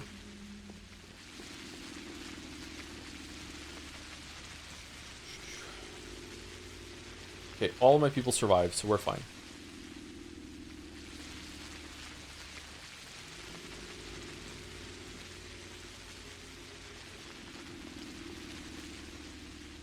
Stop barking, BK here. I have a panacea. Let me in, and I'll cure them. Give it to me. It is I who brings them back. Take it. Whoa. What?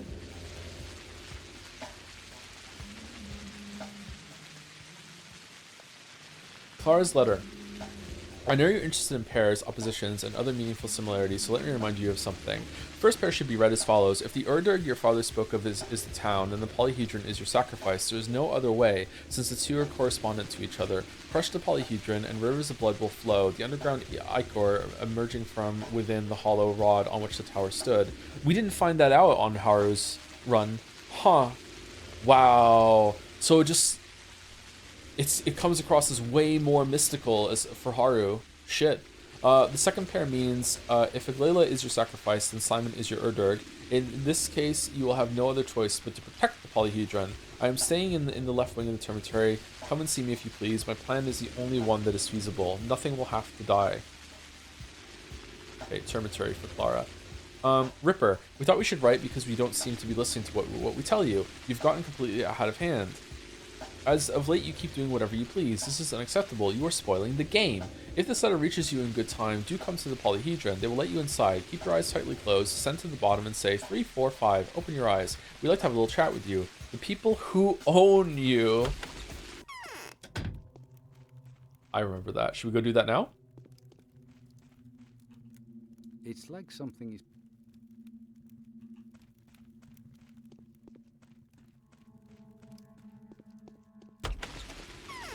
Let's play a game called Heartworm, a sort of lo-fi Silent Hill inspired horror with pretend PlayStation 2 graphics. Oh, that sounds fun. Heartworm.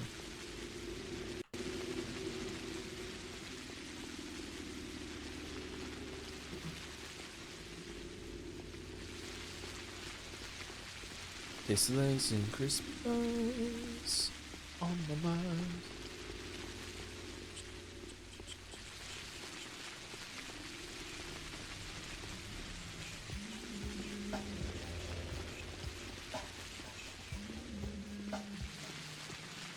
Why is there a jump button?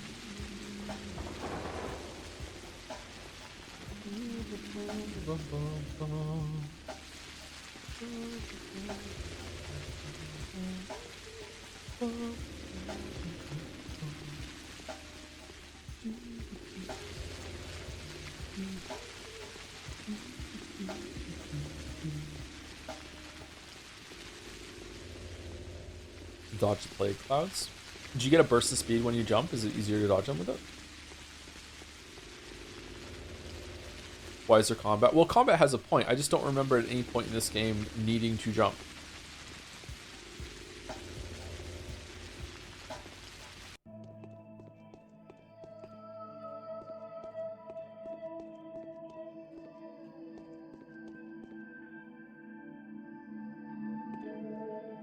Didn't we do this on the day before for Bachelor? Or was there something else we needed to do in here for that? We go all the way to the bottom, don't we? Didn't we start at the bottom with Bachelor at some point and have to work our way back up to the top? I can't remember. Because jumping is fun. Jumping is pretty fun, yeah.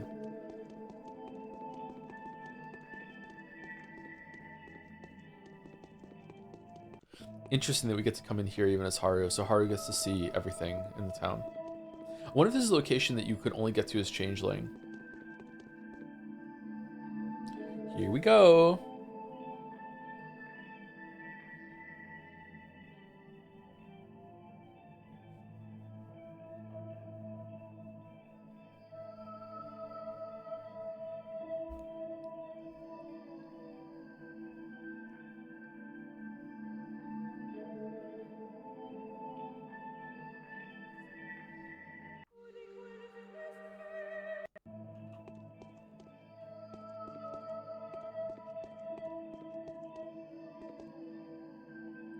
Look, Haruspex is here. He's so big. How did you find us? Ooh, so lifelike and so angry. I want you to tell me everything. You little pricks, tell me everything you know before I beat the living hell out of you.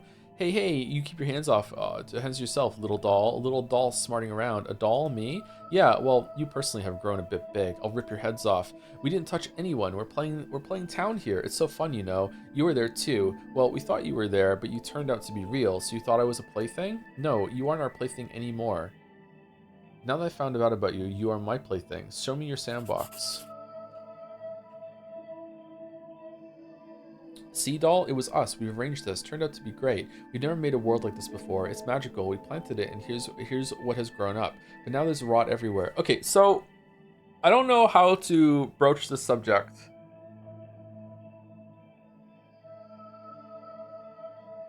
First of all, we have to decide, is this even real, or is it some delusion that is happening inside the polyhedron? I don't think so. I think it's real. I don't think it's like... I think we actually have teleported somewhere. So, are these kids gods that are playing with it?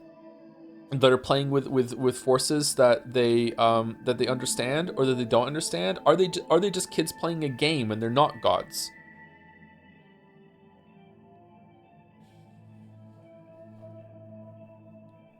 Do they know what they're doing? is it just representative of what's going on in this town, and like the rest of the world does exist on the same scale that the town does currently in this courtyard?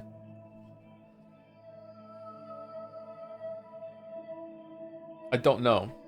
Seedall, it was us. We arranged all this. It turned out to be great. We never made a world like this before. It's magical. We planted it, and here's what has grown up. But now there's rot everywhere. You're calling me a doll, you whelp? I'm a human being. In that case, you're a human being that closely resembles one of our toys. It's a ripper, but we call it Barack for fun. There's nothing funny about it, you little bloodsucker. Stop! I am not a toy. Stop moaning, you fucking Buzz Lightyear. Stop moaning. Get up and help us fix the town. You were doing well. Just a little bit left till the game is over. It's time for us to go home anyway. It's time for you to go to a youth detention center. You're calling me a doll, you whelp? Hey, don't call us names. Take it easy. Okay, it wasn't me who's made you, but I've had you since I was 3. You're a doll. Ask anyone. Your name is Haruspex. You are a ripper. You're always a bad guy when we're playing. Your face is all bruised and messed up. Yeah, that much is true. The headache is splitting. How about I mess your face up? I'm a human being. It's you who's going to become a doll in my hands now, kiddo. Number 1. Really? So you're not a doll? Go ahead and hit me then. Well, why are you just standing there? I dare you. Hit me with everything you have. You will regret this, I swear.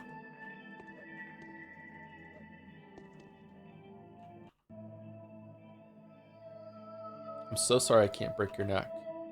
I see.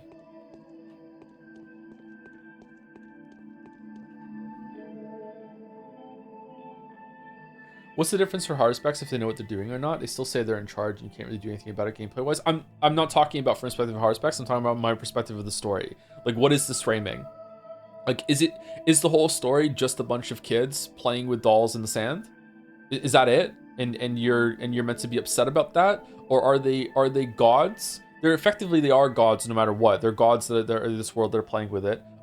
Is it just a joke? Is this real? Is it not? Is it just hallucination? Does the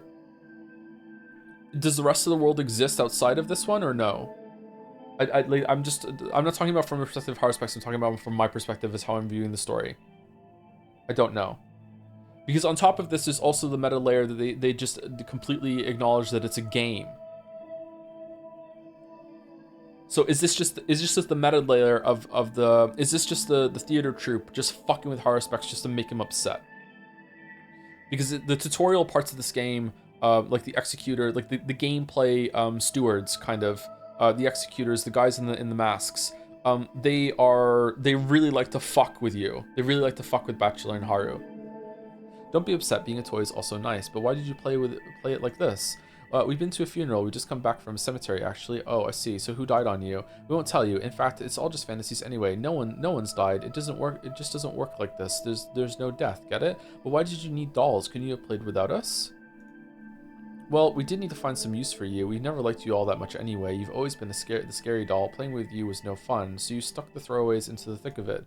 The ones that could fix things. You can't always have a smart doctor man at hand. That's just how the game goes. Will you help us heal the town? I will. Get the commander out of here. Get the inquisitor out of there. That's impossible now. We can't. Mirrors make it all very complicated. You can't take your move back once you've made it. These are the rules of a real live game. I'd rather it was an unreal dead game. I hope I can still switch places with you someday. Everything happens. Then you will know what it's like being a toy in the hands of a monster. I'm afraid you will never know if that's true. Okay, so is that all done?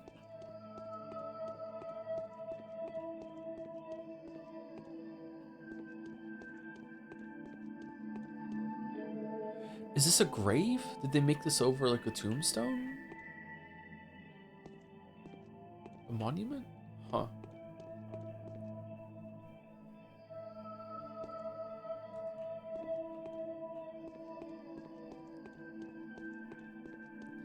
The fact that this is the place where all the kids are and they're plotting the future and they have 2 godlike kids here that are playing with stuff could also represent like the kids that are just like planning for the next generation that are planning their own version of the magical framework that rules the town. I don't know what to make of this still. This is the second time we've gone through this and I still don't really know what it's trying to say, which is fine. It's interesting. I just feel a bit lost when it comes to this.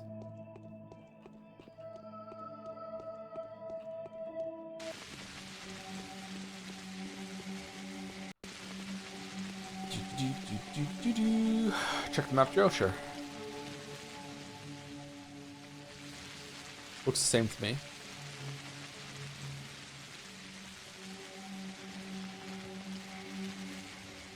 Oh, was the red line there before? Look, coming up.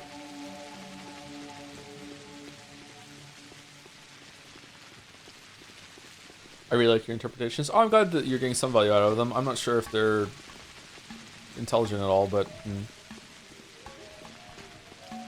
there's a lot to this experience, which is kind of cool. My guess is that you're never gonna settle on something that's really definitive. I'm be curious to know if the writers know, if the devs know. Is there something that they were really trying to say with all this, or is it just a bunch of ingredients in a pot and let's see what stew comes out?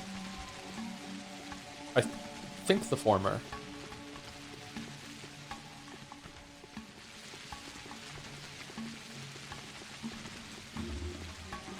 Unity versus Unreal is kind of the main conflict in Pathologic when you think about it. What? That's funny.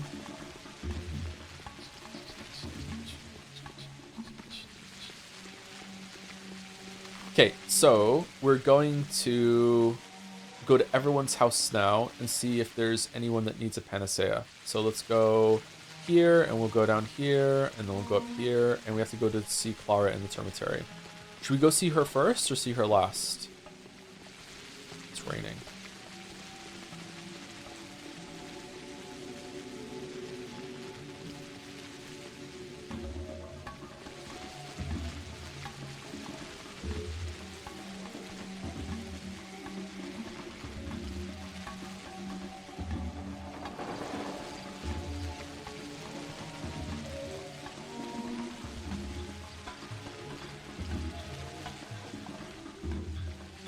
Surprised there's still a soldier out.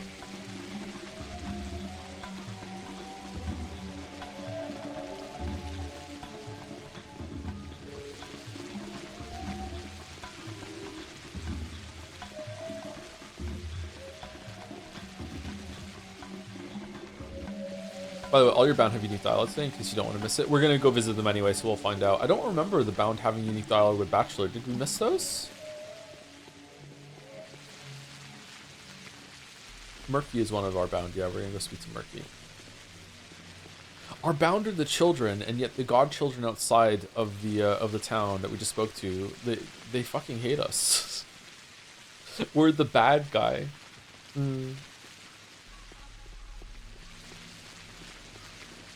They did, and you didn't miss it. Oh, I did got them. Okay, good. I remember having the same conversation with a lot of people on the end of Bachelor's Run, so maybe that's overwhelming my memory.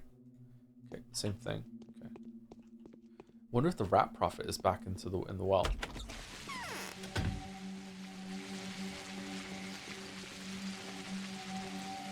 Changling is a kid, so, and there's only 2 of them outside.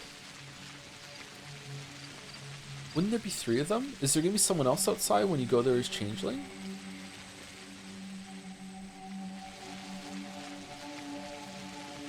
Is that why the kids are so important?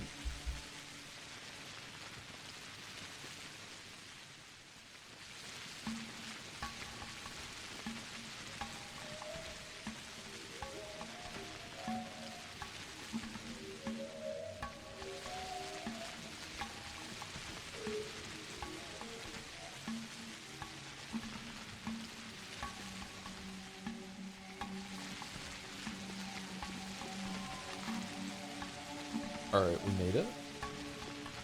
Damn. They'll have to stitch my belly back together. What happened? Will you stay with us? What for? Yes, I'll stay here and won't ever leave this place. What for? A lot of things will change. I will actually stop living here. I'll have my own house. A house? It's high time. Oh. Yes, I'll stay here and won't ever leave this place. Well, okay.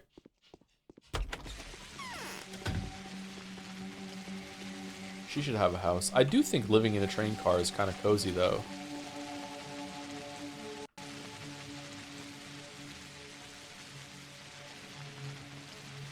point you can think about is how they have preconceptions about you that are actually false. They said to Bachelor that he's a mean prick who is a villain, but you're trying to save everyone as him. Now they say you're a bandit and a ripper, but you're trying to save everyone, even more so with all the kids and building a future.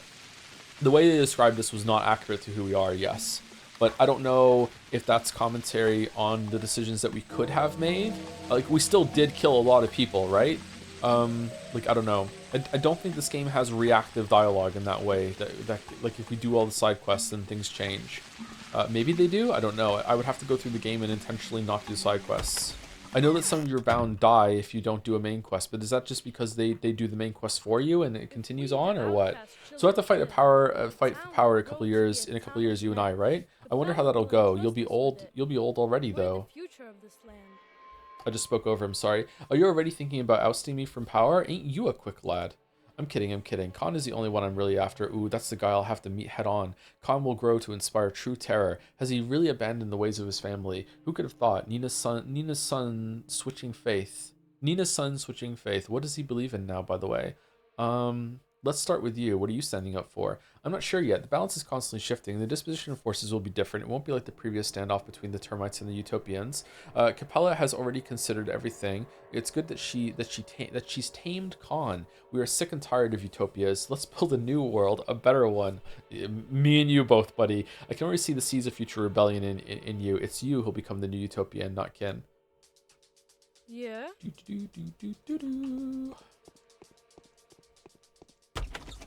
Someone say utopia. Maybe it is kids playing. Maybe it is kids playing in the sand, but does it matter? What happens in the game is not real. You know it's a game, and it still kind of hurts when the game tries to pull a trick and say, oh, sorry, the story is a children's game. It reinforces the theater angle of characters being puppets on the stage, and yet stepping beyond their roles through how they can emotionally impact you, the player. They essentially become real through the interaction with you.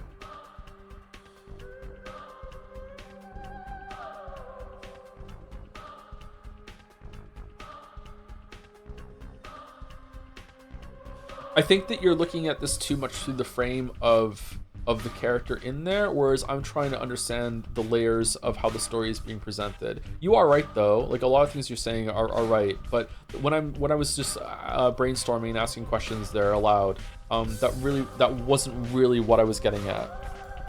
I think I was getting at that more the first time I saw that with Bachelor. I'm trying to understand more of how the framing is supposed to be seen from like a meta perspective, like how the story was constructed, because there's some stuff that goes against what we just saw with the kids there, especially with the theater thing that happens if everyone survives that we saw with Bachelor, that I'm not sure if we're going to see again as Haru. I guess we'll find out. I do agree with what you're saying though. It's just that's a different line of thought. I wonder what the YouTube gods thought of all that. I wonder how much of their videos is about that.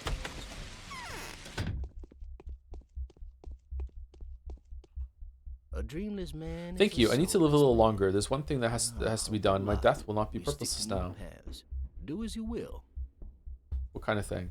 I'm able to perform the most precious feat of all, the feat of self-sacrifice. I will do what Simon has done. Every single particle of my body and soul will become life-bearing, bursting with life and granting it to others. Okay, like the atomic church from Fallout? There will be no cannon fire. The town will continue to grow. The threads to the future will stretch from the very dawn of time, but you won't last long. You won't be enough. Consider Simon's fate. We are too few now, but if there's at least a dozen of us, it will be enough for the town to expand further and beyond. Hopefully, the place where daydreams are captured and fulfilled will live to see 200 years more. And how many of those like me have survived? I don't care. I wanted to save your life, not for the sake of future sacrifices.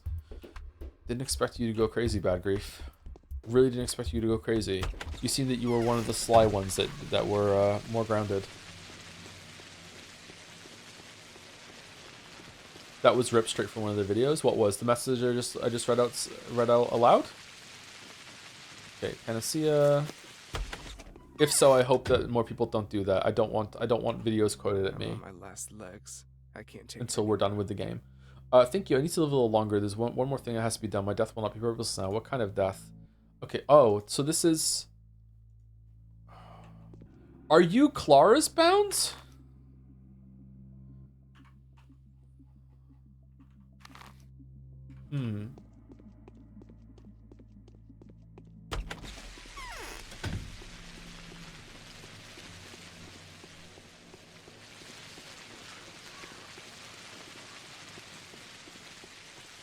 It was written on Clara's letter. No, I don't think we have the same letter that we got from Clara about who she needs to save, right? We got that as Bachelor. Did we get it from Clara about... I'm not seeing it, if it's here. I remember when we were Bachelor, we got letters from Haru and Changling saying, these are my bound, please let them save. I don't think we got the same letters as Haru. If we did, I can't remember what day it was. Day 9 Changeling's Choice, is it there? Oh, it is here. All right, thank you. Bad Grief the Thief, Foreman the Villain. Oh, shit. Well, whoops. Alexander the Cruel, Katerina the Deceived, Lara the Vengeful, Yulia the Unbeliever. Oh, well, there was no way to not kill one of her bound. Anna the Egotist, Aspity the Heathen, and Reuben the Oathbreaker. They will, yeah, Reuben. They will survive in order to die, and upon dying, they will claim life everlasting. Okay, so yeah.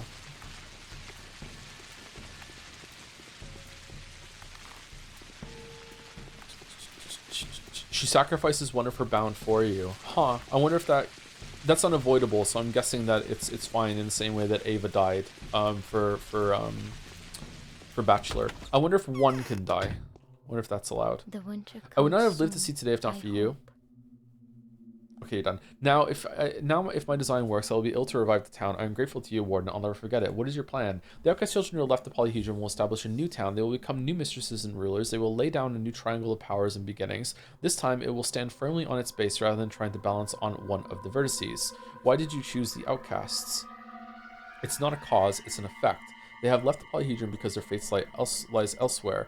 Prisoners of dreams can build, but they cannot rule. Moreover, if you have to be resolute, mature, and independent to break free from childhood. Only the most outstanding children can do it. I've heard you wanted to found a new religion. I don't. You still fail to grasp who mistresses are. So did the children, which is why they keep talking about a religion. Can religion be invented by a man? It's not a game. Yes, it's not a game. It is a game, actually. Tell me, will you stay with us? Will you rule the kin like your father was supposed to? Hardly. I want to leave this place. Yeah, I'll stay with you. Yeah. I think Haru would stay. Haru has no reason to be here if he's not staying. He could have left at any point. He wasn't like Bachelor that had something to do. I think that he could stay. We don't need to do this, right? Yeah, Vlad's not here.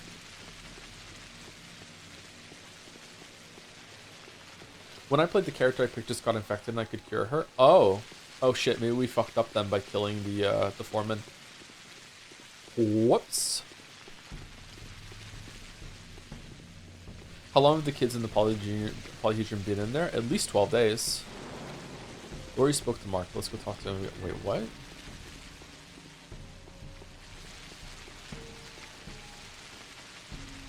You aren't allowed in here, Brock. Some of our actors are still standing guard by the doors of some of our patrons, the regular audience, so to speak. So the theater is closed. So you mean that until at least one mask is standing guard at the door of at least one person? So you mean that until at least one mask is standing guard at the door of at least one doomed person? What the fuck? That is precisely what I mean. You are an incredibly sagacious Artemi Brock. What? At least one? You gotta be kidding me. We have to every right to do this too. It's our theater, not yours. Fine, I'll find another way. Holy shit, that was hard to read. Okay, let's go to Town Hall, then Lada Davil, and then go see Yulia, and then we'll cross over to Earth, and we'll do the rest of the stuff over there.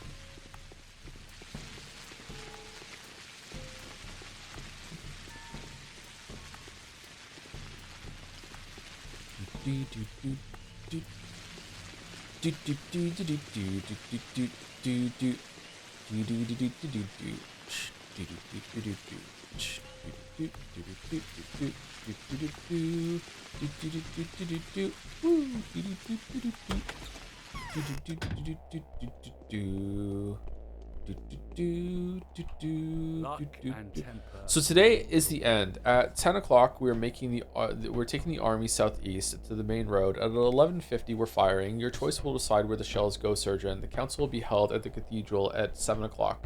What if you miss the target? Not from this distance. That is out of the question. Then wait for me at the cathedral. Take my advice, beware of the Inquisitor. Why? No matter how hard you struggle, an Inquisitor will always find a way to trick you, and there's nothing to be done about it. An Inquisitor can always use you in their interests so that you won't even notice it. That's exactly what is going to happen to us all today. Why is the Inquisitor so dangerous to you, General? I've heard that one before. I'd have already given an answer. I will do as my conscience tells me to. If this aligns with someone else's scheme, so be it.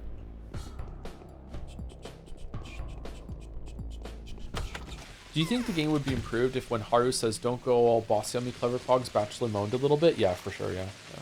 Absolutely.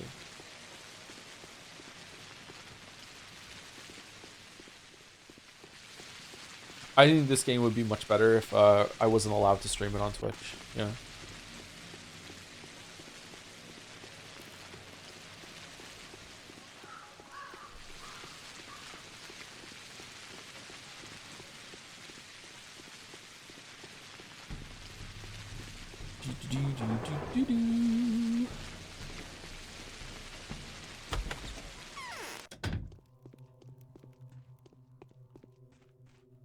My path was called the House of the Living. I used. Okay, so those are all of the Bachelor ones, I'm guessing. Polyhedron?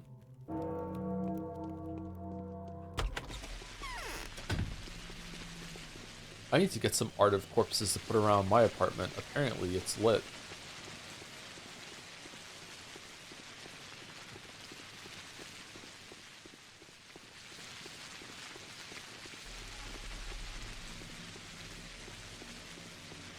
How long have we been live for? Almost 4 hours? 20 minutes? Okay, we can probably get to the cathedral before break, and then we can take a break, and then we'll see the ending. It's possible we might finish right before that, actually, if we just sit around and wait or go to sleep for the rest of the time. I feel like dev self-insertion is pretty popular in old Eurojank titles. I've always read the whole theater troupe angle as a self-insertion of the devs putting on a play for you, the player, and fucking with you. The meta layer with the children is the developers clashing with the player near the climax, telling them, "Here you go, we are near the end, and it's all just a game. What do you want us to do about it? There's nothing more to reveal. The game has to end eventually." What other Eurojank games do that?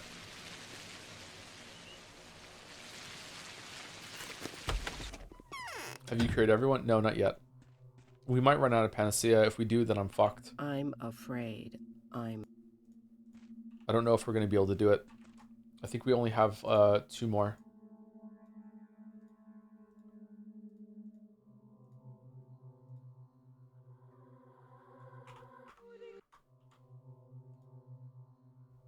Oh, we have 3 more. We have 2 Panacea and 1 Schmouter.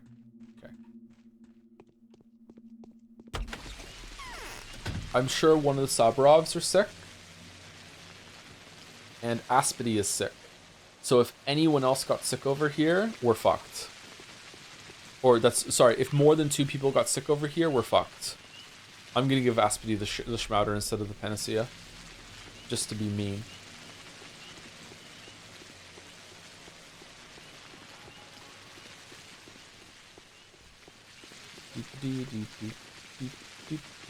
Yeah, we're going here. We're crossing the river.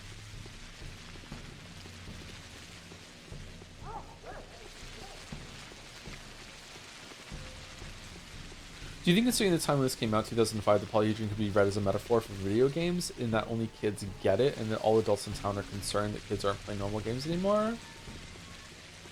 No, I don't think that, but that's an interesting perspective. Huh.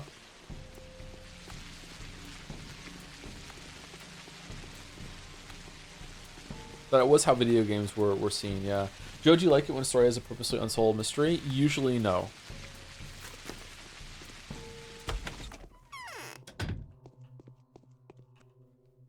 I don't like Katarina. Hurts. Really? You're not one of Changelings.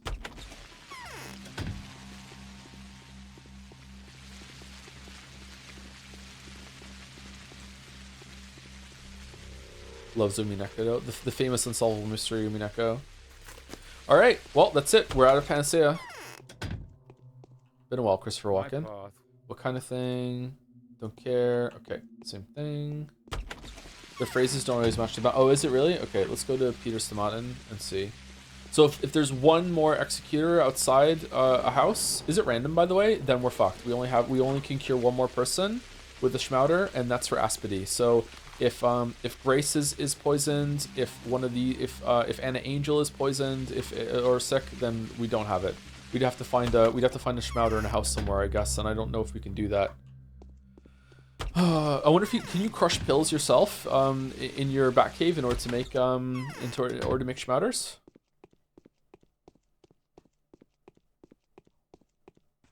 think you could console command it in. That would be cheating, wouldn't it? That's... I mean, literally, it would be cheating. Oh, no, no stuff for you. Interesting. Grace is your bound though. Yeah, but Anna Angel isn't. So Anna Angel might be sick, and if Anna Angel is sick, then we're screwed. Were these two both sick? You were sick. Can't remember if Flower was sick. Let's go Sticky.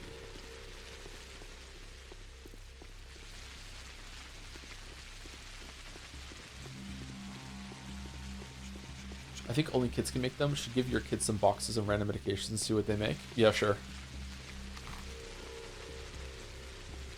Kids are really into paper crafts lately, like the polyhedron, so it'd be good. They're making figures from Hollow Knight and Silksong.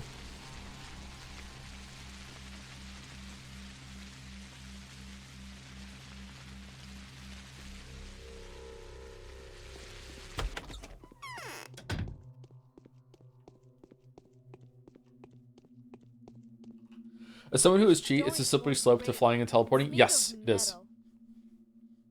That's why I don't like cheating even for minor conveniences. Yeah, like sometimes when I play Skyrim, I will go to the troll cave that's to the east of Whiterun, and there's 2 trolls there that you can level up like a bunch of your combat skills really easily because they regenerate faster than you can kill them. So you can just spend so many time there just like letting them hit you, then getting your restoration up, like hitting them with different weapons, everything. You can train for hours and hours on these trolls. And like at some point while you're doing this, while you're listening to something on YouTube, preferably my video, you can get the sense of like, why don't I just cheat my way and just save myself 10 hours of standing here grinding? But then after that, it's like, okay, then why even play the game at all? like why do the dungeons? Let me cheat some treasure in and shit like that. Yeah. So like once you've opened that seal, it can be difficult to play properly after that. What would we do without your help? That means you'll just be like your father by the time we grow up. What do you plan to do with your life? I will be the axis for the wheel to spin around, a future ruler with a new sign. I trust Capella. A new sign, what do you mean? The Kane Oglimsky Sabarov triangle is over. There are no more termites, utopians, or humbles. Humbles? The 3 powers are gone, almost without a trace now. They're nothing but memories now. We need new forces and new signs. The old rulers are gone, except for you. Will you protect our little town until we come of age? What do you stand for? I don't know yet. We didn't have enough time to talk, but I will become a builder to direct Khan's and Notkin's Ardor. Ardor. That's what Capella has seen. I wonder which of the 2 mistresses is supposed to be paired with me, Grace or Murky. Oh my sides. They're both very nice, but also not much to look at. Are you sure they're alive? The fuck, Sticky? Why would you hold Khan and not Kim back? We'll make a new triangle, duh. This tug of war will never end, whether we want it or not. And I have a hunch that they'll grow to become commanders and conquerors like Block and Shuin. But I'm already thinking as to what to counter those 2 war dogs with. Good. Yeah, if the girl is right about you, I'm very curious as to how it all turn out. I've already become what my father was. All right, these are some cool conversations. Very interesting. My father introduced me to games through Oblivion, and he only played with God mode and all skills maxed through Dev Console. I still don't fully get it looking back. Wow, that is weird.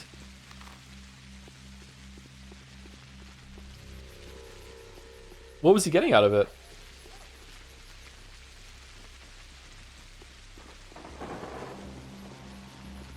From your perspective, when playing a game, when do you view mods from going to quality of life like Bethesda games to cheating? It depends on the amount of advantages it gives you. Usually when I take mods for gameplay, they come with some disadvantages, or there's certain things I can't play without, like modding iron sights into Fallout 3, or modding a sprint button into New Vegas. However astute, you are unable to fathom the extent of the evil you're doing.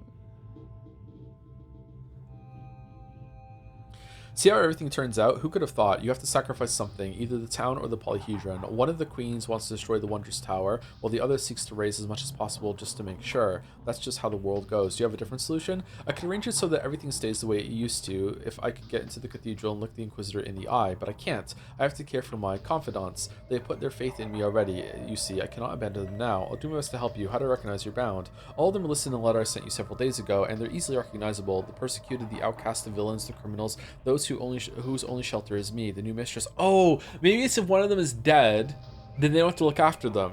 and that's why they can't die until from the illness. They're just like put on freeze. So maybe if someone dies, it's fine. Wait for me. I'll take care of your outcasts. Because people can only die through a story moment. They can't die from the sand plague for very long. Oh, should we go talk to Taya?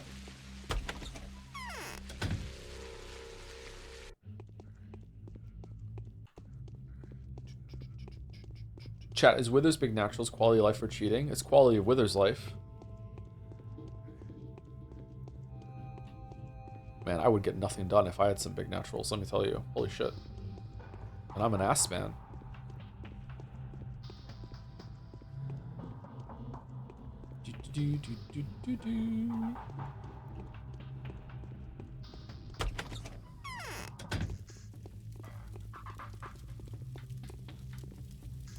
If we, the outcast children, live, the town will grow to be a town of men. Bella will entrust us with it. We're the future of this land. I'm alive, and it's you who made it so. Thank you, thank you. Does that mean you'll be helping me from now on? Who told you that? Capella did. You'll become the foreman and the most important person in the kin now. Everyone will follow your words like they did with Dad, and I'll always be at your side so that you know that we're all together and that the kin loves you. That's what she's promised me. Why are you so happy? You were the only one they listened to before. What do you think happens now? I'll step aside a bit, but I'll help you and connect you with everybody. I won't bother the new mistresses even though I really want to. It's all Capella's design, even though I don't really get it. Is it she who told you about this? It only happened in many years. You'll change a lot by then. Number 1. I think I might sneeze. Yeah, she also said there'll be 4 nodes instead of the 3 from now on. The 4th one is me, standing aside a bit. Well, I mean, there always must have been 4 nodes, but no one noticed that before. I think things will be better now than they used to be. I hope so. Huh. Again, this is all so much more hopeful than what happened at the end of Bachelor's Run. Maybe it's because we're a part of it and we actually have a permanent place here, and we're not just leaving. Or maybe I was just really salty at the end of Bachelor's Run because of all this shit that happened, and everyone felt like they were lying to me.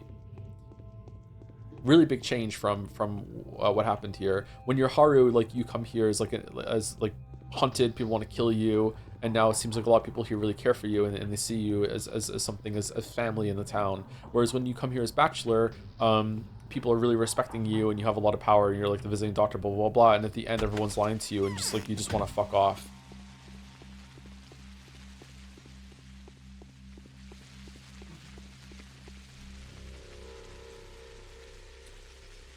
By the way, I'm not sure if it's intentional or something, or as something that mundane, but remember, Schmouters are just random crushed pills. So I thought it could be connection to the panacea, I suppose cure for all. Yeah, it's meant to be that kids make it by just crushing a bunch of pills together, and it's weird that the kids have that power. It shouldn't work, but it does. I remember thinking about that early on in Bachelor's Run, and nothing really came from it. I wonder why the Schmouters are there. Thoughts on weight limits in games? Also, the Schmouters are said to be like, they burn the disease out of you. They cure you of anything via almost like chemotherapy. Like, it's a very bad thing to go through. Whereas the panacea is not like that. It's a more gentle cure. Yeah. Anyway, sorry. Thoughts on weight limit in games? I feel like it's one of the few things I dislike regardless of the game. It is almost always a detriment, a bad thing, and I hate it. Inventory management is one of those things that has to be there for a reason, and if it's not there for a reason... Oh, she's not sick. Okay, good. We have enough. So Schmouters for Espadine, we're good. Can I share a minor detail in Patho 3 that I noticed from watching the Patho 1? Well, sure. As long as it's not a big spoiler.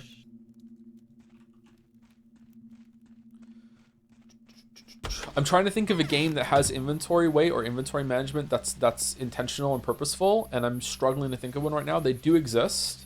But almost all the time, it's an attempt at realism that is already out the window. I fucking hate it. Resident Evil, maybe Resident Evil. Resident Evil, because if it's a horror game, doesn't want you to have all the resources that you free access to all the resources you can carry around. So you have to make decisions. Yeah, even then it can get kind of clunky, but that's usually one of the better ones. Equipment load in Souls games. Equipment load is fine. I'm fine with equipment load. I'm not fine with inventory management, like with the stuff you're carrying around. So Dark Souls does it really, really well. You have infinite inventory capacity and no weight limits when it comes to what you can pick up from chests and shit. But there's a limit on what you can equip on your character. That's a great system. I really, really like that system. That's good. Whereas in almost every other place, it's just shit. Like even in something like Stardew Valley, it's really irritating. To be like fucking like in the middle of a mind run and then suddenly, oh shit, no, you're out of inventory space, get fucked. Like hate it. There was an inventory in the game that I was making with Sereth and Wuggy, and there was like a dungeon part of that system where you had to go in kind of like the mines in Stardew Valley, and you have to collect a bunch of stuff. And it was really important to me that the system we had in place was that you had a limited inventory for reasons that I won't go into, but you couldn't take everything out with you, but you didn't have to make that decision until you got to the end of the dungeon run. Like, so you had essentially infinite inventory for everything you pick up, and then once you leave, that's when you decide, okay, I'm taking these amount of items with me, instead of having to make that decision constantly as you're going through the entire dungeon run, because they didn't want people fucking fussing with that shit. It's really irritating.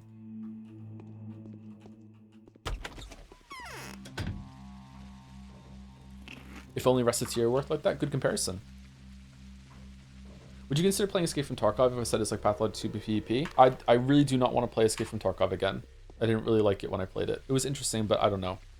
If I did play it, it would be solo. I don't want to fucking... That's a cheater-infested game. I don't want to play Tarkov multiplayer.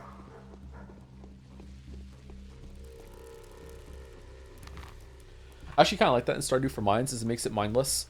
Less mindless, and you got to consider what's got to be the most useful resource to get on that day. I can see the appeal for in that respect, but like I don't, like I understand where you're coming from, but I don't like it. Especially considering you can circumvent it by just putting a shit ton of treasure chests at the top of the elevator, and you can just go up real quick and just dump it all out, and it just becomes like fucking just annoying inventory management.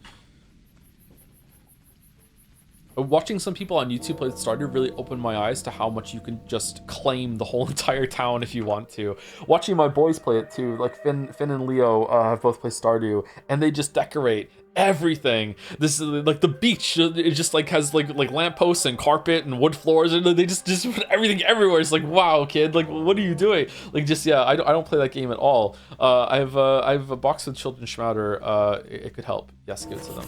Okay.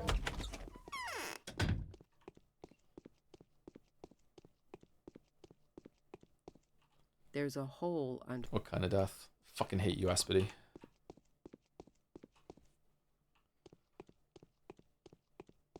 Did you give your kids Lego sets so they enjoy them? Recently, yes, they started getting Lego sets, some of the Mario and the Minecraft sets, and they really like assembling them, especially Leo. But they probably should have had them earlier in life, but we waited until the younger child was old enough, just in case, you know. Lego is one of those dangerous things that if you start eating Lego or whatever, then it can be bad. So like I enforced that we had to wait until the youngest one was 4 at the very least, but also was like competent enough that wasn't like eating things that they found on the ground. Did you get the letter? I think we got a letter just now. Yeah, I just want to go up here and talk to Grace. This is the last person we have to talk to today. If we, the outcast children, live, the town will grow to be a town of men. Capella will entrust us with it. We are the future of this land. Capella and I owe you so much. I'm only alive because of you, aren't I? Tell me, why does Capella need you? I will replace the second mistress. That means Capella thinks I'll manage to. She says I'm shining bright, but unlike hers, my glimmer isn't thick, but rather transparent and very pale. What for? Each of us will tug the power in our own direction. She'll tug it a bit upwards, and I'll tug it downwards. We'll tune life together, opposing each other, like Nina and Victoria before, but not for real. I love this so much sometimes. Moreover, I'll help her make the lines into a circle. At least that's my understanding. Makes sense. Sure, it makes sense. Okay. Oh, we didn't get a letter. Oh, maybe it was the quest updating. No, it wasn't. The bounty of the changeling in her life overwhelming. She found comfort in that. She should have enough time to prepare her argument for the proceedings. The bounty of the batch. Okay, so we succeeded. All right, let's go talk to Changeling and Bachelor, and then we'll sleep in the bed until 7 o'clock. I think we're done, right? There's nothing else to do. If there's any sort of secret interaction or someone I missed that I forgot to talk to, please let me know in chat. But my understanding right now is that I just need to go talk to Changeling and then talk to the Bachelor, and then I can sleep until 7, and then we are done. The Makers in the theater. Is that after or before 7? Any chance you'll do the Void after the Patho games? I think it was a voted game, wasn't it? I think Kasoro really campaigned for that during the voting game. I think the Void is on the docket.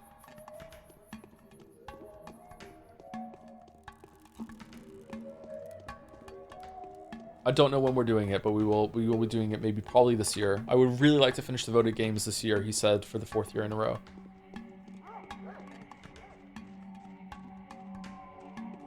There's a secret interaction with Heisman in the basement, but you should let him do his thing alone. Oh yeah, we should definitely let him do his thing alone. Should we put our ear up on the door and hear his famous lines?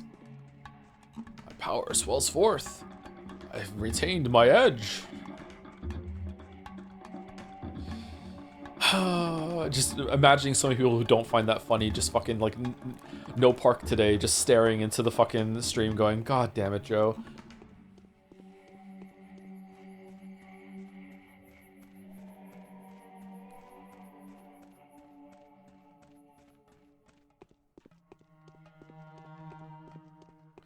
You kind of skipped most of Murky's convo, but we're way past that. Did I hit the wrong decision for that? Sorry. What? Your confidants are alive and well. Be waiting for you in the council. Are you aware that we're toys? Of course I am. Were you not? I wasn't, and you're so calm about it. Little puppets we are, true, but it's not the puppet that matters, but whose hand controls it. Have you seen them? I have. They probably think themselves so big that think they're real human creatures, little baby kids, don't they? Aren't they? I wouldn't be so sure. I have a gut feeling about it. That's my knack. What can you do? And the bachelor is probably still thinking he's a bachelor, doesn't he? Haha, he would have got on very well with those kids. I doubt that. Huh. Yes? Tell me what you know. Your confidants are alive and well. I'll be waiting for you in the council. If my confidants are alive, I will come to the council with you, and there won't be a single queen there that I won't be able to convince to my cause. But you are absolutely sure they're alive. Do you really want me to come to the council? Come to the cathedral. I'll give you the right to decide. Neither the town nor the tower have to be sacrificed. Everything can be. Well, that's I'm totally fine with Bachelor's choice. Then pay a visit to Maria, the Scarlet Mistress, the one whose ascension your dear Bachelor is looking to ensure. Go to her after giving up your right to make the choice. Go. She's daydreaming still. She won't stoop to hiding her real intentions from you. She's absolutely convinced that puny, insignificant babies like Victoria or me can do nothing to get in their way. Is she now? I think I will indeed pay her a visit. Okay, so is there a recommended thing that we do here?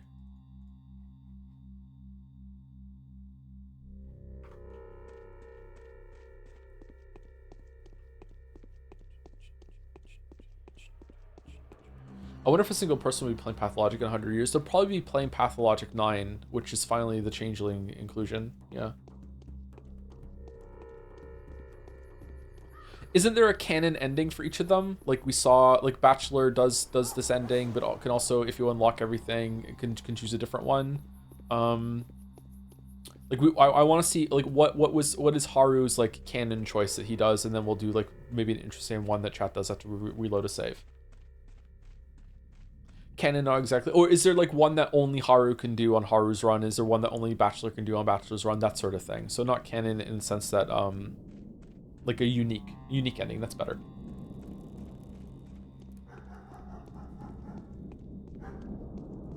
Yeah, from my understanding, saving the others bound lets you see their ending rather than that character's. Oh, is that it? Okay, so we've seen 2 of the 3 endings, haven't we? Are there 4 endings? How many endings are there? I can't remember how many endings there are. We definitely only saw 2, I think. I think we only reloaded once. I wonder if the conversations in the cathedrals are going to be different. That conversation about the puppets was only different about Bachelor. I wonder if she says Haruspex probably still thinks he's just a Haruspex. 4, but 1 is for the special girl. Oh, Changling gets a secret ending? Okay. Or a special ending, rather than a secret one. Remember when these would stick out and be like, what the fuck is going on? And now we just, just walk past them like, who cares?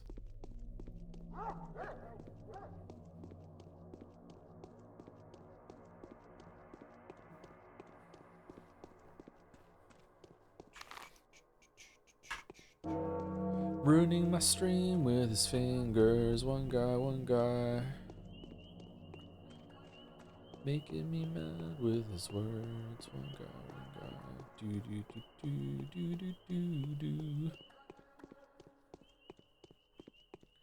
Got chat. Let's fight. True. So true.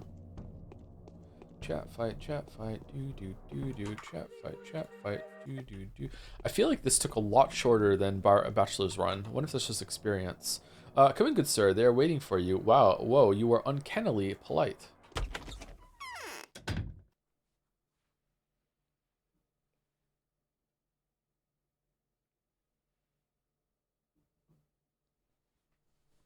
Isn't there a way to fuck up this conversation?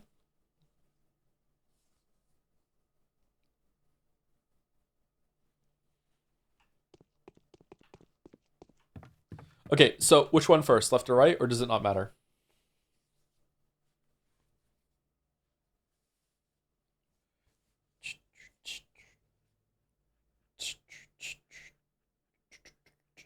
Save. I just saved it. It's fine. Don't think it matters? Okay. You see how sad our fortune is. We put all our hopes in you. We poor actors were hoping you'd become the director of a new show. The old one has been beaten to death, but you turned out to be a doll. But I am not a doll. That was a blow for me too. I thought I was a human being, but I'm not a doll. Did I hear you right? Who is it speaking? It's me, the player. It's me, the Haruspex. It's me, the player. Oh, then I apologize profusely. You are definitely not a doll, but that seems to be unhelpful for our hero now. He is humiliated, crushed, but most importantly, he is deprived of the power that we have all hoped for. By the way, are you still willing to take responsibility for him? Yes, he is my responsibility. I will stay with him to the very end. His words shall be my words, his deeds shall be my deeds. No, I don't need a humiliated, crushed, and powerless hero. I'm fed up with it all, actually. Number one. Oh, then I apologize once again. Perhaps not all is lost yet. Let's wait for the finale and see if the day brings any surprises. We still have a chance to play in a drama with an unpredictable story. Watch me act. Yes, and highlight Haruspex better. Haruspex better. It's my solo now. You don't have to do any of this. Who are you talking to? The hero is a doll, but so are the children. The real game is what's happening between you and us. I cannot leave Haruspex's body. You are imposing your limits upon me. Haruspex has lost his battle for freedom since the very day he was born. What about you? What about a video game in the future, chat, that you're trapped in until you beat it? And stuff like this would hit harder. Maybe that's already happening, and this is the game. I wanted to stop the epidemic. Haruspex is my hands and nothing more. I want to see if I can make it. I want to stop the epidemic. But did you understand what the epidemic really was? A toy danger that has ravaged a toy town. I know now that it was all a children's game in a glass sandbox, but what for? Was the disease the true evil, though? The disease is only a method, the evil's weapon, just like a scalpel is yours. The disease will go, devouring itself. Then there'll be a war, famine, heresy. Was it really worth the effort? Look around. All this for a single wretched town? No, it was the town that had been built for you, not the other way around. We apologize if it's been a disappointment. Still don't get it. So you're curious as to what fate I will choose for the town? We have to make sure that it is truly you who is making the decision. Are you absolutely positive that your choice is not predetermined by anyone or anything? Again. Could it have been otherwise? I am. Good. If it really was you, the only enemy, the only evil in the story you see is called inevitability with a capital I. I will be the one to say the final word. I remember there being more mistakes and typos at the end of Bachelor's Run than there has been in this one so far. Okay. Is that it? Should we reload and do some other paths, or are we good? Who are you talking to, bud?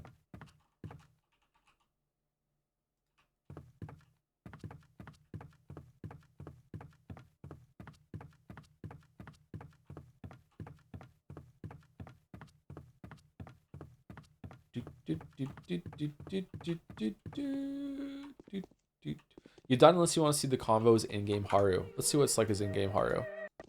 Let's see what it's like.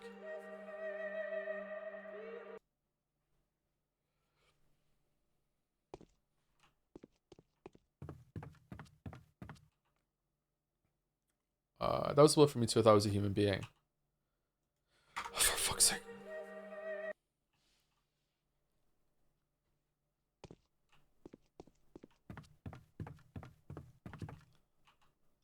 But I'm not a doll. It's me, the Haruspex.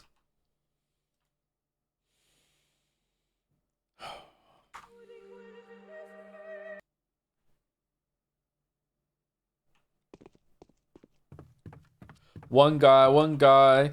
But I'm not a doll. It's me, the player. No, I don't need a humiliated, crushed, and powerless here. I'm fed up with it all, actually. As you wish. Then with all due respect, we will treat him accordingly. If you wish to leave him, he will not be able to accomplish anything that we could worship him for. Yes, that is what I wish. No, do as you wish. Okay, so was that it, or is there different ones here? This is a little frustrating, actually. Why can't I just mouse down to make a different decision? Not a doll. Me, the player. Humiliated. Yes, do you. Oh, that's it. Okay. Who are you talking to, bud? Haruspex is my hands on the tomorrow. I want to see if we can make it. That's what we're interested in as well. Can you make it or can you not? Can you make what exactly? Could you not have made it? I've made it. I've managed to destroy your poisonous evil that is spread across the world. Was this easy? The true evil, though? The disease is only a method. The evil's weapon, just like a scalpel, is yours. The disease will go devouring itself. Then there'll be war, famine, heresy. Was it really worth the effort? Look around. All this for a single wretched town? I still don't get it. It's been built so that you can make your final choice now. We are observing you. Everyone who makes it to midnight will have made a choice, one way or another. I want to see what yours looks like. Yeah, you still... Oh, there's a mistake. You still have the chance to change your mind. I've made it already. I don't care about that. Okay, all right. So, not too different, to be honest.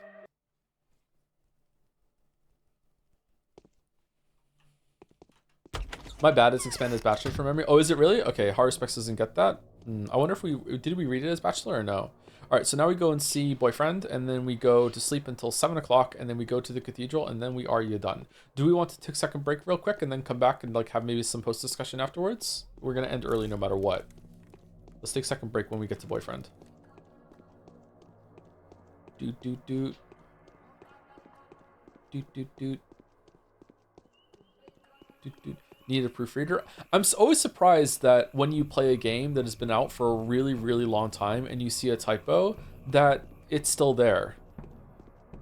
I guess at a certain point, people just get fucking fed up of going back and fixing things. Like, who gives a shit? Like, I'm working on something new. You think they'd have someone that's like on the team that would be like their job would be go back and do those kind of little fixes or something.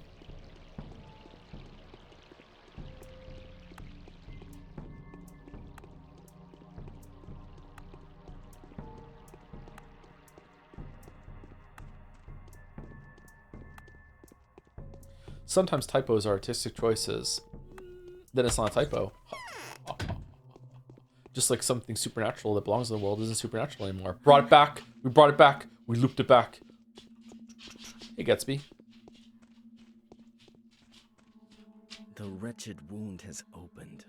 Time's almost up. You're bound or alive and well. Come to the council. Are you aware that we turned out to be toys? Really? You're kidding. Though figuratively speaking, that is true after a fashion. We are all mere toys in the hands of Providence. No, Anyan, I mean literally. You are a toy. I am a toy. It's Toy Story. We are mere dolls made of rags, sawdust, whalebone, and hell knows what else. Have you gone mad? No, my eyes were opened. You have owners. They are children. The game they're playing with us is almost over. I hope my side wins. No, you lose. They don't love us, by the way. They're fed up with us. That's why we're stuck here. They've stuck us here. Very witty, Barack. Forget it. My laboratory is beckoning to me for the capital. I can't for too long entertain the thought of it also being a dollhouse. I'm an adult man that has a responsibility to bear, you see. I invent medicine that helps with old age and death. Out of nuts, syrup, and sleeping pills stolen from the adults. Don't make me laugh. Enough. This isn't funny anymore. You failed to grasp anything at all.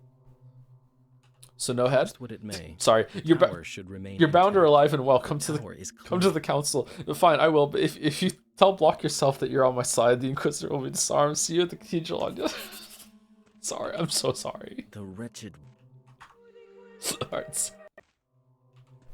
All right, I'll be back in a couple of minutes, and then we'll sleep until 7 o'clock, and then we'll go see the ending. Be right back. What is there to talk about now?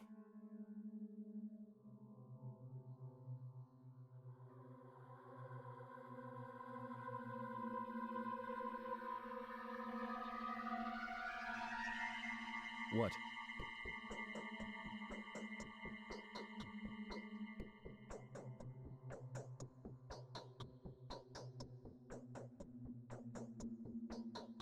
My head is spinning.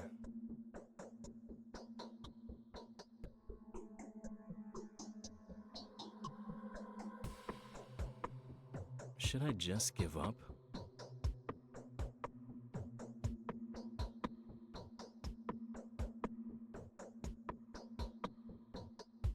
My head is spinning.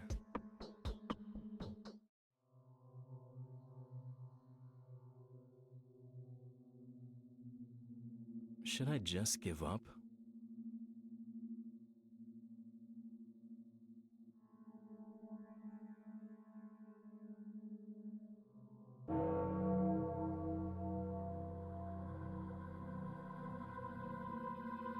Yes.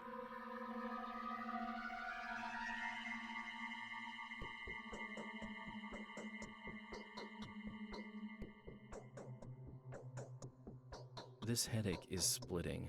I need some rest.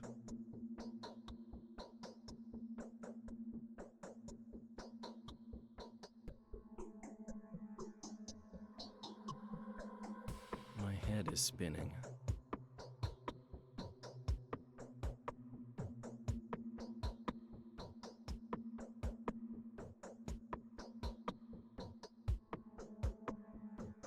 What is there to talk about now?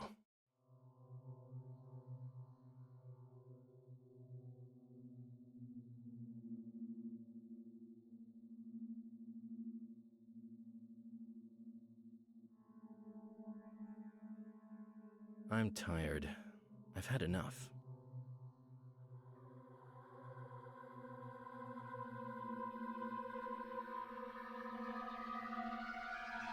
Yes?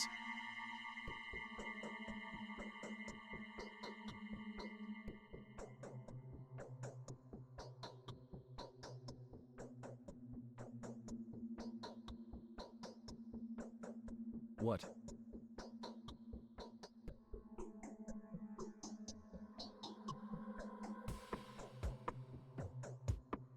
This headache is splitting. I need some rest.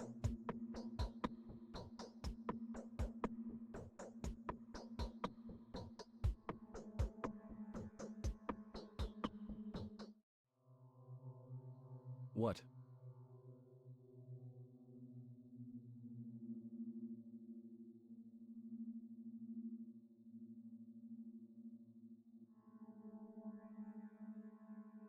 Should I just give up?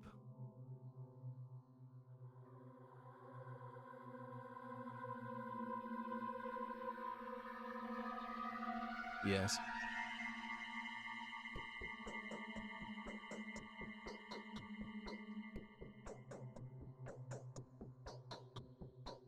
The wretched wound has opened.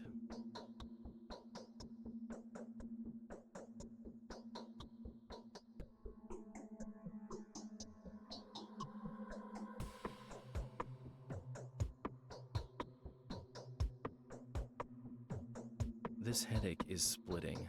I need some rest.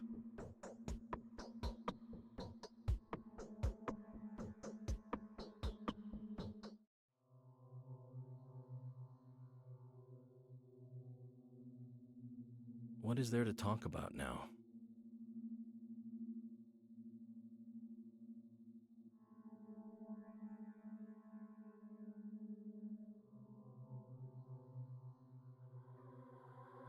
Should I just give up?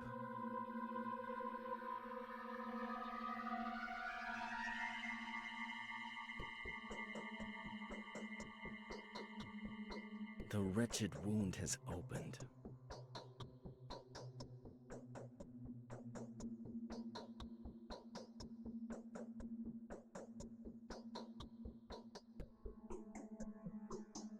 What?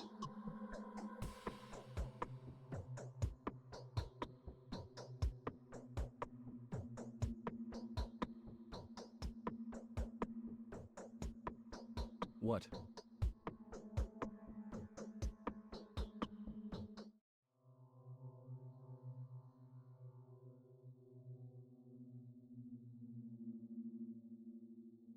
The wretched wound has opened.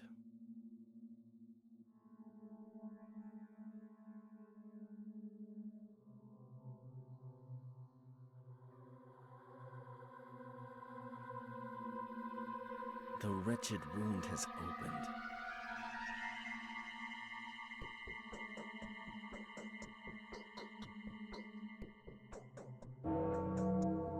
You look unhealthy.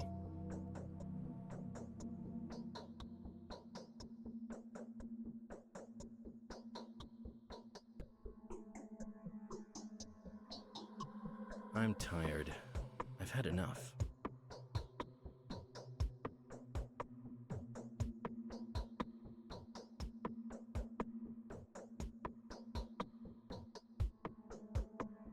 You look unhealthy.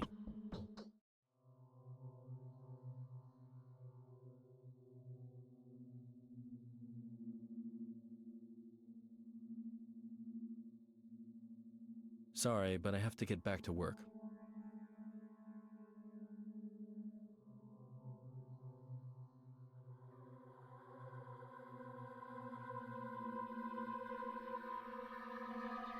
I'm tired. I've had enough.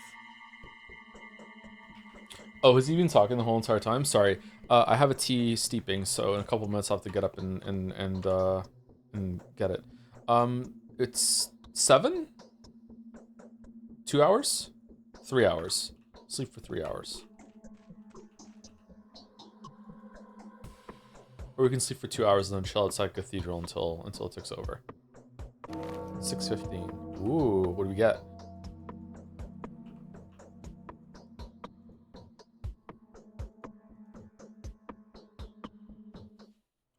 Our fate has been decided today. There are so many things I want to tell you, but would never dare utter. I'd rather not write you at all than influence your decision. The one thing I am fully convinced of is that your father's inheritance, denoted by the sign of the Urdurg, is the town itself.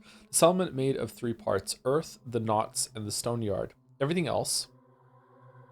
Oh, Earth is the wrong place I've been calling it. Everything else I would expect you to know already. We won't see each other before the council. This is how it has to be. Whatever you choose, I will understand it. Huh. I like her. Is it... Am I falling for, like... her schemes, or... This headache is... Are people wrong about her? I like the Lich. Start the Changeling route today after this? No, I don't think we will. I think we'll start it fresh next week. Sorry. Did somebody redeem a marble for Steins Gate perchance? Yes, they did. And I didn't veto it. It's probably going to win.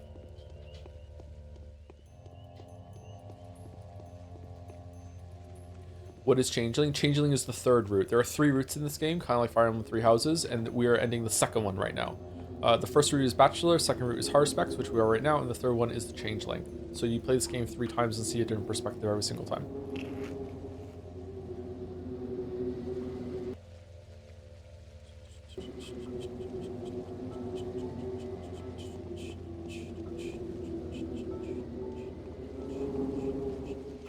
Does the clock move? No. Alright. Let me go get the tea while this ticks down.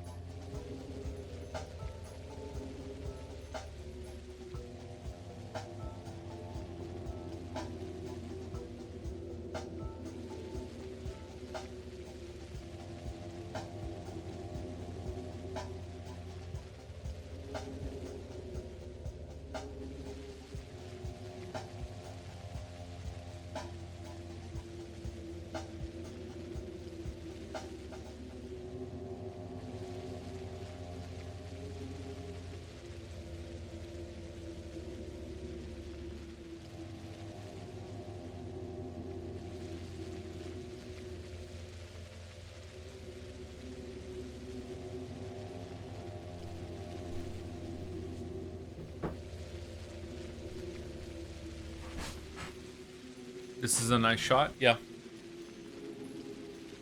When I play games for videos, I try and think of looking at things in the games like this for shots when for video footage when I'm just talking and I don't have a really good example, and I can just put something nice on the screen.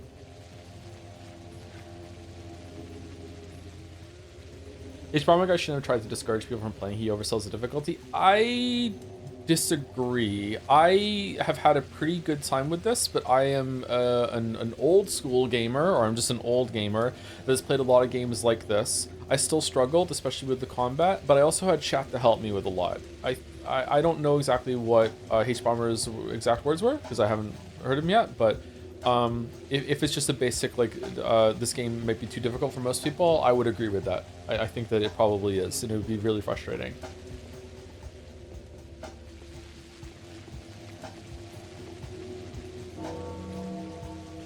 Okay, there we go.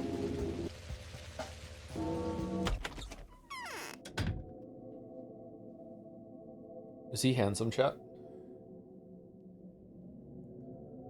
Ooh.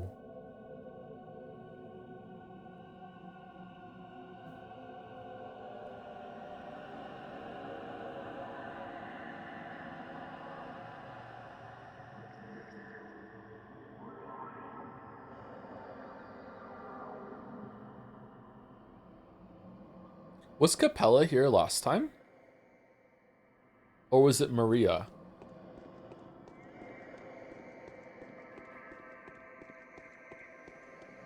The Chad walk. Yeah, it is. Hey, Oko, how's it going? Maria was here instead of Capella? The fuck is that? Okay, so Ava didn't make that appear when she sacrificed herself for it.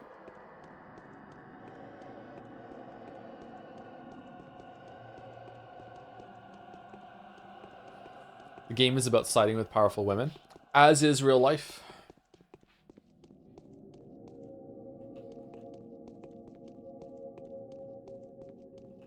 The contaminated town will have to be destroyed. It's sodden with the sand dirt that can't be eradicated.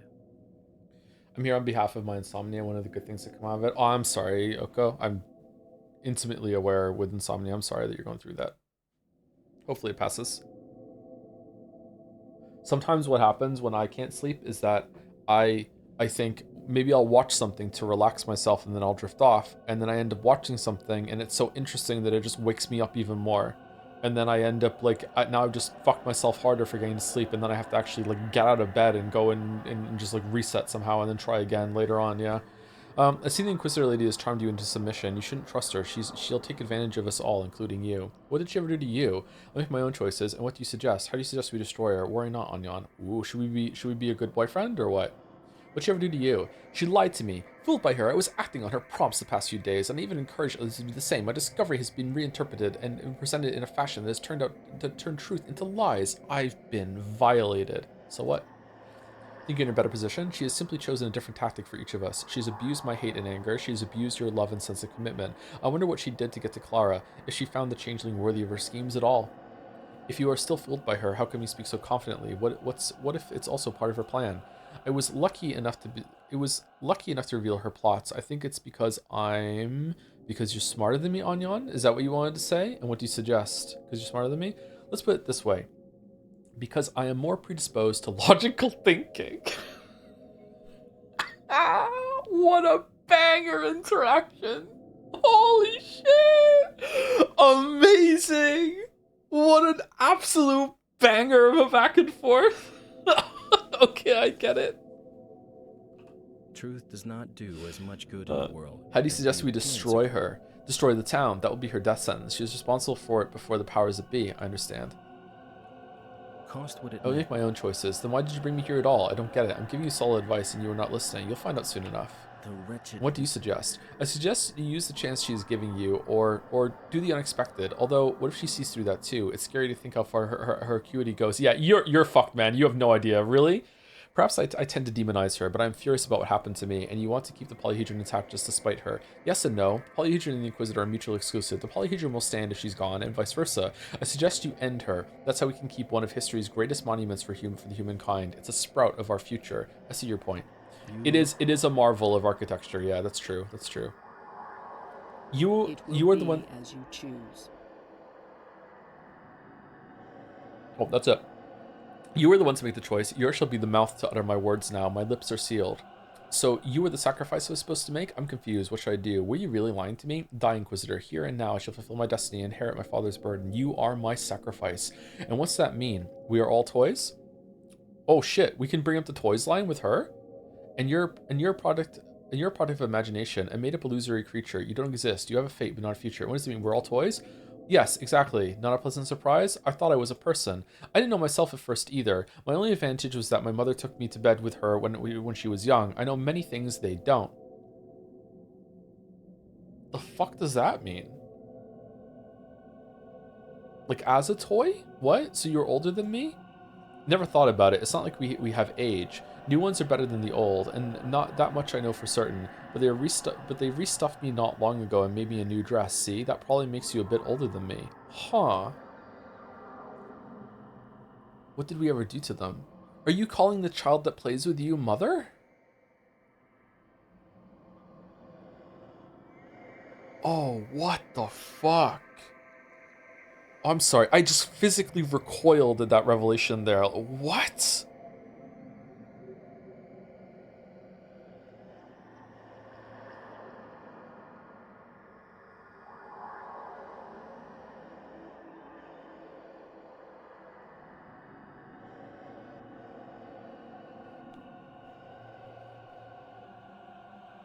The child's mouth. That's not the part that's sticking out to me. It's the that she's so aware of it. Their mother took me to bed when she was young. I know many things they don't. Me, they hate me. They hate me, and I loved them so dearly all my life. When we were still little babies, I dreamt about how they will grow up one day and finally start playing with me. Instead, they loathed me from the very start. Was it because their mother wanted them to be like me? And the plague, is it the game they play? No, the town is a toy, but the plague is real. Go outside, walk the streets, you'll see. Their make-believe has nothing to do with it. They are scared to death themselves. They just came home from a funeral. I don't even know who died yet. Maybe that's the real cause of all this? Why...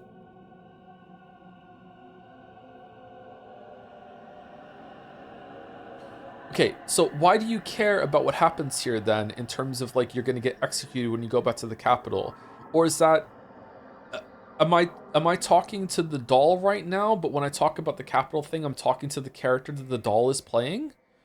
Oh fucking hell! What?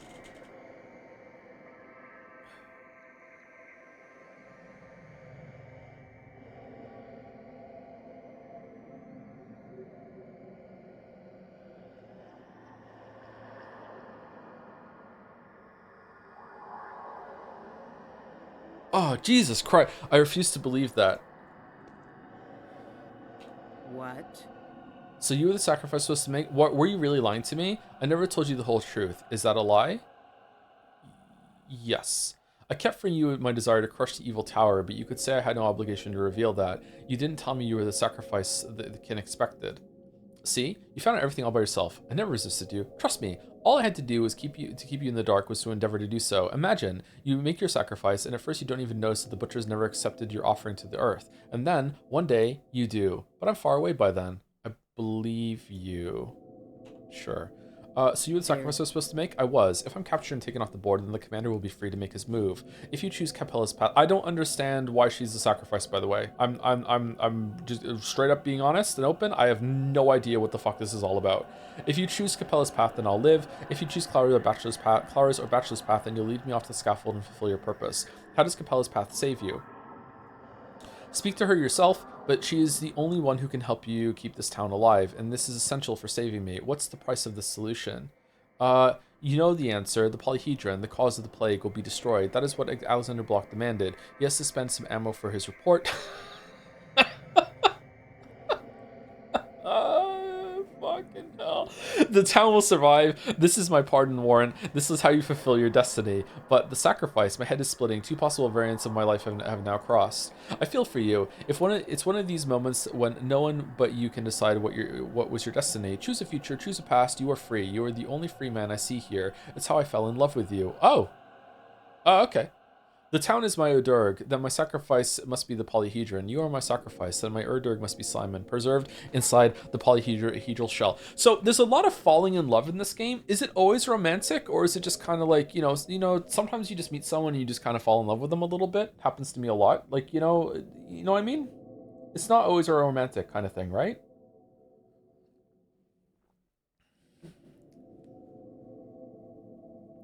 Maybe it's not romantic. I'm not sure. The destruction of the polyhedron is quite an adequate sacrifice. The butchers may bar you from reaching the blood, but you'll be able to take it on your own. No, I'm the leader. It's fine. Although I should refrain from offering you any advice, my advice is dangerous. I must think now. I'm confused. What should I do? It's not my place to advise you. Any word to say will be considered an action. I want you to be free. You're the only one here who is stronger than me. What about the commander? He is my equal, and I become stronger before him. But before you, I weaken. Okay. Die, Inquisitor! Here and now I shall fulfill my destiny and inherit my father's burden! You are my sacrifice. We're not going that one. So you're a product of imagination, a made-up illusory creature. You don't exist, you have a fate but not a future. Who said that? I can hear the voice, but I don't believe it is the voice of my beloved. You misheard. Doesn't matter. Hello, Inquisitor doll. I'm Joe. Nice to meet... Yeah, it's me, the player. Want to chat? No, I don't. I want to be with Barack. Go away. Fine, I'm leaving. Did you fall in love with him because he was free? But that wasn't him. It was me. When I leave, he'll turn into a stuffed dummy, same as everyone else around you. Really? No, just tempting you. It will be. I'll follow my heart. Holy shit. I'm feverish.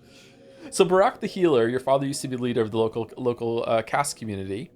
which is important to me. It was neither greed nor plotting nor circumstance that has informed your choice, but your conscience alone. I've been given orders to level everything here, but if that's not necessary, I am willing to trust your judgment, risking my life and honor, for I am merciful. Where shall I point? What shall I point the weapon? I'm not ready to make a choice yet. You only have to destroy the polyhedron to put an end to the disease spreading. There's no point in raising the whole town. Let the settlement be destroyed, but don't fire at the Tower of Glass. It must survive the tremor of an artillery barrage. There's no need to destroy anything. We can do all together without gunfire and preserve this world as it is. I have come, but I've changed my mind now. My choice is this. Make the choice without me. I'm leaving.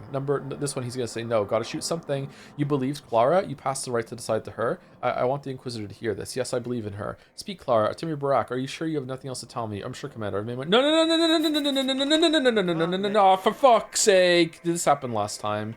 God fucking... Okay, was that Capella's? It's impossible to change the choice you've made now, is it not? Yes, it is. Okay, alright. Fucking hell. Alright.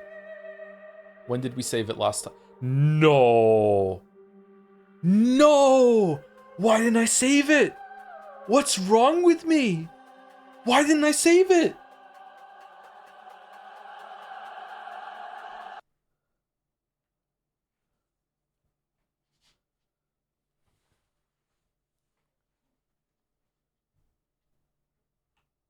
No, that's fine. We're close to 7. By the time we sleep 3 hours.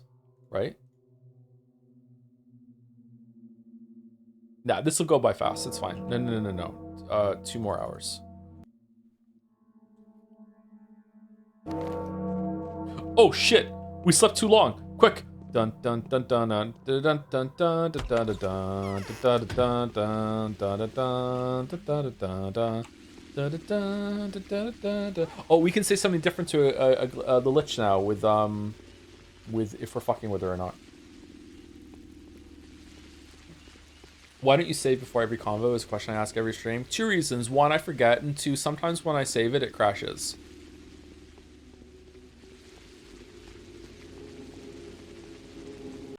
I had a dream that the metaphor saves were multiple gigabytes each.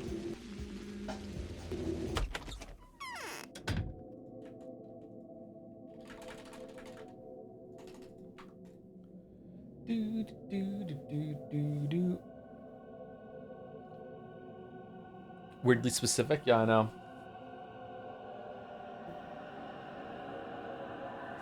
They're eating your Witcher 3 videos? What Witcher 3 videos?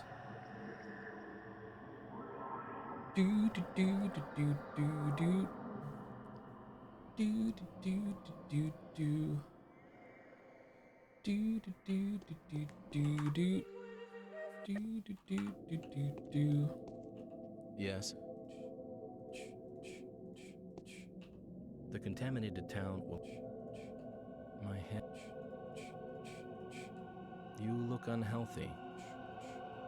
Cost... There are so many...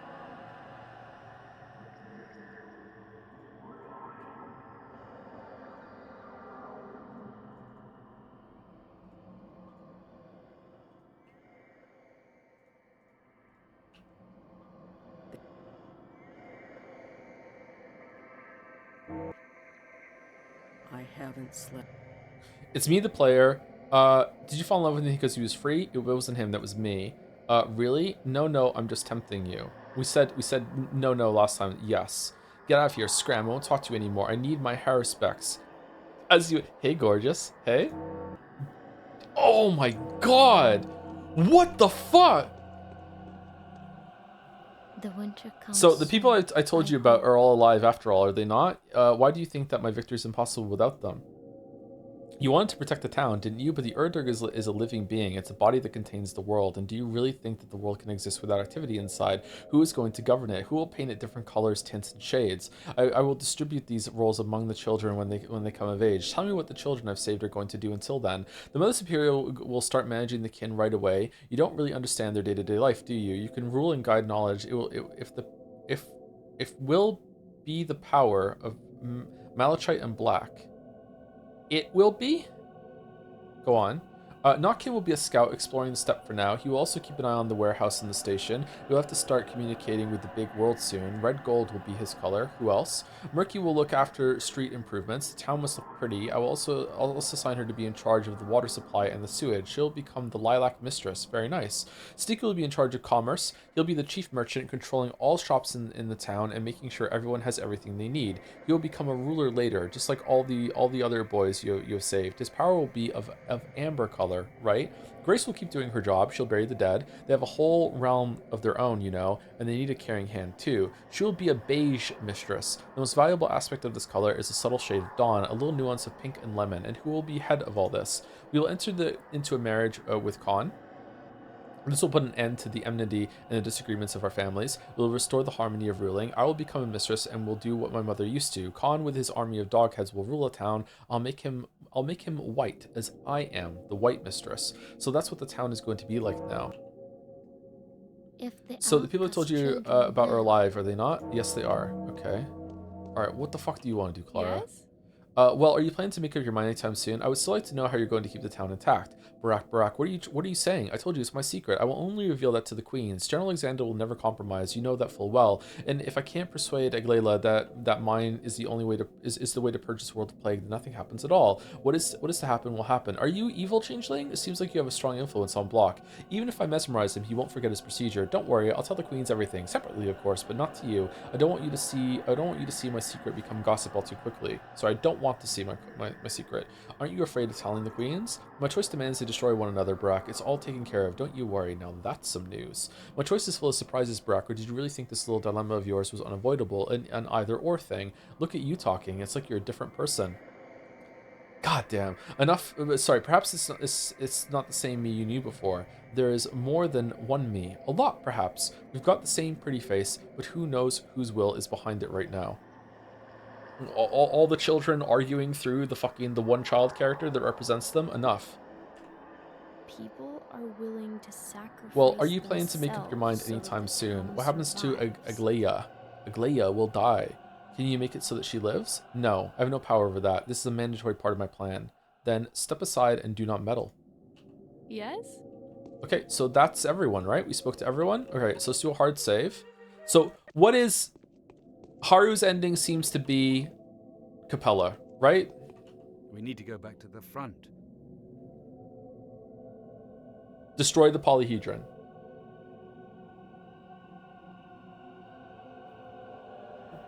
Bachelor's ending is to destroy the town.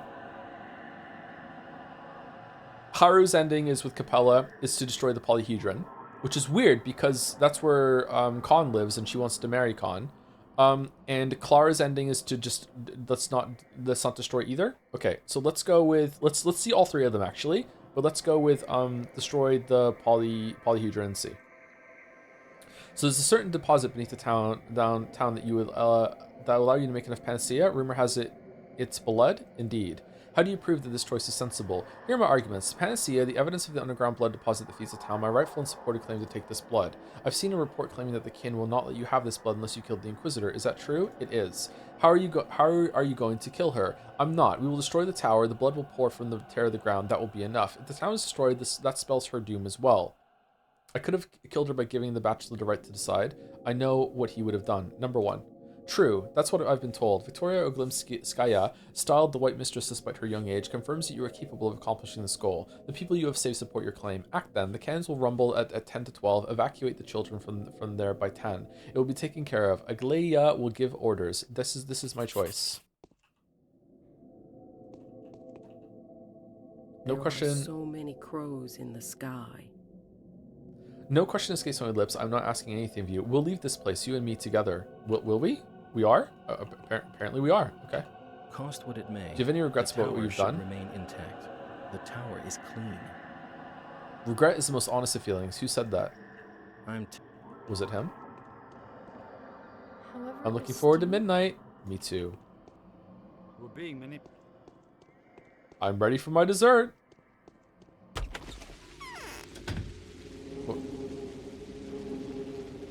Oh, do I have to wait until midnight? Do I have to go and talk to the kids now and evacuate them, or can I just leave?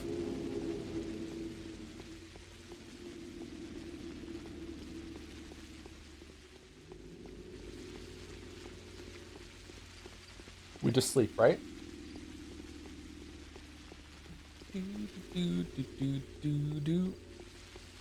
I'm going back to my bat cave.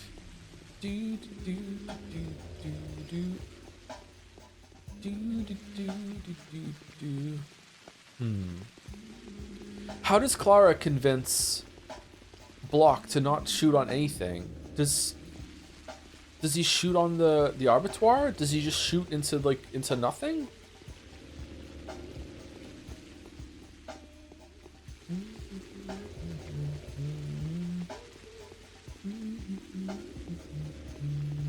Man, how is this going to be in Pathologic 2? I'm really curious.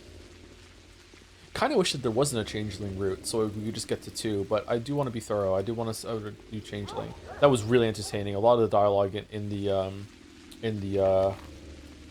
that sequence was really good.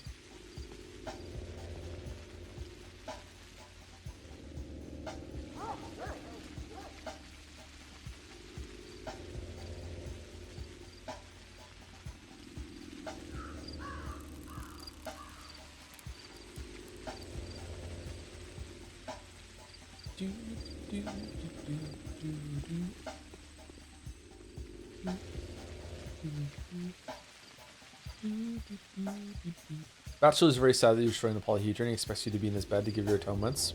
Nah, that's not how it works. He's in trouble for trying to tell us what to do.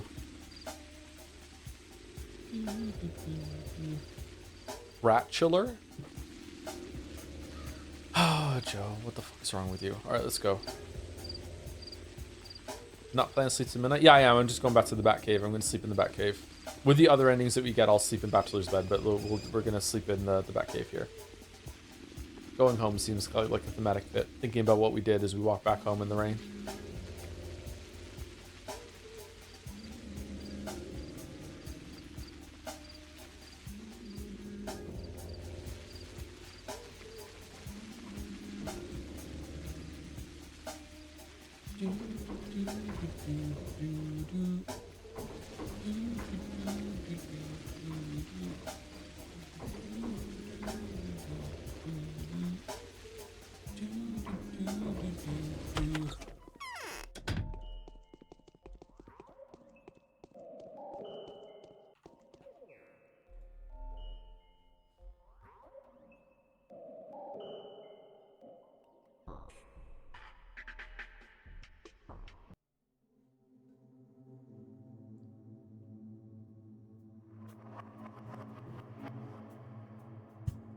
Looks like a water cooler.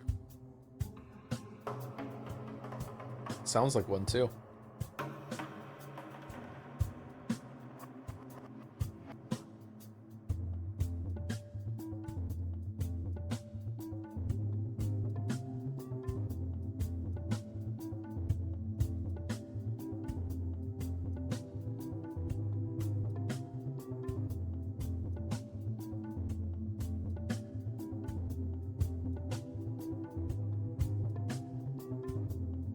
Is she gonna rip off her face mask now and it's actually Bachelor?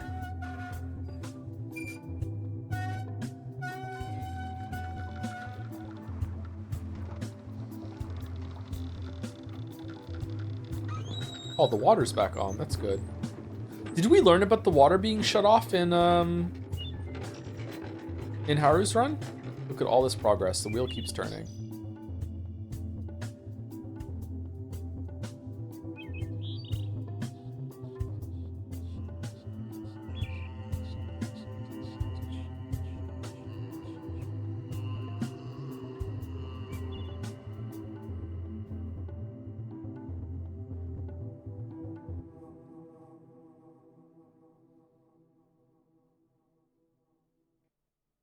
You did it. It was a free choice. We acknowledge the victory of the player. It is indeed miraculous. The exit is clear. It shouldn't have happened. The miracle must be real.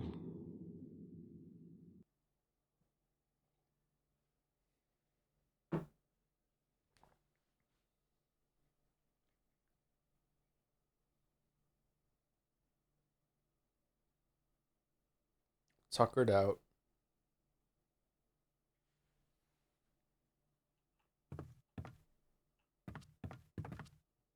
Oh yeah, we did start up here as that, didn't we? when we made our choice. Which doll we want to inhabit.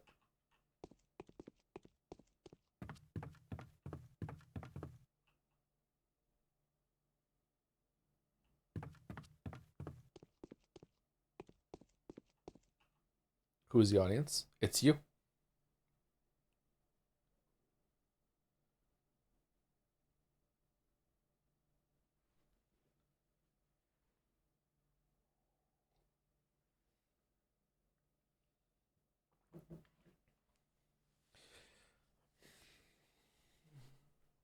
Man, this game sucks, but it's really special. You know what I mean? Like, a lot of it just, like, really, really sucks. Like, it's really, really bad to play. It's really aggressive, abrasive in your face a lot. It's like, there's a lot of mistakes and everything, but it's like really, it has such a really cool, special kind of feeling to it, doesn't it? It's like grasping a divinity in some way. It's just like it's like something that you really, really want. It's just constantly just out of your reach, and it just feels so good to be really close to it. And every single time you try to grab it, it just like your hand just goes through it. You know what I mean? And that's really frustrating to just be so close to being there, just being able to grasp something that's just, and you find out it's made of air. But it's really, really cool to be so close to it at the same time. I don't know how much of that is on purpose, or it's like maybe Patho 2 like fully realizes that or not. I'm not sure.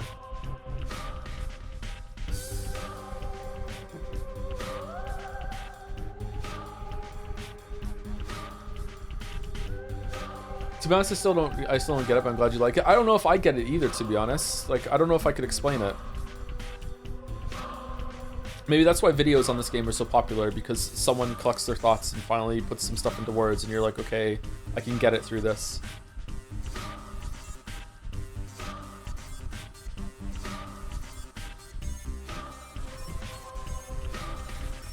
If you can't handle me at my Six Muggers ambush, you don't deserve me at my Bachelor and Haruspex dialogue.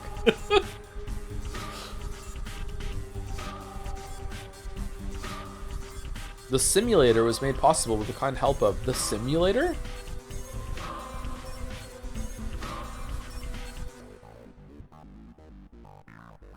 Wait, I looked away for a couple minutes. What happened in this ending? The ending that you see in the sequence isn't really the ending. The ending is the conversation you have at the cathedral, and that just shows you a little bit of a scene at the end of closure. I don't really like the scenes that you see at the end. The heavy renewal lifting was done by General Arcade. Okay, can I skip this?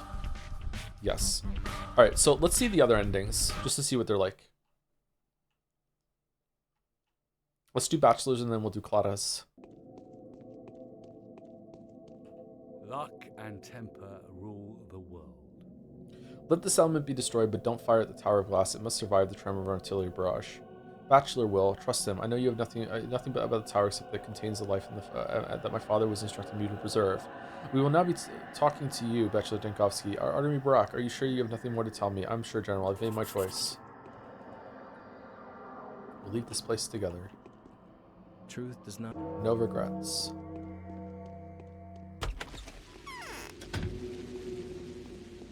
Speak with Maria after Bachelors. Maria? Really? I'm such a pathhead that I spend time on Twitch helping people play through Patho 2 for the first time. I'm that familiar with the game's mechanics and minutiae, and to be honest, I still don't understand the lore. Lol. Really? Holy shit. Oh, this is over here.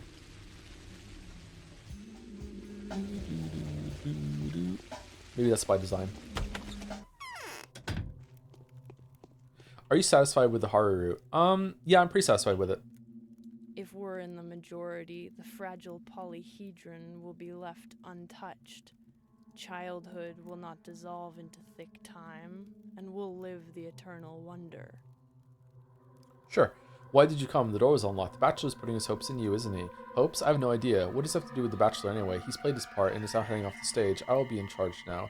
Where is your uncle, Georgie Kane? My uncle will die tomorrow after he carries Simon's soul into the focus of the polyhedron. He's leaving the stage too. He has already made all the choices he was supposed to make. I admire his choice. Where's your father, Victor Kane? My father will die today, after he carries my mother's soul into the focus of the crucible. He has also departed the world. I'm the head of the House of the Canes now, as you can see. How are you going to live with this? You are indeed the blood-red queen. I shudder at the mental image of your hypothetic reign, and the rivers of blood you were intending to spill. How are you going to live with this? I have no husband to hold me back like my father did to my mother. No one can stop me from building what I intend to build. There, on the other side of the Gorkon, the life that will be begotten here today is none of your concern. You know what life is at all, and so abstain from judgment. I am the only person here who knows what life is at all. Yeah. Cool. So, man, that's the hottest she's ever been. Okay. So crazy. Holy shit. Okay, let's go. Do do do do do do do. Do do do do do do. Do do do do do do do. Let's go sleep.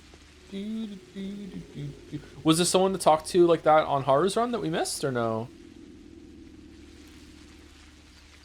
I've been watching some VODs due to lack of time to watch live, and I noticed that over time you became more quick-witted in terms of your responses. I was wondering if you were quick-witted as a child, or did streaming help refine that trait? I don't know if I would describe myself as quick-witted, but like with some of the retorts and stuff, I've always been like that. I wasn't really like it a lot at the beginning of streaming because I was really nervous, and I didn't know if I wanted to be like that. I've become more cheeky. Speaking of cheeky, I've become more cheeky as time has gone on because I've become more comfortable with expressing myself. You look unhealthy. But yeah, I don't know why I'm like that. Some people on both sides of my family, they would like to verbally spar quite a bit. So it's probably something I learned from the family. Yeah. I think Patho 2 lost some of what you're talking about because it's a better game unironically, but also has a better and arguably deeper story that I think that's more important. Oh, does it really? Okay, that's interesting. Time's almost up. So that's what the true price of your choice was. Do you have any idea as to what happens now? What happens now? Now the efforts of thousands of people, the energy of a wonderful family, and the talent of genius creators will collaborate to construct a real-life miracle. A miracle capable of pushing humanity towards a new breakthrough and granting us the ability to produce things of genuine beauty. Pathologic too, but the price. Everything has a price. Cana's triumph promises to be ruthless but fruitful. This place is remote. But when a phantasmagoric garden blooms here, it'll give birth to a new renaissance. So a new utopia is going to be built here. Yes, I find it remarkably fascinating, damn it. You know, daring endeavors of this kind seem almost extinct in the modern times. Small wonder we're losing the war. There's a war. People are evolving to become boring and shallow. History passes it by, paying little notice. The world strives to move forward, but we're not pushing it. A shame. If the polyhedron alone caused so many deaths, how much evil will a whole city of incarnated miracles beget? Rather a lot. Let's be realistic here. Does this mean, however, that we, all of us, the humanity, I mean, should abandon our attempts, efforts, and search? You'll never convince me of it. The truth is older than we are. There's no point in trying to invent it. Just repeat after the days of old. I'm so cooked. This is flirting to me. Damn, this was a really, really cool fucking interaction they just had. I'm glad that we came here and saw this. Holy shit.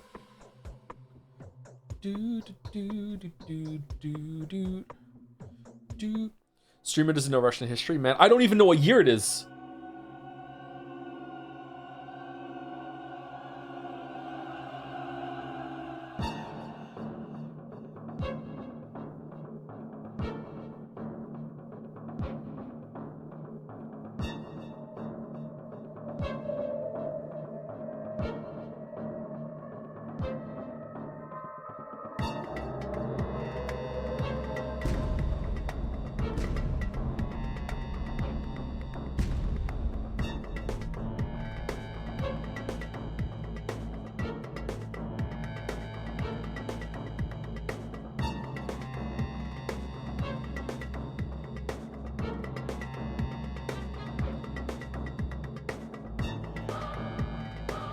Cannon miss, get fucked up.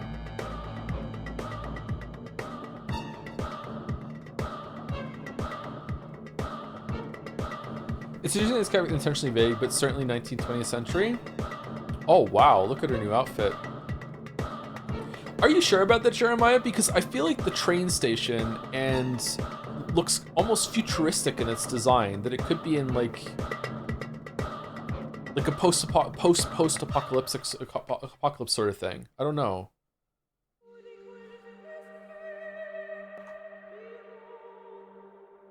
Apocalyptic.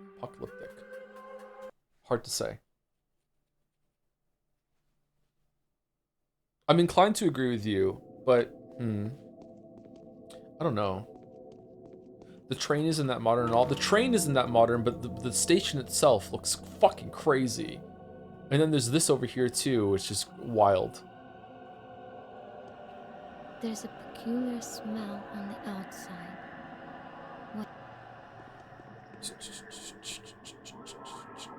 What if that's more dystopian vision of the future from that period around the actual future? It could be.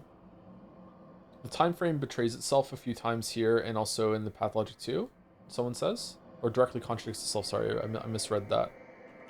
We can't let Okay, so there's no need to destroy anything. We can do together with all together without gunfire and preserve this world as is. You believe Clara? You passed right to the side to her? I want the Inquisitor to hear this. Yes, I believe her. Speak, Clara. Tell me, Brock. You sure you have nothing else to tell me? I'm sure, Commander. I've made my choice. Alright, we're gonna leave together. Neither. Me too. Alright, so that's that. Alright, so is there anyone to talk to in Clara's run right now?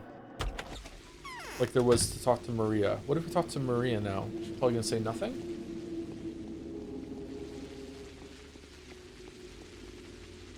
The Soviet Union had a large project that turns train stations into architectural marvels. It's wild how beautiful some of the IRL stations built in the 60s are. Oh, are they really? I'm completely ignorant about that. Damn, okay. Maybe that's commentary on it then.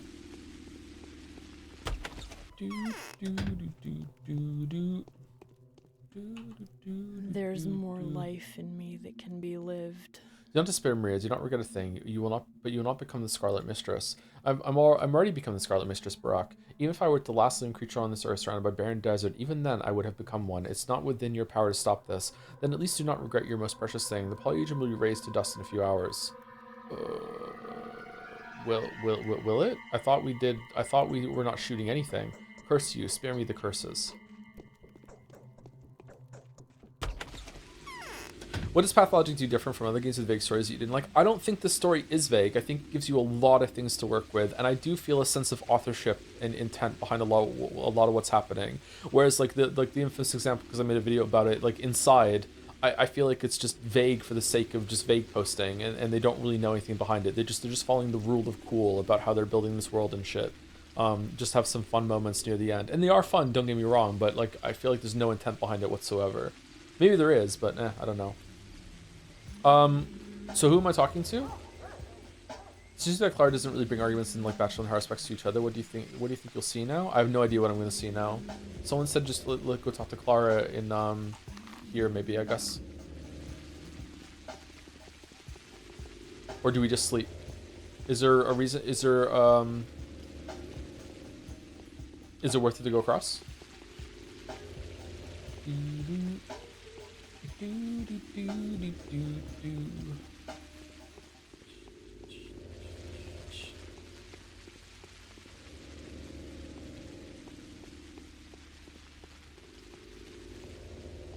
We just told Maria that the tower is going to come down, so I thought Clara's decision was not to shoot at anything. That's what it said, but instead is she shooting both? Is she destroying the polyhedron and the town?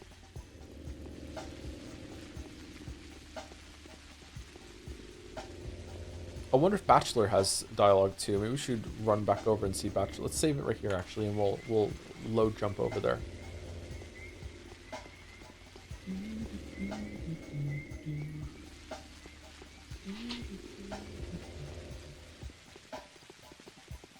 They really should have had those conversations on the way, like usual, to making your choice. And I also think that the end should just happen as soon as you open the door, and they just shouldn't have to make you go sleep. But maybe they wanted to add this moment of like quiet contemplation. You can run around the town one last time and see everything if you wanted to.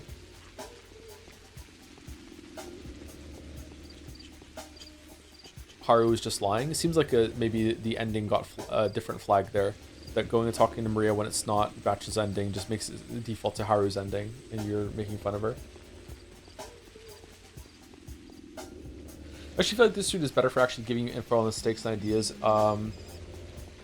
Ideas in conflict here, since we can explore the step side of the town and Bachelor explains the utopian side. Yeah, I think that's probably right. Yeah, that's resonating with me now as I'm reading it. Yeah, I don't remember exactly everything that happened in the Bachelor run, obviously, because it was a very long game, very long playthrough, and we did it over weeks and weeks and weeks, right? Like I was sick for some of those streams too, so.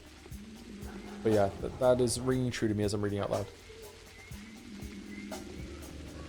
Joe just missed the most important utopian conversation in Rio. Right now? Will you play esoteric Ebb? A Disco Elysium Planescape Torment inspired game just released this year. Yeah, I've seen it. We might play it, but no plans to do it soon. Maybe later in the year. No, in the Bachelor. Oh, this conversation that was over here. Okay.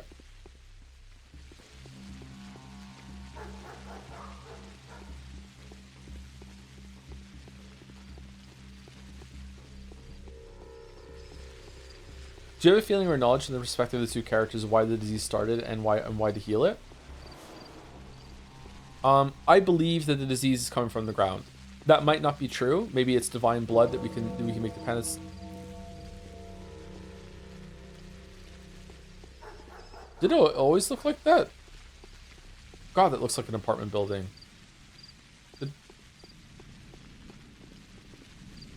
Is it breaking?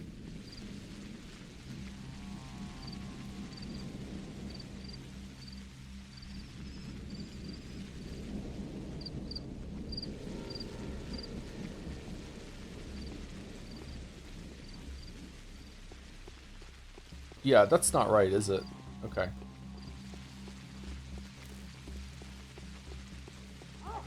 Texture bugged out. Oh shit, yeah, this is really different. Okay. Fuck.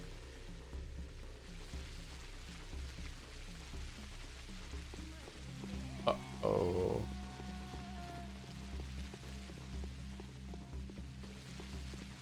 Computer's dying.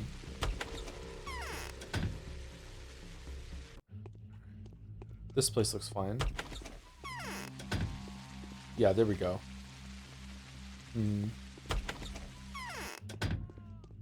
Oh, she's not here. Well, okay then.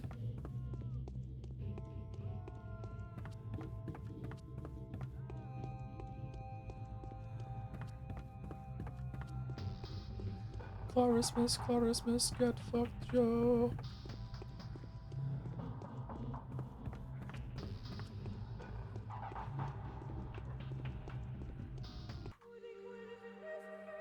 Yeah, I believe the conclusions that we've come to on these lines so far, in that the disease is coming from whatever they've been the blood that they've been dumping into the ground. Whether or not that's caused the disease, or the blood is like facilitating some sort of transport system between the source of disease in the ground that is coming up through the blood. That's what I think. And it also makes sense because like the blood that's down there that's somehow being sustained would be a host for the disease, considering that the disease is not meant to be able to survive very long without having a host body for it. But, you know, there might also be like an undying creature down there that the blood is like having like a transport system from in order to bring the blood up. That could be either. And that's why the panacea works from the blood, because it's a direct source of it, and we can like facilitate something that counters it, makes a vaccine, and then we can just give it out or cure it, and then it goes out and everyone's fine. The panacea. But it could be completely wrong. It could be that that blood is just special that's coming from the ground, and it could cure anything at all. And Bachelor has access to immortality here after all, because the panacea could do that with the source of blood. Like, I don't even think Simon Kane was ever really alive when we got here. If there was a Simon Kane, he's probably been dead for a century, or at least a generation or two.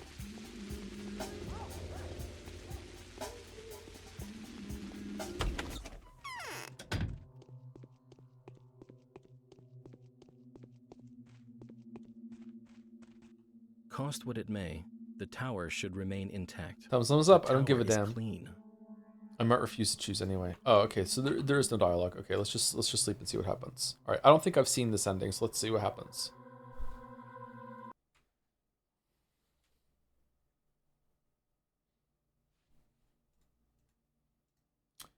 It crashes is what happens. Okay.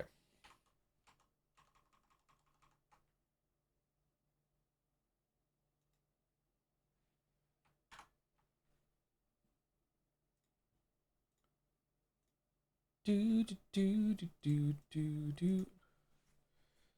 expecting to finish Changling route or drop it due to tedium? Also, is it going to be a stricter backseat policy during Patho 2?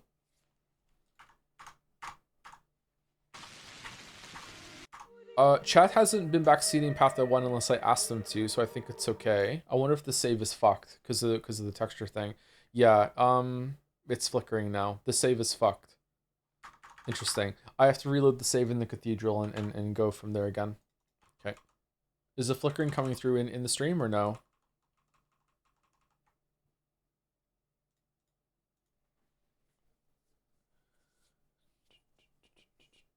I disagree. There's been a lot of backseating from our perspective. Well, then it's my fault then, isn't it? Because I've been asking for it.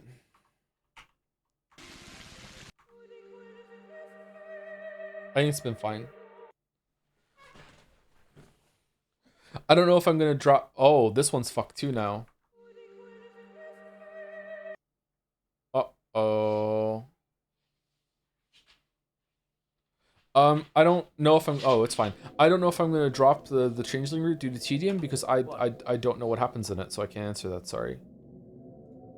Okay, no gunfire. Okay, then we're just going to go sleep.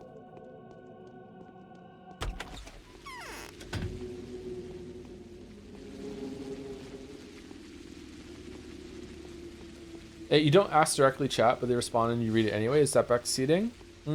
Sometimes I will ask a question because I want an answer and I will read chat and then that's on me. Sometimes I don't, but like it's okay.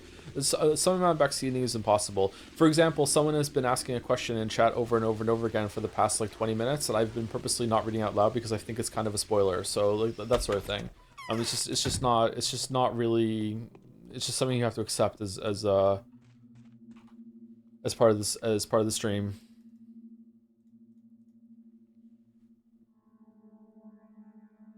Do. Oh, here we go. Cool. Yeah, I don't think we saw this before. Is that block?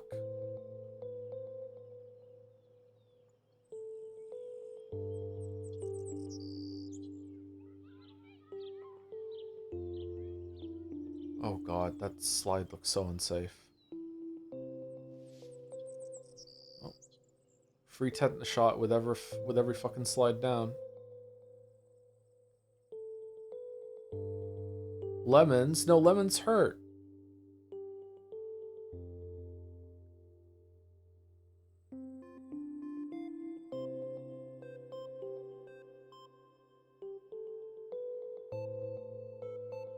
Who are they bowing to? Changling? Oh, they're bowing to the sandbot? Whoa.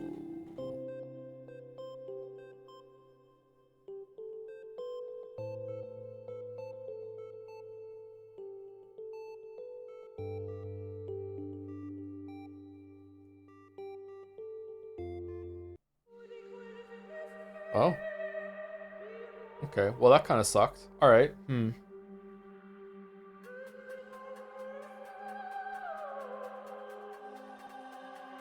Okay.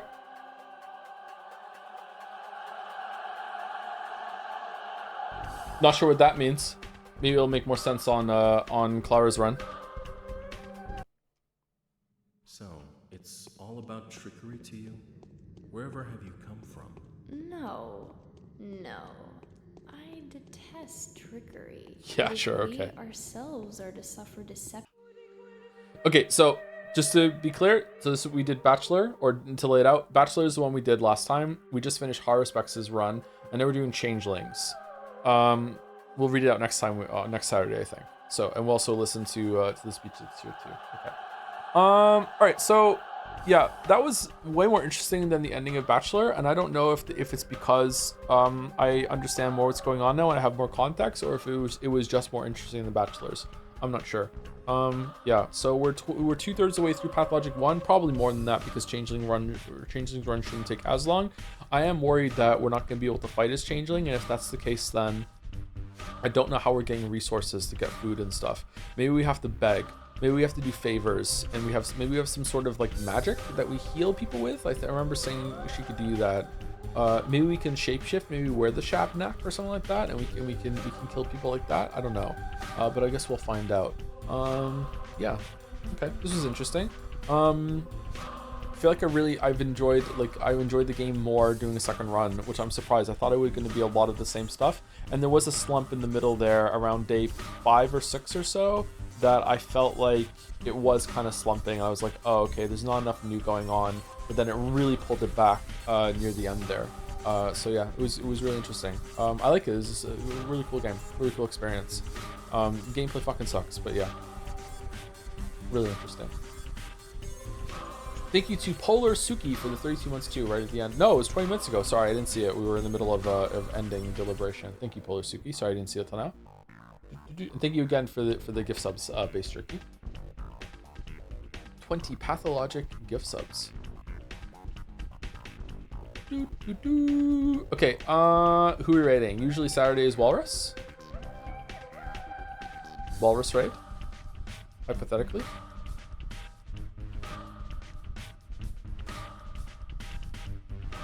Currently available raids, Walrus and Jelly. Also, while you're in Twitch UI, VIP F. Is it F or F Oko or Ef Oko? Please, that'd be cool. How do I do that? Do I just /VIP? Okay. Here we go. We're raiding Walrus.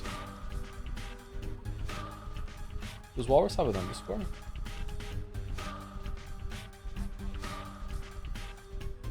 No.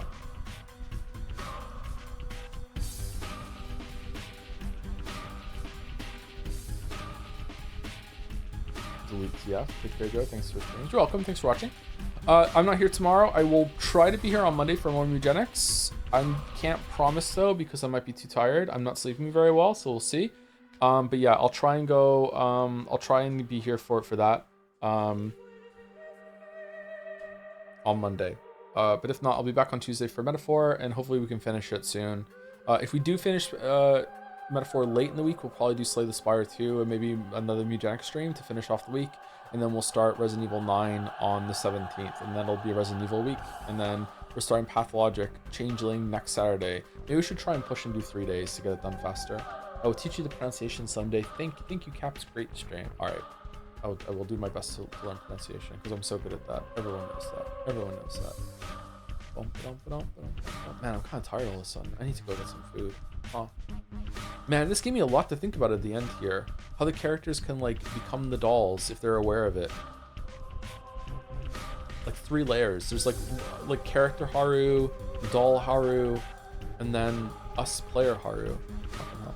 Anyway, Ray's going through. See you later, chat. Have a good weekend.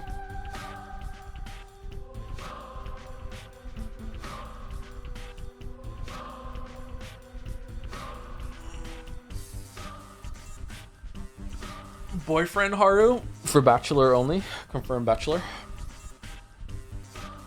See you later, chat. Have a good one. Wonder if I remember to put these on the VOD channel.